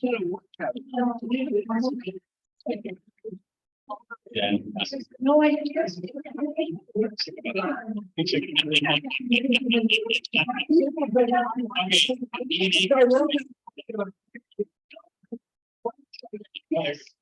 Well, I did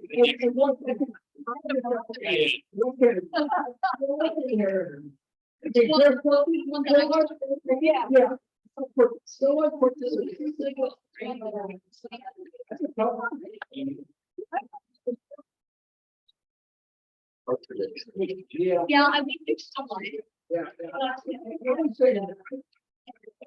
It's really about.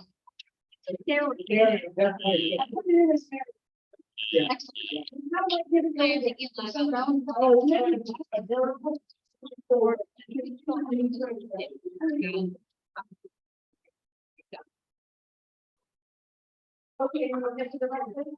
I have to leave in the box to put it in.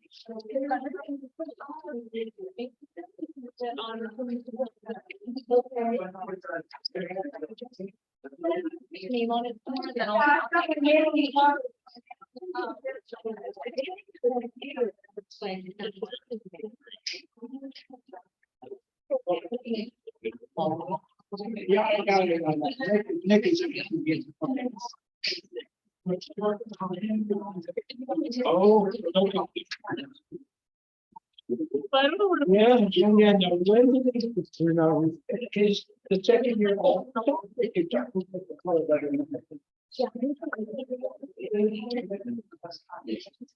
Okay, well, I'm gonna see you then.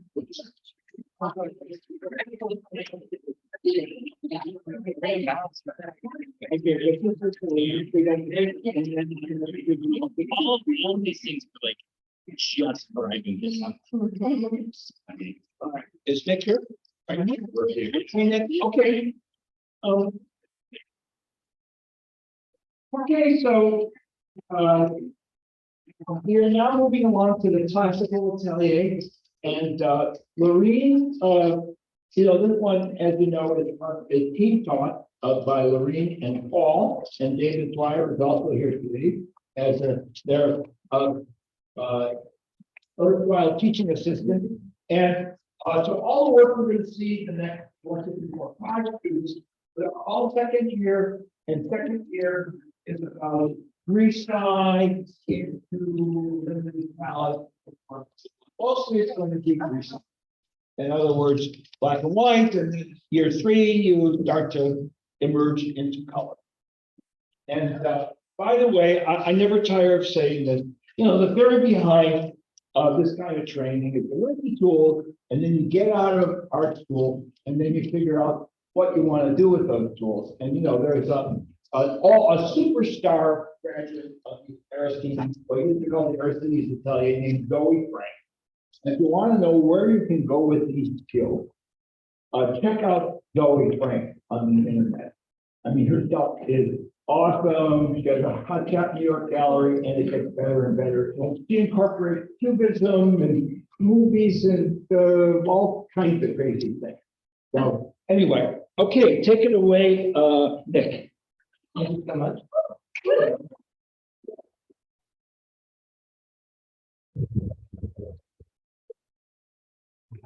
Thank you so much. My name is Nick.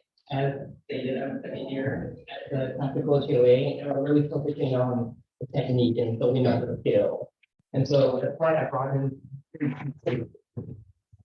they show my progress of learning that technique. Eventually, I do want to get into sort of the art, concept art, anything where I'm drawing at that point. But right now, I'm really focusing down and turning the nitty-gritty technical aspect. So any critiques would be appreciated.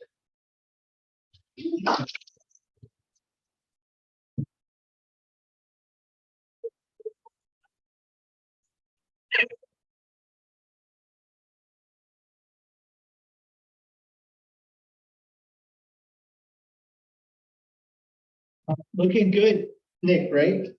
Sorry, I haven't met you yet. Thank you for bringing your work. It looks like you're really coming along. You know, when we look at studies like this, cast studies, figure studies with the singular light source, the really challenging thing to do is balance the balance between the larger effect as we get into more specificity. And so like the effect that light moves across like sort of the quote unquote sphere that you have at the top of the head, you have all this implied specificity in the hair, but handled very well, like not overdoing it throughout, just sort of like little moments of specificity you don't take away from the whole. So it's a really nice effect as you're going across there. You're handling your reflective lights nice and subtly. That's a challenging thing to do, often overplayed.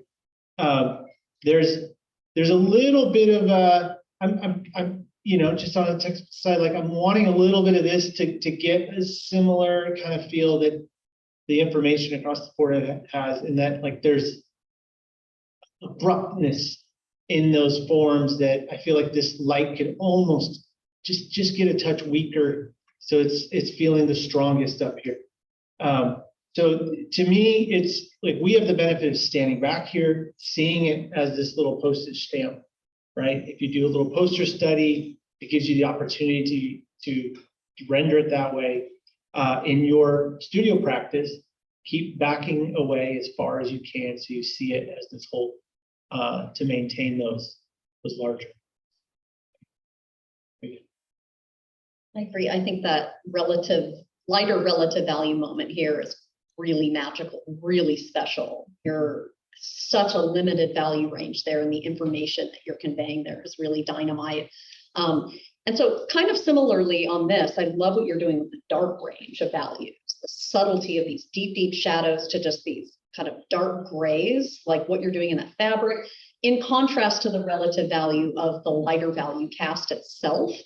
I think could be pushed further. I think that some of the shadows on the lighter cast could actually go a little lighter in value, so there's more luminosity to that object. And so really thinking of each object as having its own relative value scale. And again, I think it's a dark fabric that really nailed that and nailed it here with the lights, could come into these shadows a little bit more. Does that make sense? Yeah. Yeah, this piece here, I keep staring at it, partially because the piece is staring back at me. Yeah, I like the lines in here, but I'm finding that that shoulder that's supposed to be receding is a little bit it's not completely believable. Yeah, I don't have a pointy thing. Here we go. This here, I'm just finding that it's there's something about the clavicle or that bone.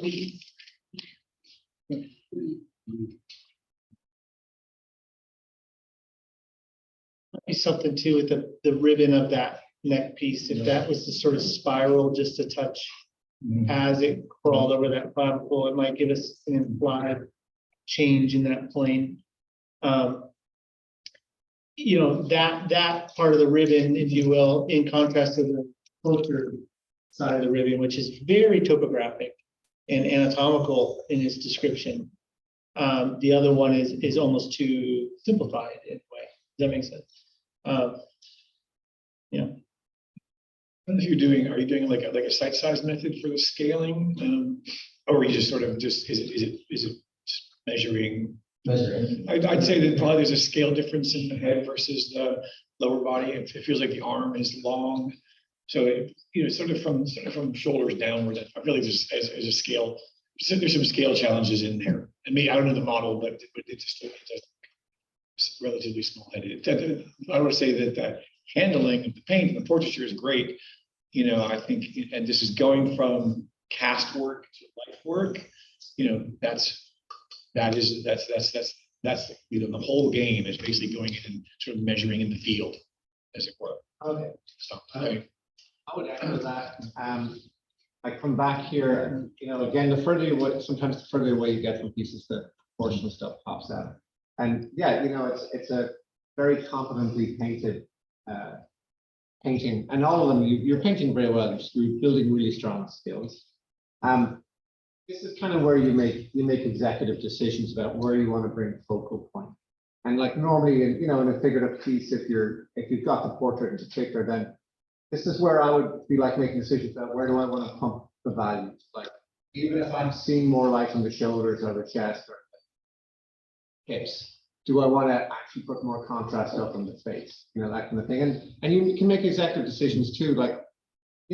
Sometimes from the angle you're at in the Lightroom, you don't get to choose it, you're sharing it with other people. But sometimes your view isn't great. So then maybe you do stuff like say, well, I measured this out, it still looks maybe a little bit small, just make it bigger. You know what I mean? You're the artist. At the end of the day, what you're doing is maybe exaggerating truth in the service of beauty, or exaggerating beauty in the service of truth. It goes either way, right?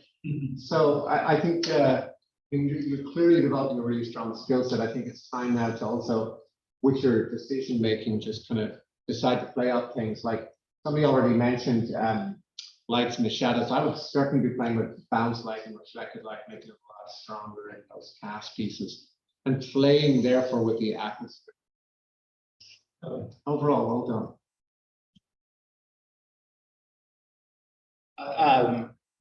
Similarly to the nice softness and realization of the top of it, I feel like this has a nice softness too. But this edge here really stands out, that on the bridge of the nose.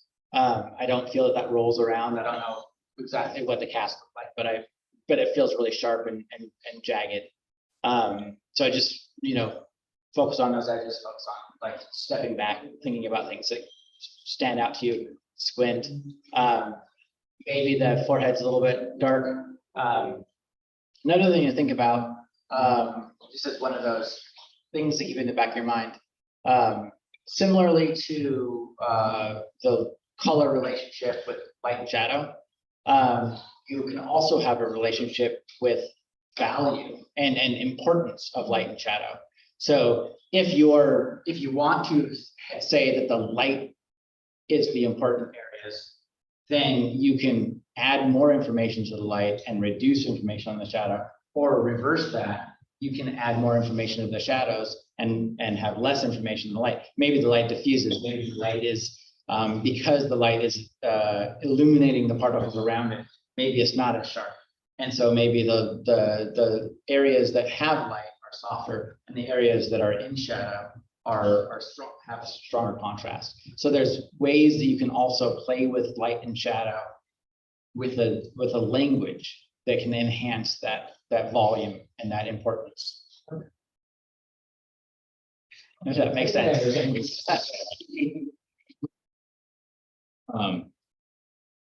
So nice job making that jump from drawing to painting. And it's a huge leap to make.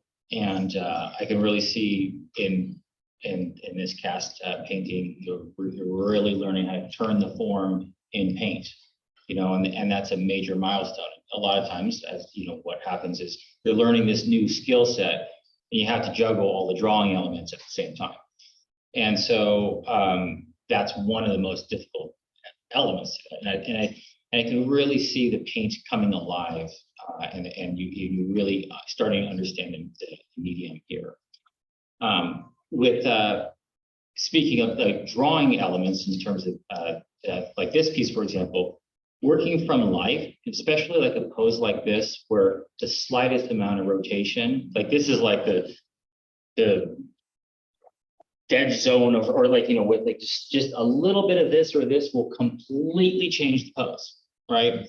And so these poses can be very, very hard because it's impossible. The model's not going to be completely stationary. So kind of like what Mark was saying, there is a certain level of invention that you have to go with, right? Like we need to just decide what is the rotation, where is that center axis, and even if the model moves one way or another, we have to stick with that rotation, right?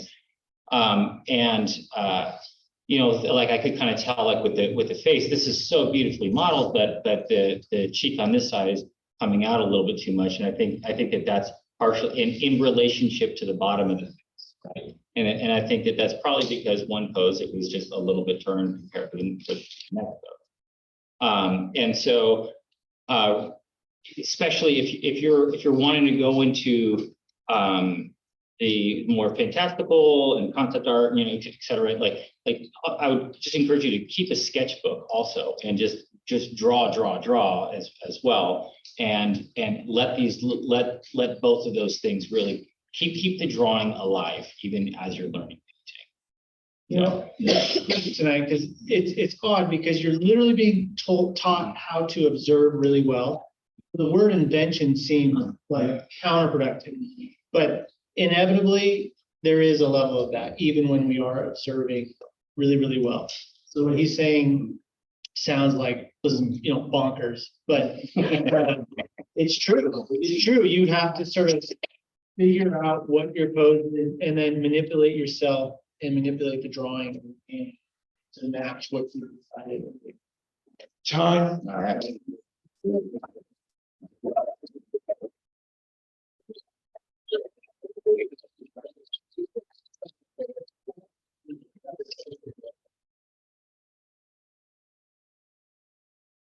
So just along the lines of what people were saying, we went through an experiment. I will take an standing pose or lean pose, and then we did a time lapse, so we could see if and how the pose changed. Almost like she was doing the dance. It was shocking how many little. So yeah, one drawing is not just exactly. There's memory, there's adjustment, there's editing, etc. Moving from the three-dimensional to the two-dimensional is theater. It is a fiction. It is an Yeah,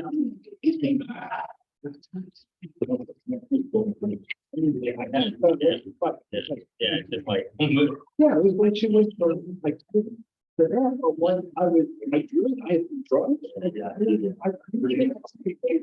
I just think we kind of Yes, give me. Let me check that. Now she's going here. Oh, they look great. No, I'm not 100%. It's very with them.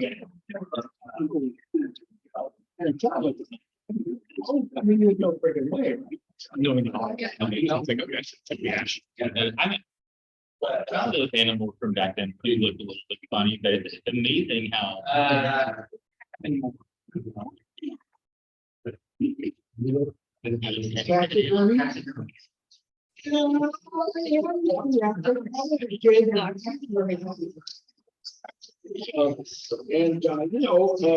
there are only those like television that like Dramatic kid. They also had photos pretty early on. Yeah, by live.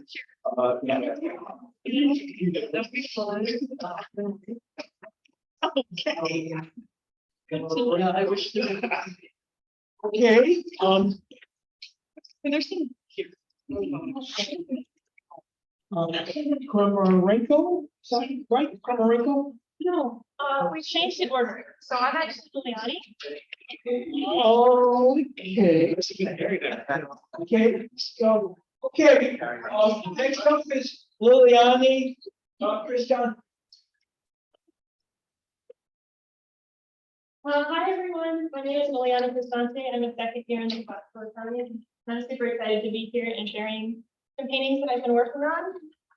These are all mostly figures from life group.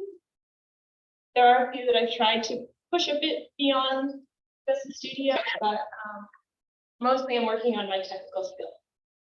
Really excited to see you guys today. Talk to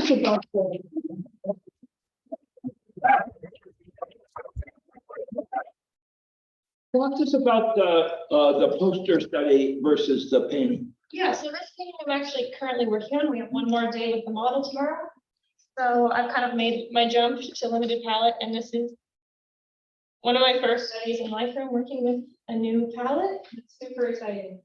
So kind of use that as a guide moving to this one. There have been some issues jumping from this little one to the big one. How long is the portrait, or how long is the post? It was 4 weeks. It was Okay. super. So the first week was the poster, and then the second. The first week was, yeah, we did poster and drawing, and I did a lot of posters during first.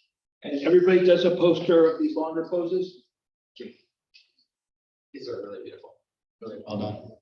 This one especially is just outstanding. Wonderful volume. Sorry, just. No, whenever you're. Wonderful volume and space. Yeah, and you like the distance of light, the light that's hitting your forehead, how it cascades down, how it diminishes as it continues downward. It's really beautiful.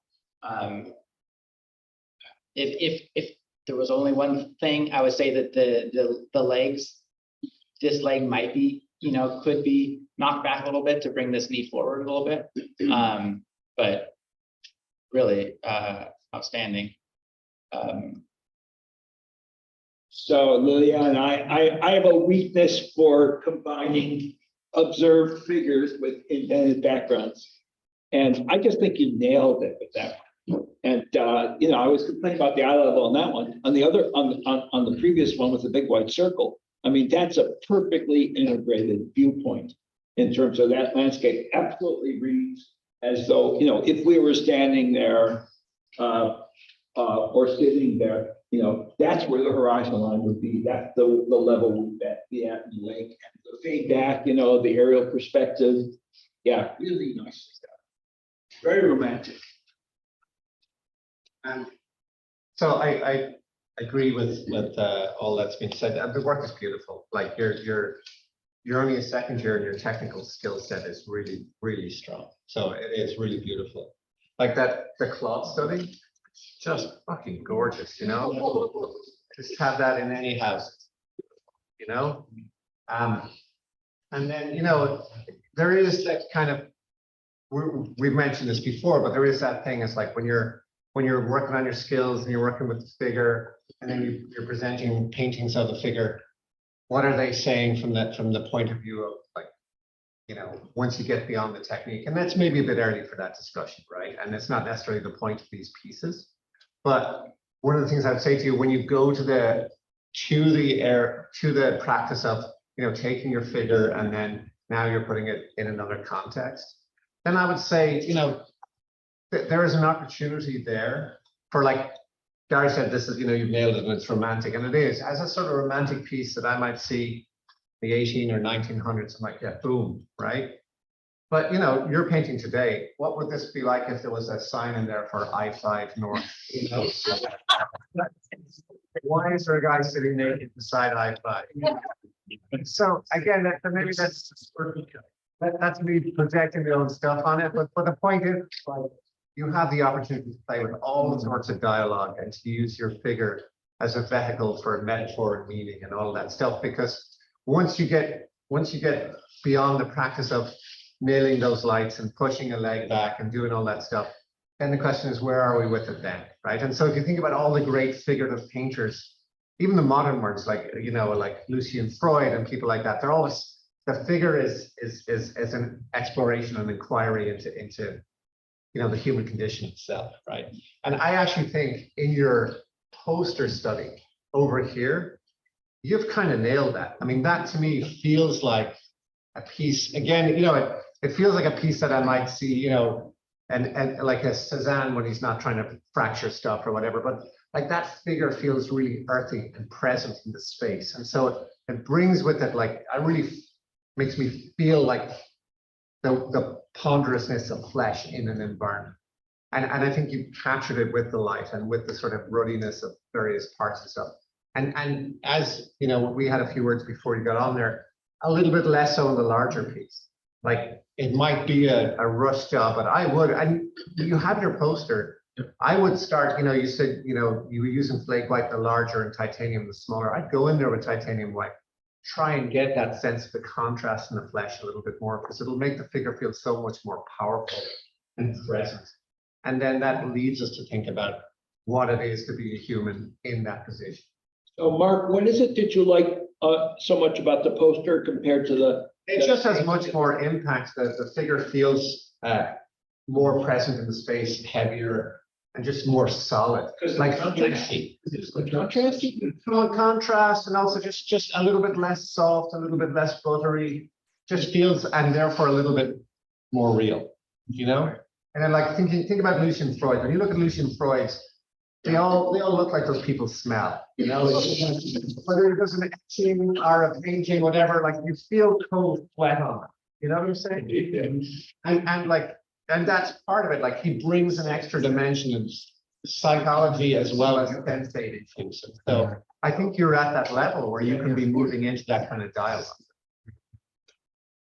Yeah, I second that. The little poster study is just dynamite, and often they are, you know, the intimacy of it, and it's easier and quicker to have more tactility with paint. And I think that that's part of probably what Mark is talking about. It has like a Manet-like quality to me, where the paint has a viscousness and a body and a richness to it that I think it's just going to be so exciting to watch you continue to develop as a painter. Incredible skill across the board.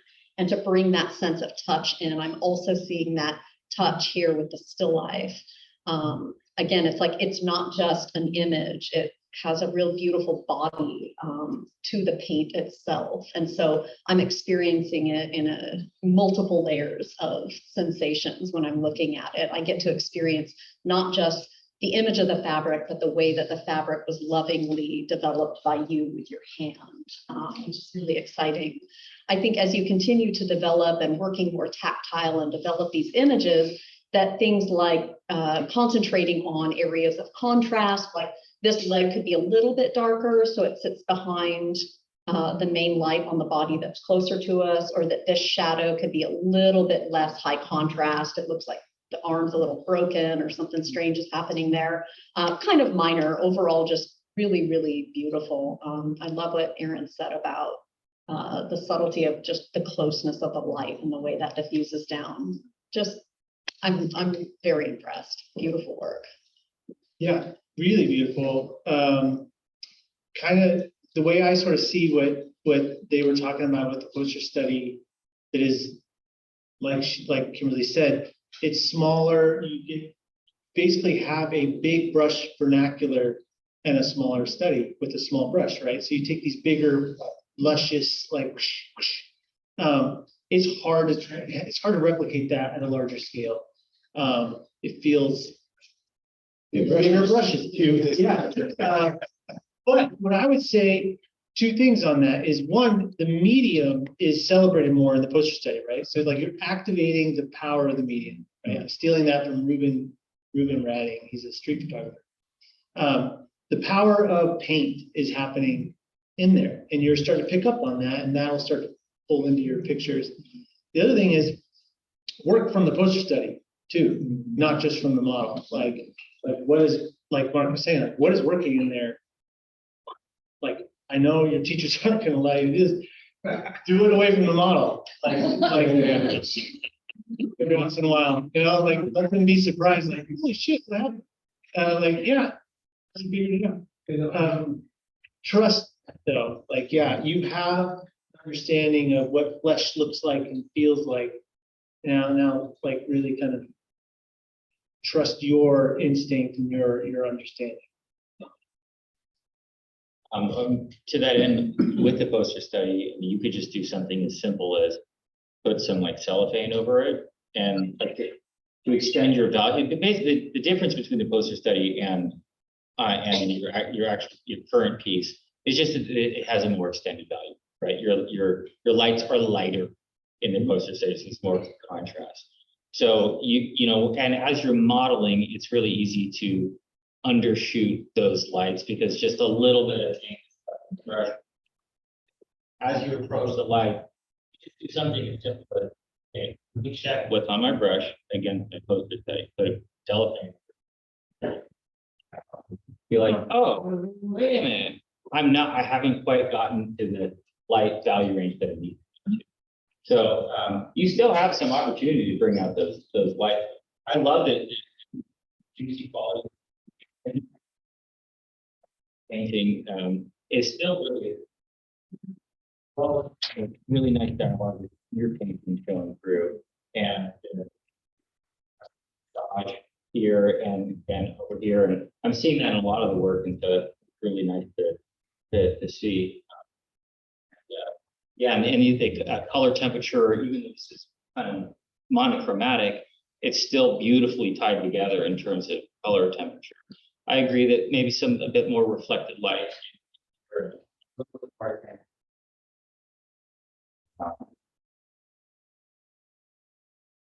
Well on your way.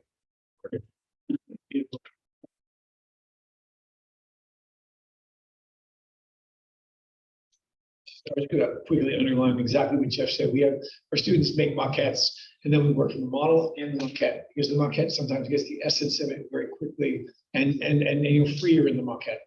The maquette actually gets, and so you use it as a source, and then that small source has the organization that you need for the big piece. So I think you feel free to use that poster as a guide. Very impressive hands of feet for your second year. You guys.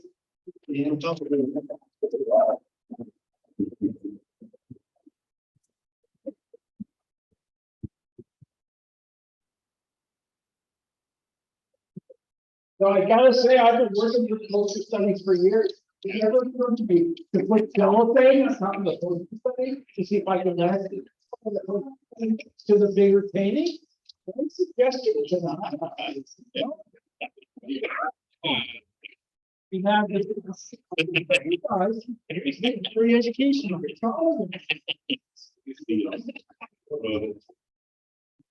Yeah.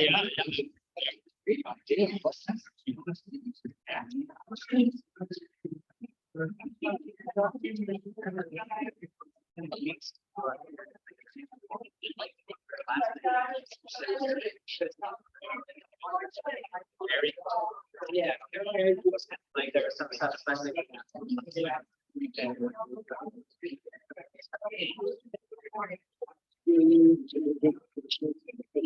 like your job, what you did.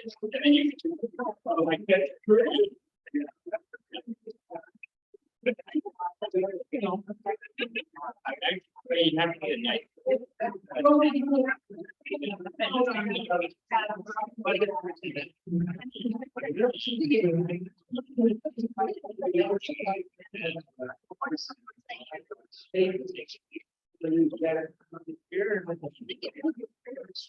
Most cases are 15, 17. Oh, man. I want to. I always.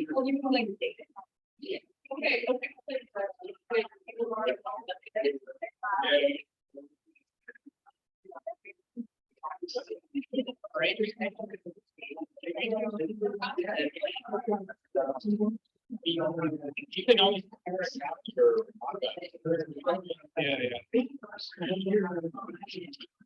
Unfair, I mean, maybe this is the reason for that. They're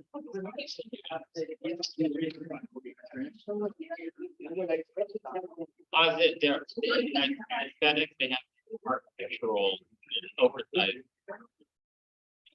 It's kind of fun to get together. It's the same, but you guys are addicted, exactly. Expensive quality. Okay, so now I'm totally confused. Are you Tanya? Okay, Tanya. All right, I'm caught up. Okay, so next up is Tanya Karamarenko. Okay, Tanya, take it away.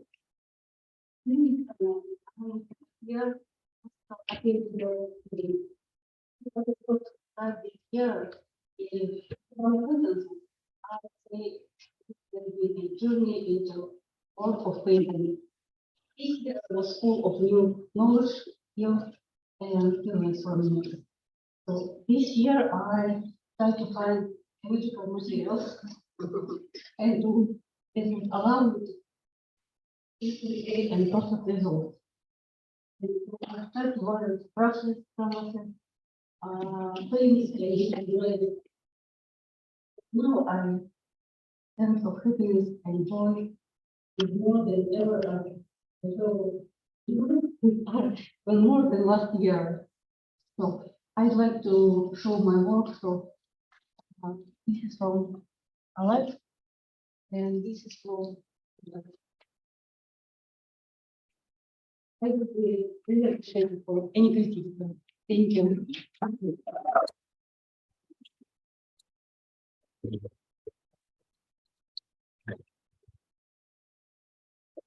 Thank you so much. One of the things that strikes me right away is your sense of the larger light.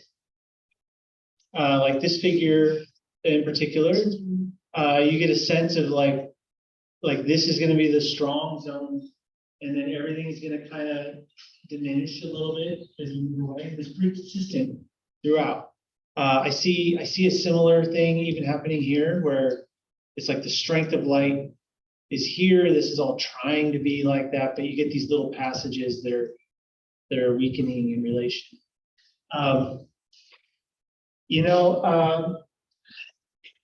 The things that by the way, it looks like you're gonna start doing really well with the color, like that little study. Yeah, super exciting.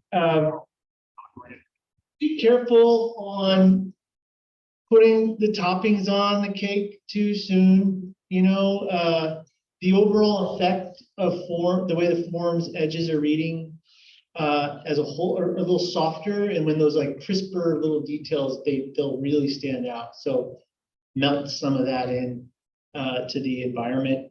And then a good rule of thumb that this obeys is big hands, big feet, big ears, big noses. Right? So you got some little feet there and a little bit small on the head, but you're doing better on this figure over here. Very nice. Yeah, I think you're doing a great job building your skill level. I think the way that you paint fabric is really special. The still life piece is dynamite, but even in particular on the seated figure, the difference between the dark fabric and the light fabric, like I can't even believe what I'm seeing. That is really, really just tender and gentle. I think as you continue to build, like thinking more about the integration of the figure with the environment is going to be something fun for you. I think fabric can be a really great way of moving from a figure into an environment, creating almost like a waterfall or a bridge into a space. I mean, I would love to see these figures just wrapped in fabric, frankly. Like, I think you should paint fabric, fabric, fabric. I agree with Jeff that one of the struggles right now in your development is balancing the larger essentialized form with the smaller details. This one, I think, being the least successful is like, again, clinging on to small parts without getting that bigger picture. The second portrait, though, that really excites me. There's kind of an essentializing of the form in that, and also a real bravery of the opacity and tactility and viscosity of paint handling in that. That's really exciting to me, especially in the breast area. Like there's a real sculptural quality to that. Congratulations. And this one is absolutely gorgeous. And I, again, you're getting a critique from someone who's not a painter, but I just love the highlights.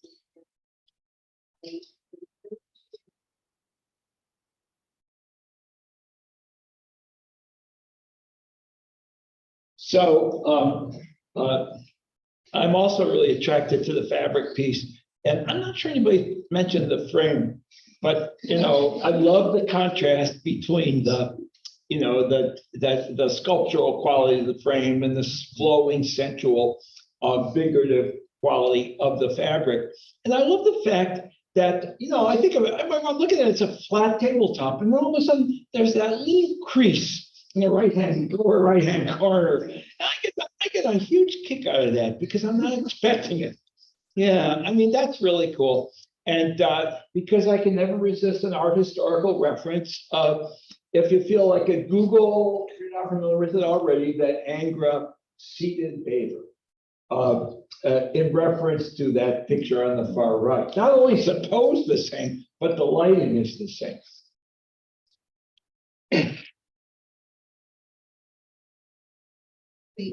Yeah, the drapery at the bottom left, you've got this almost pearlescent thing going on that draws the eye.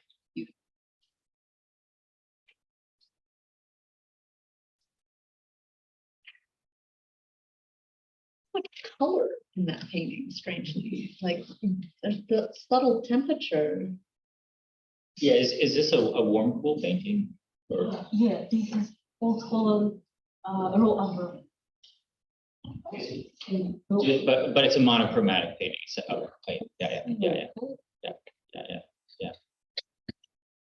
yeah. Just like what Jeff was saying, that the little color study, that's exciting to see that that's already, we can see where that road is going, which is really nice. I also really appreciate the way that the frame is with so much attention into this. It's gorgeous. Are you going to frame it with that frame?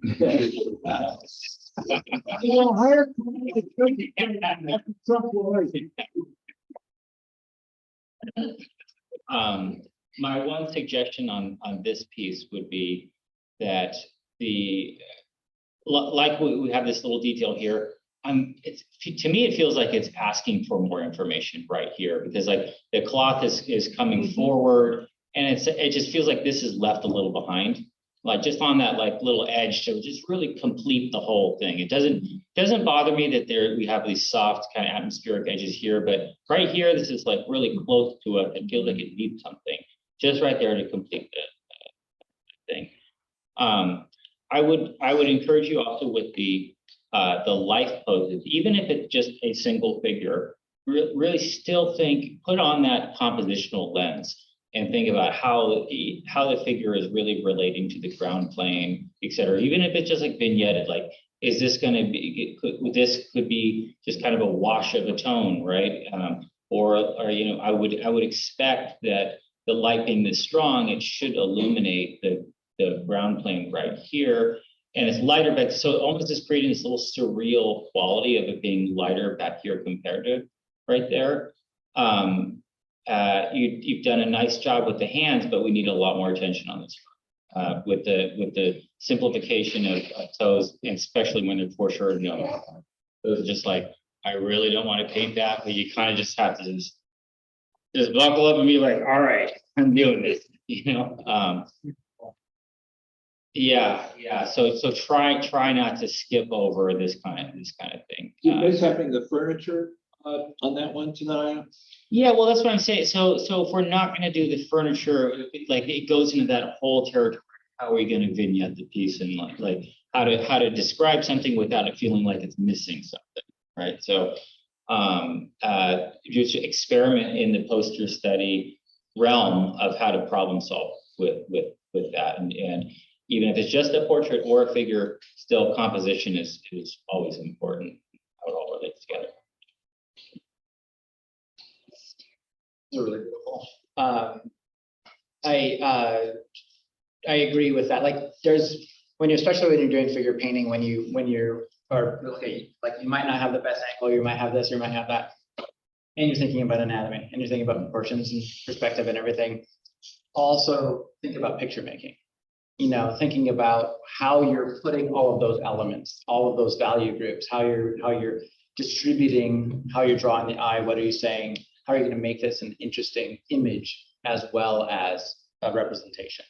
But I think these are great. The knee anatomy might be a little funky. One thing I would say though, even if you see, like there's some things that happen in nature where you go, yeah, that's the thing, but it doesn't look right when it's represented.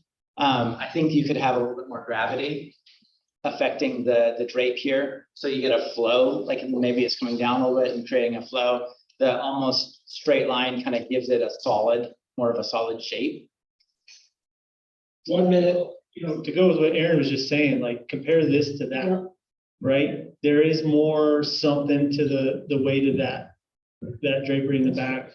Also look at the off-centering. Yeah, the composition is really dialed in. You really thought about the whole rectangle in a way that's not quite that's evident there.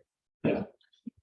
It's cool because every 20 minutes she changed her gender. Oh, yeah. You have one of the tricks with those is like take one 20-minute block and say, that's all I'm doing. Hair, same, hands, same. Yeah. I will say that this, the gray drape on here is beautiful. It's really beautiful. Yeah. Yeah. Yeah. 1 minute.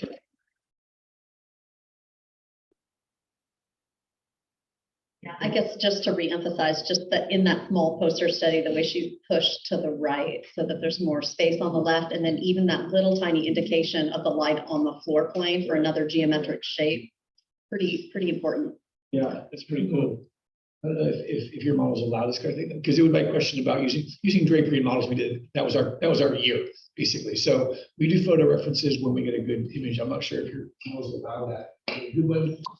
And then that's what you can go to, because drapery is so transitory. You'd have to construct it, design it, and then know the anatomy of drapery, or you just have to get lucky, and then stick with it. So I think Aaron is spot on. It needs a bit more drop in there, more design. Okay, time. Thank you.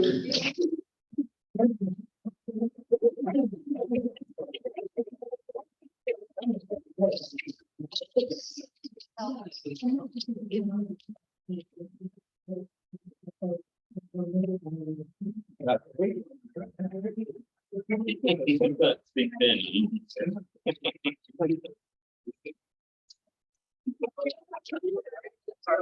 Yeah, we're missing the corner. Yeah, I know. We're missing the corner. You're right. I got that. Yeah, anyway.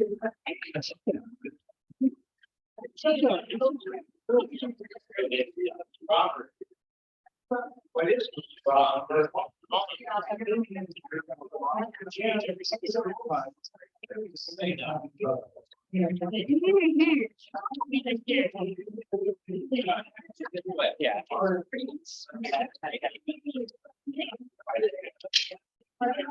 All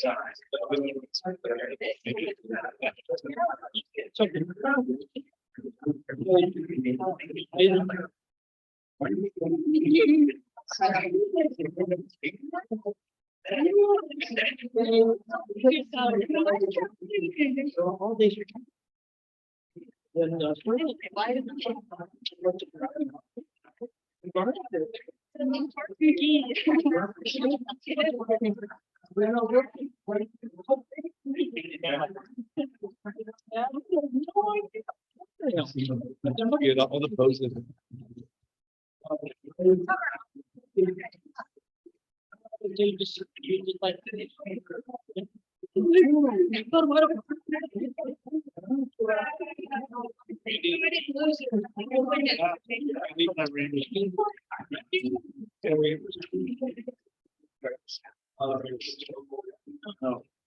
It's so frustrating.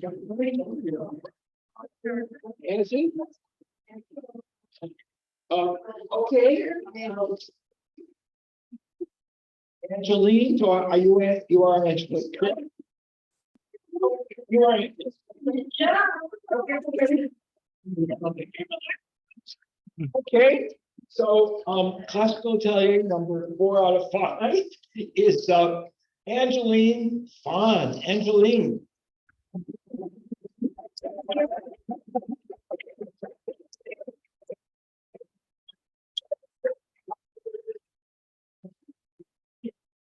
Hi everybody, my name is Angeline Phan. I'm second year at the Classical Atelier. Thank you guys for giving us a chance to be critique with you guys. I know it's not traditional for creators of us to like get a chance to have some feedback. I want to point out that my pieces on these 3 on the right are from life, the figures, and then the backdrop are from my funny little noggin. Except for St. Mary here is actually a fourth perspective cast. Actually, I don't know that quick.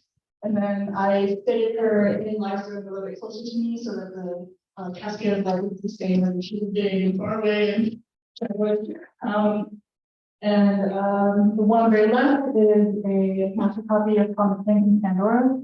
The original is in color, so that gave me kind of heart palpitations. I also want to point out that my kind of ongoing theme for all my stuff, quiet suffering, which I really enjoy. I like sad worlds and sad things.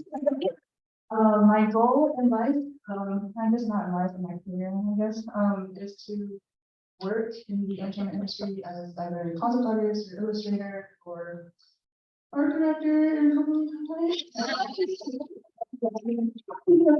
And I do want to keep myself in the door with fine art, though. I've made some amazing lifelong friends. I love you guys so much. You guys are definitely invited to my sometime in the future wedding, I guess, when I get engaged. I don't know. I really hope for some feedback on some help to help aim me and position me towards the direction of how I can best achieve like a career in the entertainment industry. I know it's a little bit different from fine art. But yeah, thank you guys for taking your butt out of it and slaving away all day. Thank you.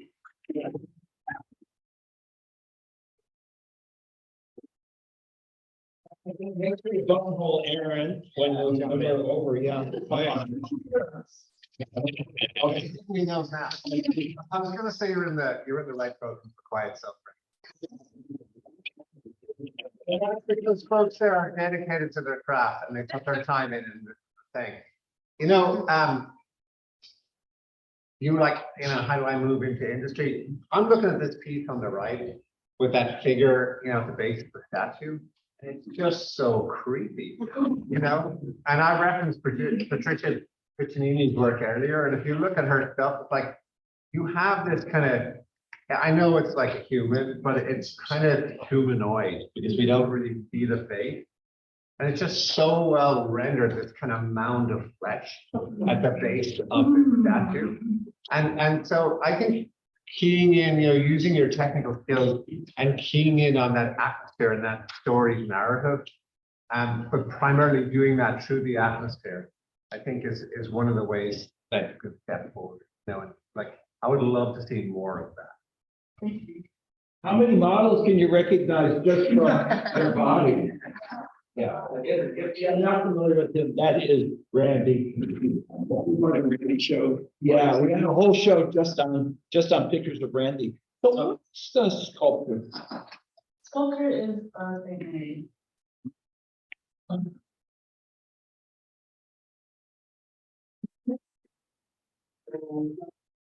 The one on your right. Yeah. Probably can't see the top. It's not varnished, so it has some thinking. Oh, okay, I see. So she's facing to the right. Gotcha, I got it. I'll jump in. I was planning on being very brutal because of our history. But I can't be, these are great. This is actually the first time I've seen work, so this is really beautiful. I melt down in the workshop. But yeah, you're doing, I mean, second year, you're doing an awesome job. And I will say for industry, right? Foundation fundamental skills are always, no matter what medium you're using, are always valuable. You know, perspective, being able to draw from imagination, though your figures that you put into your imaginary scene work, they feel connected to that environment. So, you know, you're on the right track. Just, you know, keep going, keep refining. The edge of absolution on the right. The only thing I can say here is maybe a little bit more forced perspective to push that the statue a little bit farther away and his head a little bit farther away. But when it comes to like design, perspective, being able to draw, understanding value relationships, storytelling, all of those skills will serve you no matter what profession you're going to go into.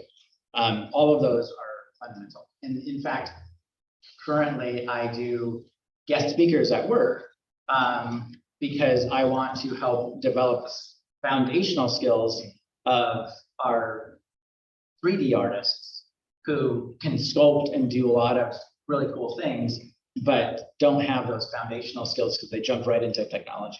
So I feel like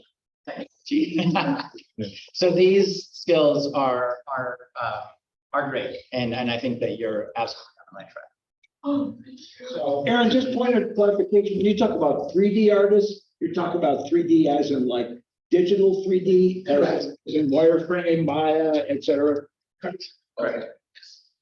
So not like actual sculpting clay 3D. Correct. Yeah, all digital. Right.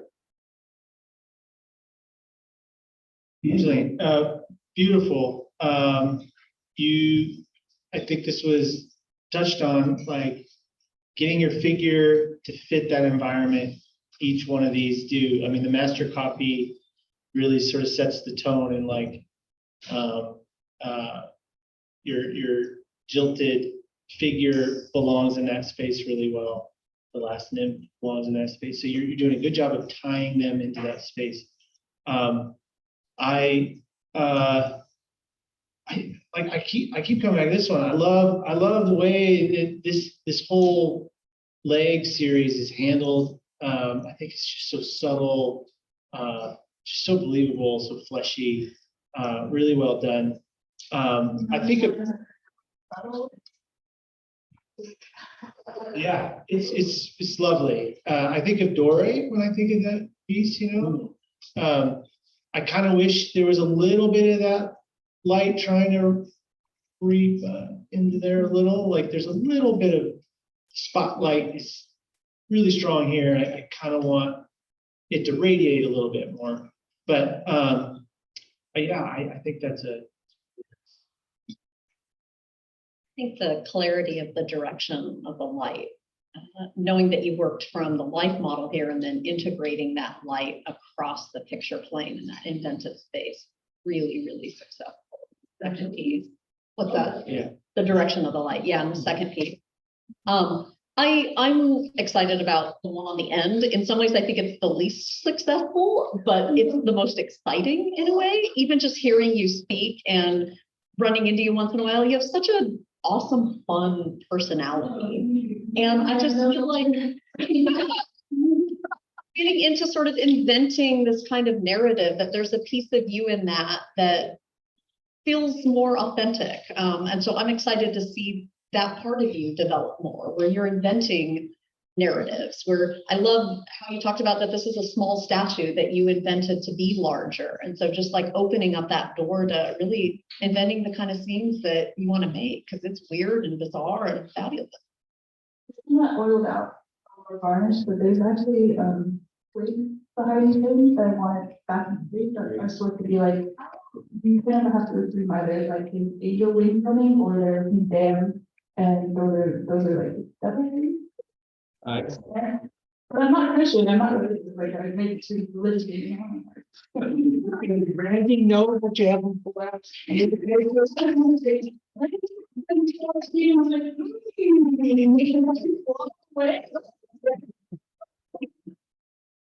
He's not religious either. No, I'm gonna second what Jeff was saying. I do think that the light suddenly goes from spotlight on Randy, boom, and all of a sudden, and you know, his head is right at the base of the statue of the Virgin, and you know, all of a sudden, it just totally goes to gray. So you know, I'd like to see that light fade out more gradually, and you know, I wouldn't mind having her head be a little bit more legible. Okay, 2 minutes.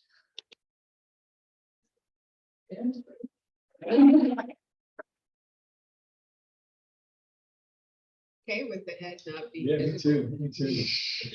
I mean, and now that you've mentioned that there are things out of this back, I kind of wish I spent more time looking at it. I can kind of see it, but from here, they almost look like deep drips. So it's just, if you wanted them to be that subtle and that was intentional, that, you know, there's that, but if you didn't want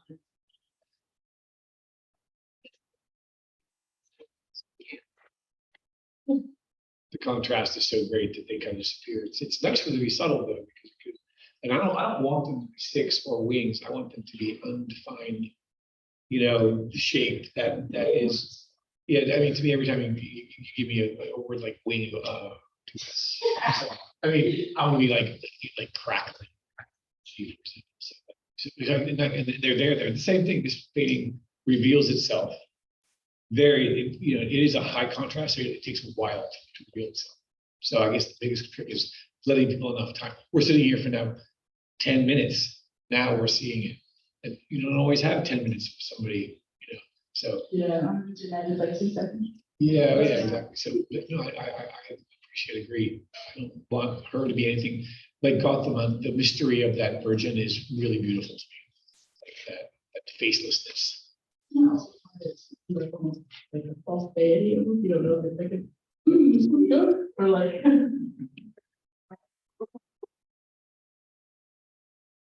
One possibility would be if you brought out the hand more, like a little bit of light on that hand, like, and that being the sort of the interaction between the statue and it. No, where's the hand?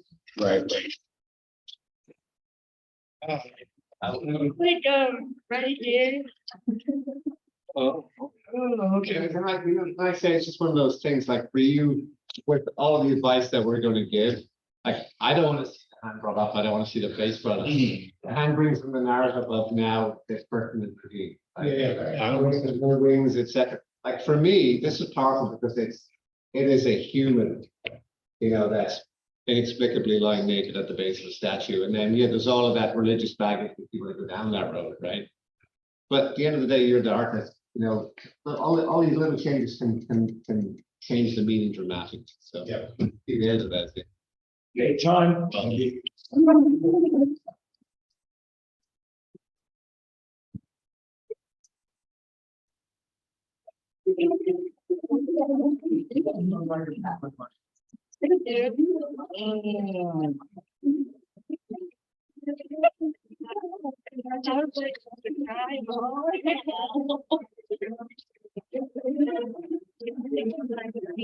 Yeah. Yeah, but I also like the kind of cracks. Hey, guys. Get a chance. Let's go. Let's go.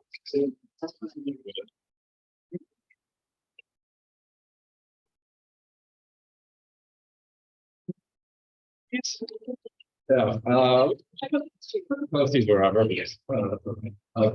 Willow by willow. Same. I think it's just well. I think it's just. Yeah. We need another. I think it does. Yeah. I think it's fine. Yeah, we can, here, let me double up Willow over here. There was the. We'll cover the back.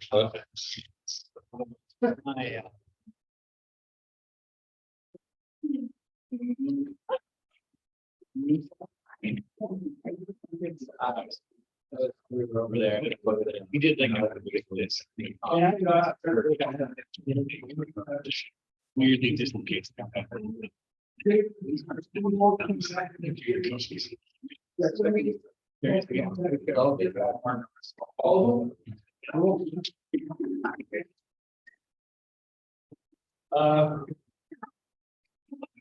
All right, where do you go?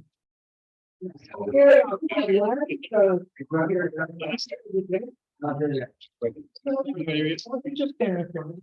Let's go.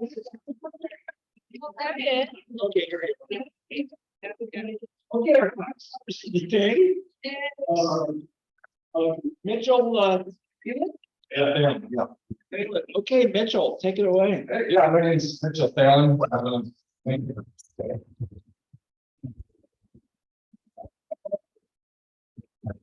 Second student at the Classical Atelier program. Like everyone else, mainly I'm just focused on fundamentals right now and figuring out what I want to do with it later. Each of these projects just tries to tackle a certain sub-problem in the painting process. So for my antlers, I was heavily focused on edges. For this wool portrait, I was focused on how much information do I show in the core shadow and how do I deal with compressed value range. For this cast drawing, I was dealing with like, how do I still have a sense of the hierarchy of light, but suture together all of these complicated subforms without making it feel like a bag of walnuts, a bag of marbles, whatever you want to call it. And for this willow drawing, a little bit in terms of composition, this is the only one that's not an 18 by 24, so actually cutting out my own panel. And it's just a culmination of all the experience I had in Lightroom in terms of successes, in terms of failures. What you're looking at is everything I did is in chronological order. I kind of started out painting very thinly in a lot of washes. We go from drawing to painting, and that's kind of how I did drawing, and so that's kind of how I approach painting. But gradually, as I progress throughout the year, I'm applying paint more thickly, more opaquely, and trying to get it right on the first pass. So yeah, any sort of critiques you have around technique or any ideas that I should take in the third and fourth year would be super valuable. Thank you.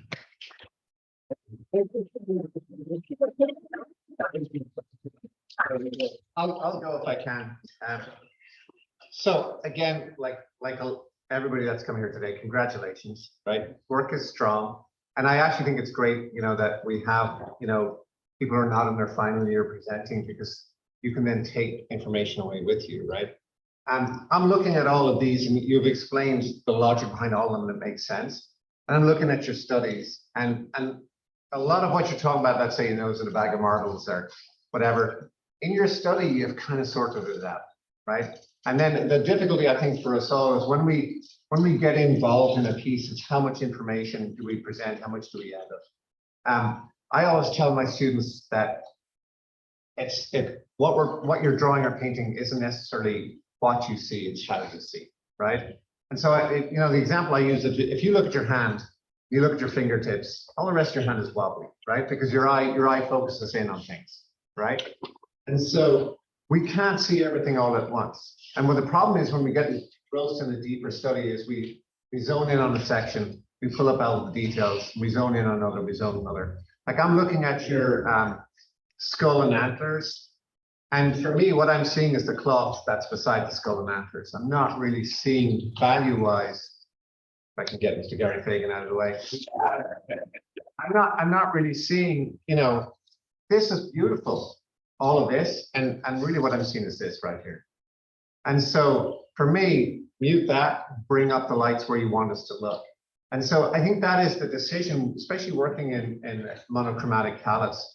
It really is about, the idea behind that is use the light to tell your story, right? And to bring the viewer's eye with you. And you are doing that, but I think, like in this instance, I look at the shoulder and the chest, and I really want to look at a silhouette face, you know? And I think these are editorial decisions you can make throughout, like where do you want us to look in the seated figure here? Is it the shoulders, the face, et cetera, et cetera? The work is beautiful, and I think you're at that level where it's really a matter of decision-making, your decision-making process. And just being a little bit braver that way and deciding, I want to present this part of the figure. I want the viewer to look here. This is the story I want to tell. So I wanted to put that poster study next to the figures, that second from left, just because I think that's the most drastic example of the poster study having all these qualities that just got lost in the larger painting. And for context too, these two on the right are still in progress, so there's room to fix it, yeah. So I'm sorry, which two are still? The cast study and that life and drawing. But anyway, but look at how different the compositions are in terms of where the head is and the way that you're filling the rectangle between the poster study of the figure, the second from left and the finished version. And look at the soft edge on the hair and the way you got that light up at the top. And yeah, there's just all these there's all these qualities to that somehow just went missing. And, you know, as we've all said, nothing is easier than to do a killer poster study and to just kind of, you know, all of a sudden you do the larger painting and you kind of lose so many of those qualities. You know, people who are in the theater business say, oh, nothing's easier than writing a 1-act play, but a 3-act, forget about it, you know? I mean, it's hard for a short story versus a novel. But yeah, and even the way the gradation on the background on that poster study, yeah. So, and I often think that we're at our sharpest when we do these little studies, you know, because you can see it all at once, you know, you're making all these big decisions. And when I do my paintings, I have my poster study next to my big painting, and it's like the Bible. And the further I get from the poster study, you know, I'll look at it a month later and say, oh my God, I should have listened to myself the first time.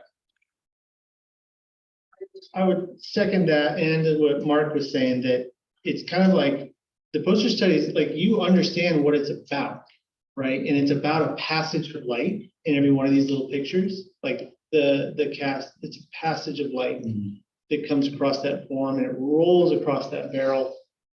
On the figure, it's this like blasting light on this side, and it just weakens as it moves across, and so on.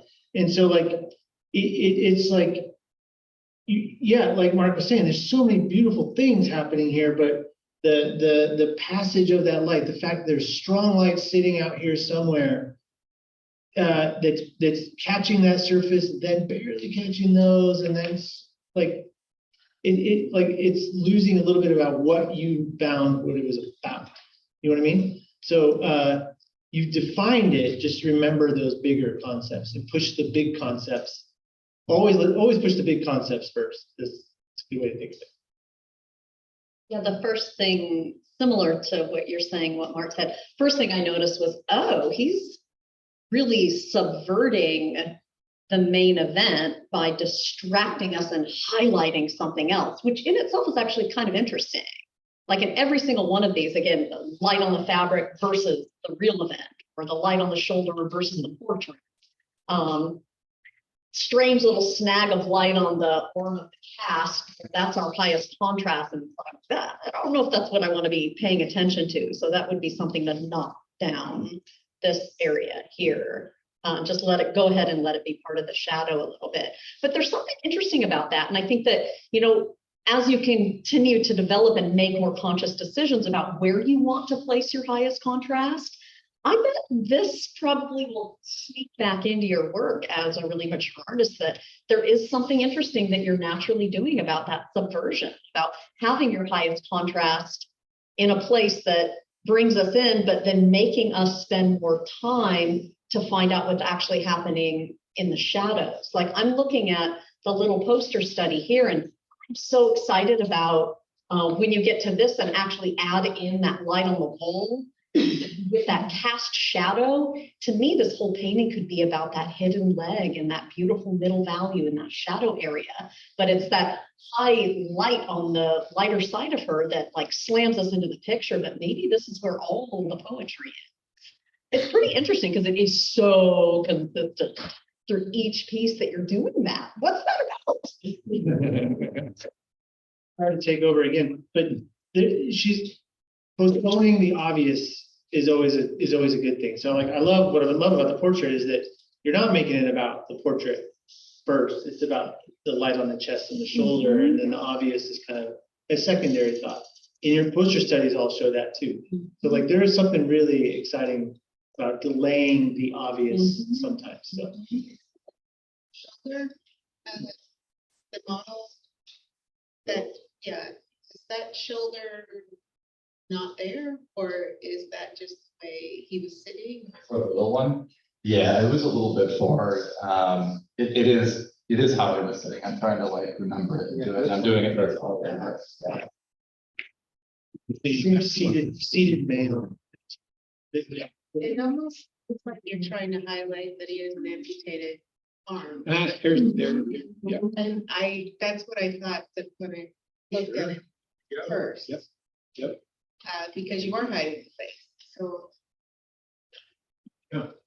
I brought up one thing earlier that you can play with, is where you bring your detail. And quite often we look at like, oh, the light describes everything, so we want to put everything into the light. But it doesn't have to be that way. I use an example sometimes. If you're in a bright sunny field and you look at a cave, you can't see anything in the cave because your eyes are light. If you're in the cave and you're looking out at the bright sunny field, you can't. Everything in the bright sunny field becomes muted because now your eyes have adjusted to the light of the cave. So you can use that same idea when you're talking about like lights and darks.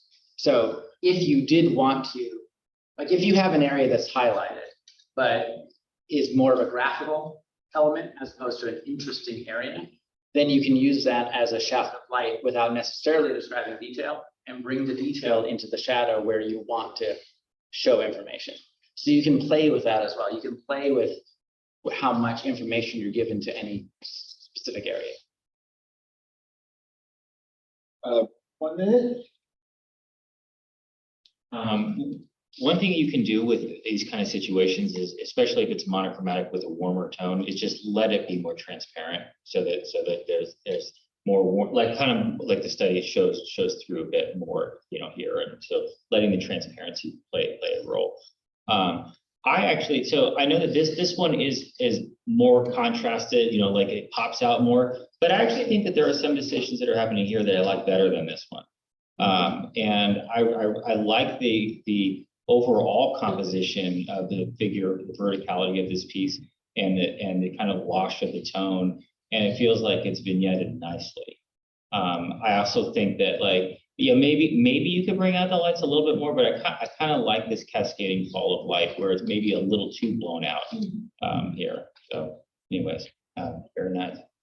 Yeah, even that move of the line on the shoulder over to the fading to the back shoulder is very sensitive.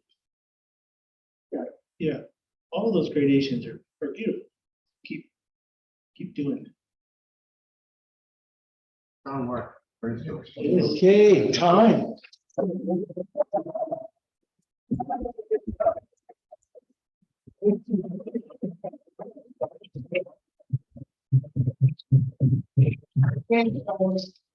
brings us to the end of our regularly scheduled program. Thank you for your patience, participation, etc. We're putting out on Saturday, June 10th, Jeff Tanya and Kimberly are all having openings here in Georgetown, along with the Artifact, which is a neighborhood-wide celebration. So and it's super high energy because it's Georgetown. And then almost a week later, Friday, June 16th is Festive Stage. And so everybody is invited to submit a piece if you've taken the class in the last year. Starts at 5, ends at 8. The Academy Awards are at 7. Submissions due this Sunday, and as I said, the juror is Norman Lundy, and there's a lot of categories. You'll find at least one that you fit in. And there's prizes. Prizes, okay, prizes. Thank you. To So, Jeff is reminding me, I'm a little spacey at this time of the afternoon, so you gotta forgive me, to thank not only our instructors, but our guest critics, G-Tag and Ammerman. Let's hear it for those.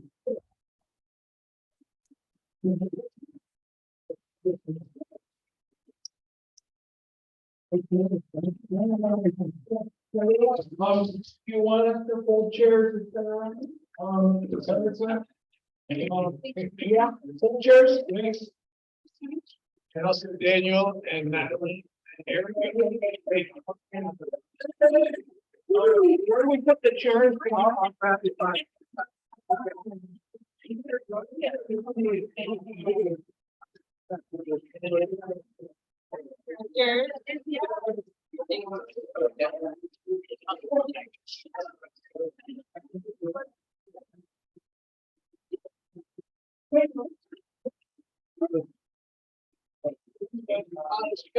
Workshop, and then I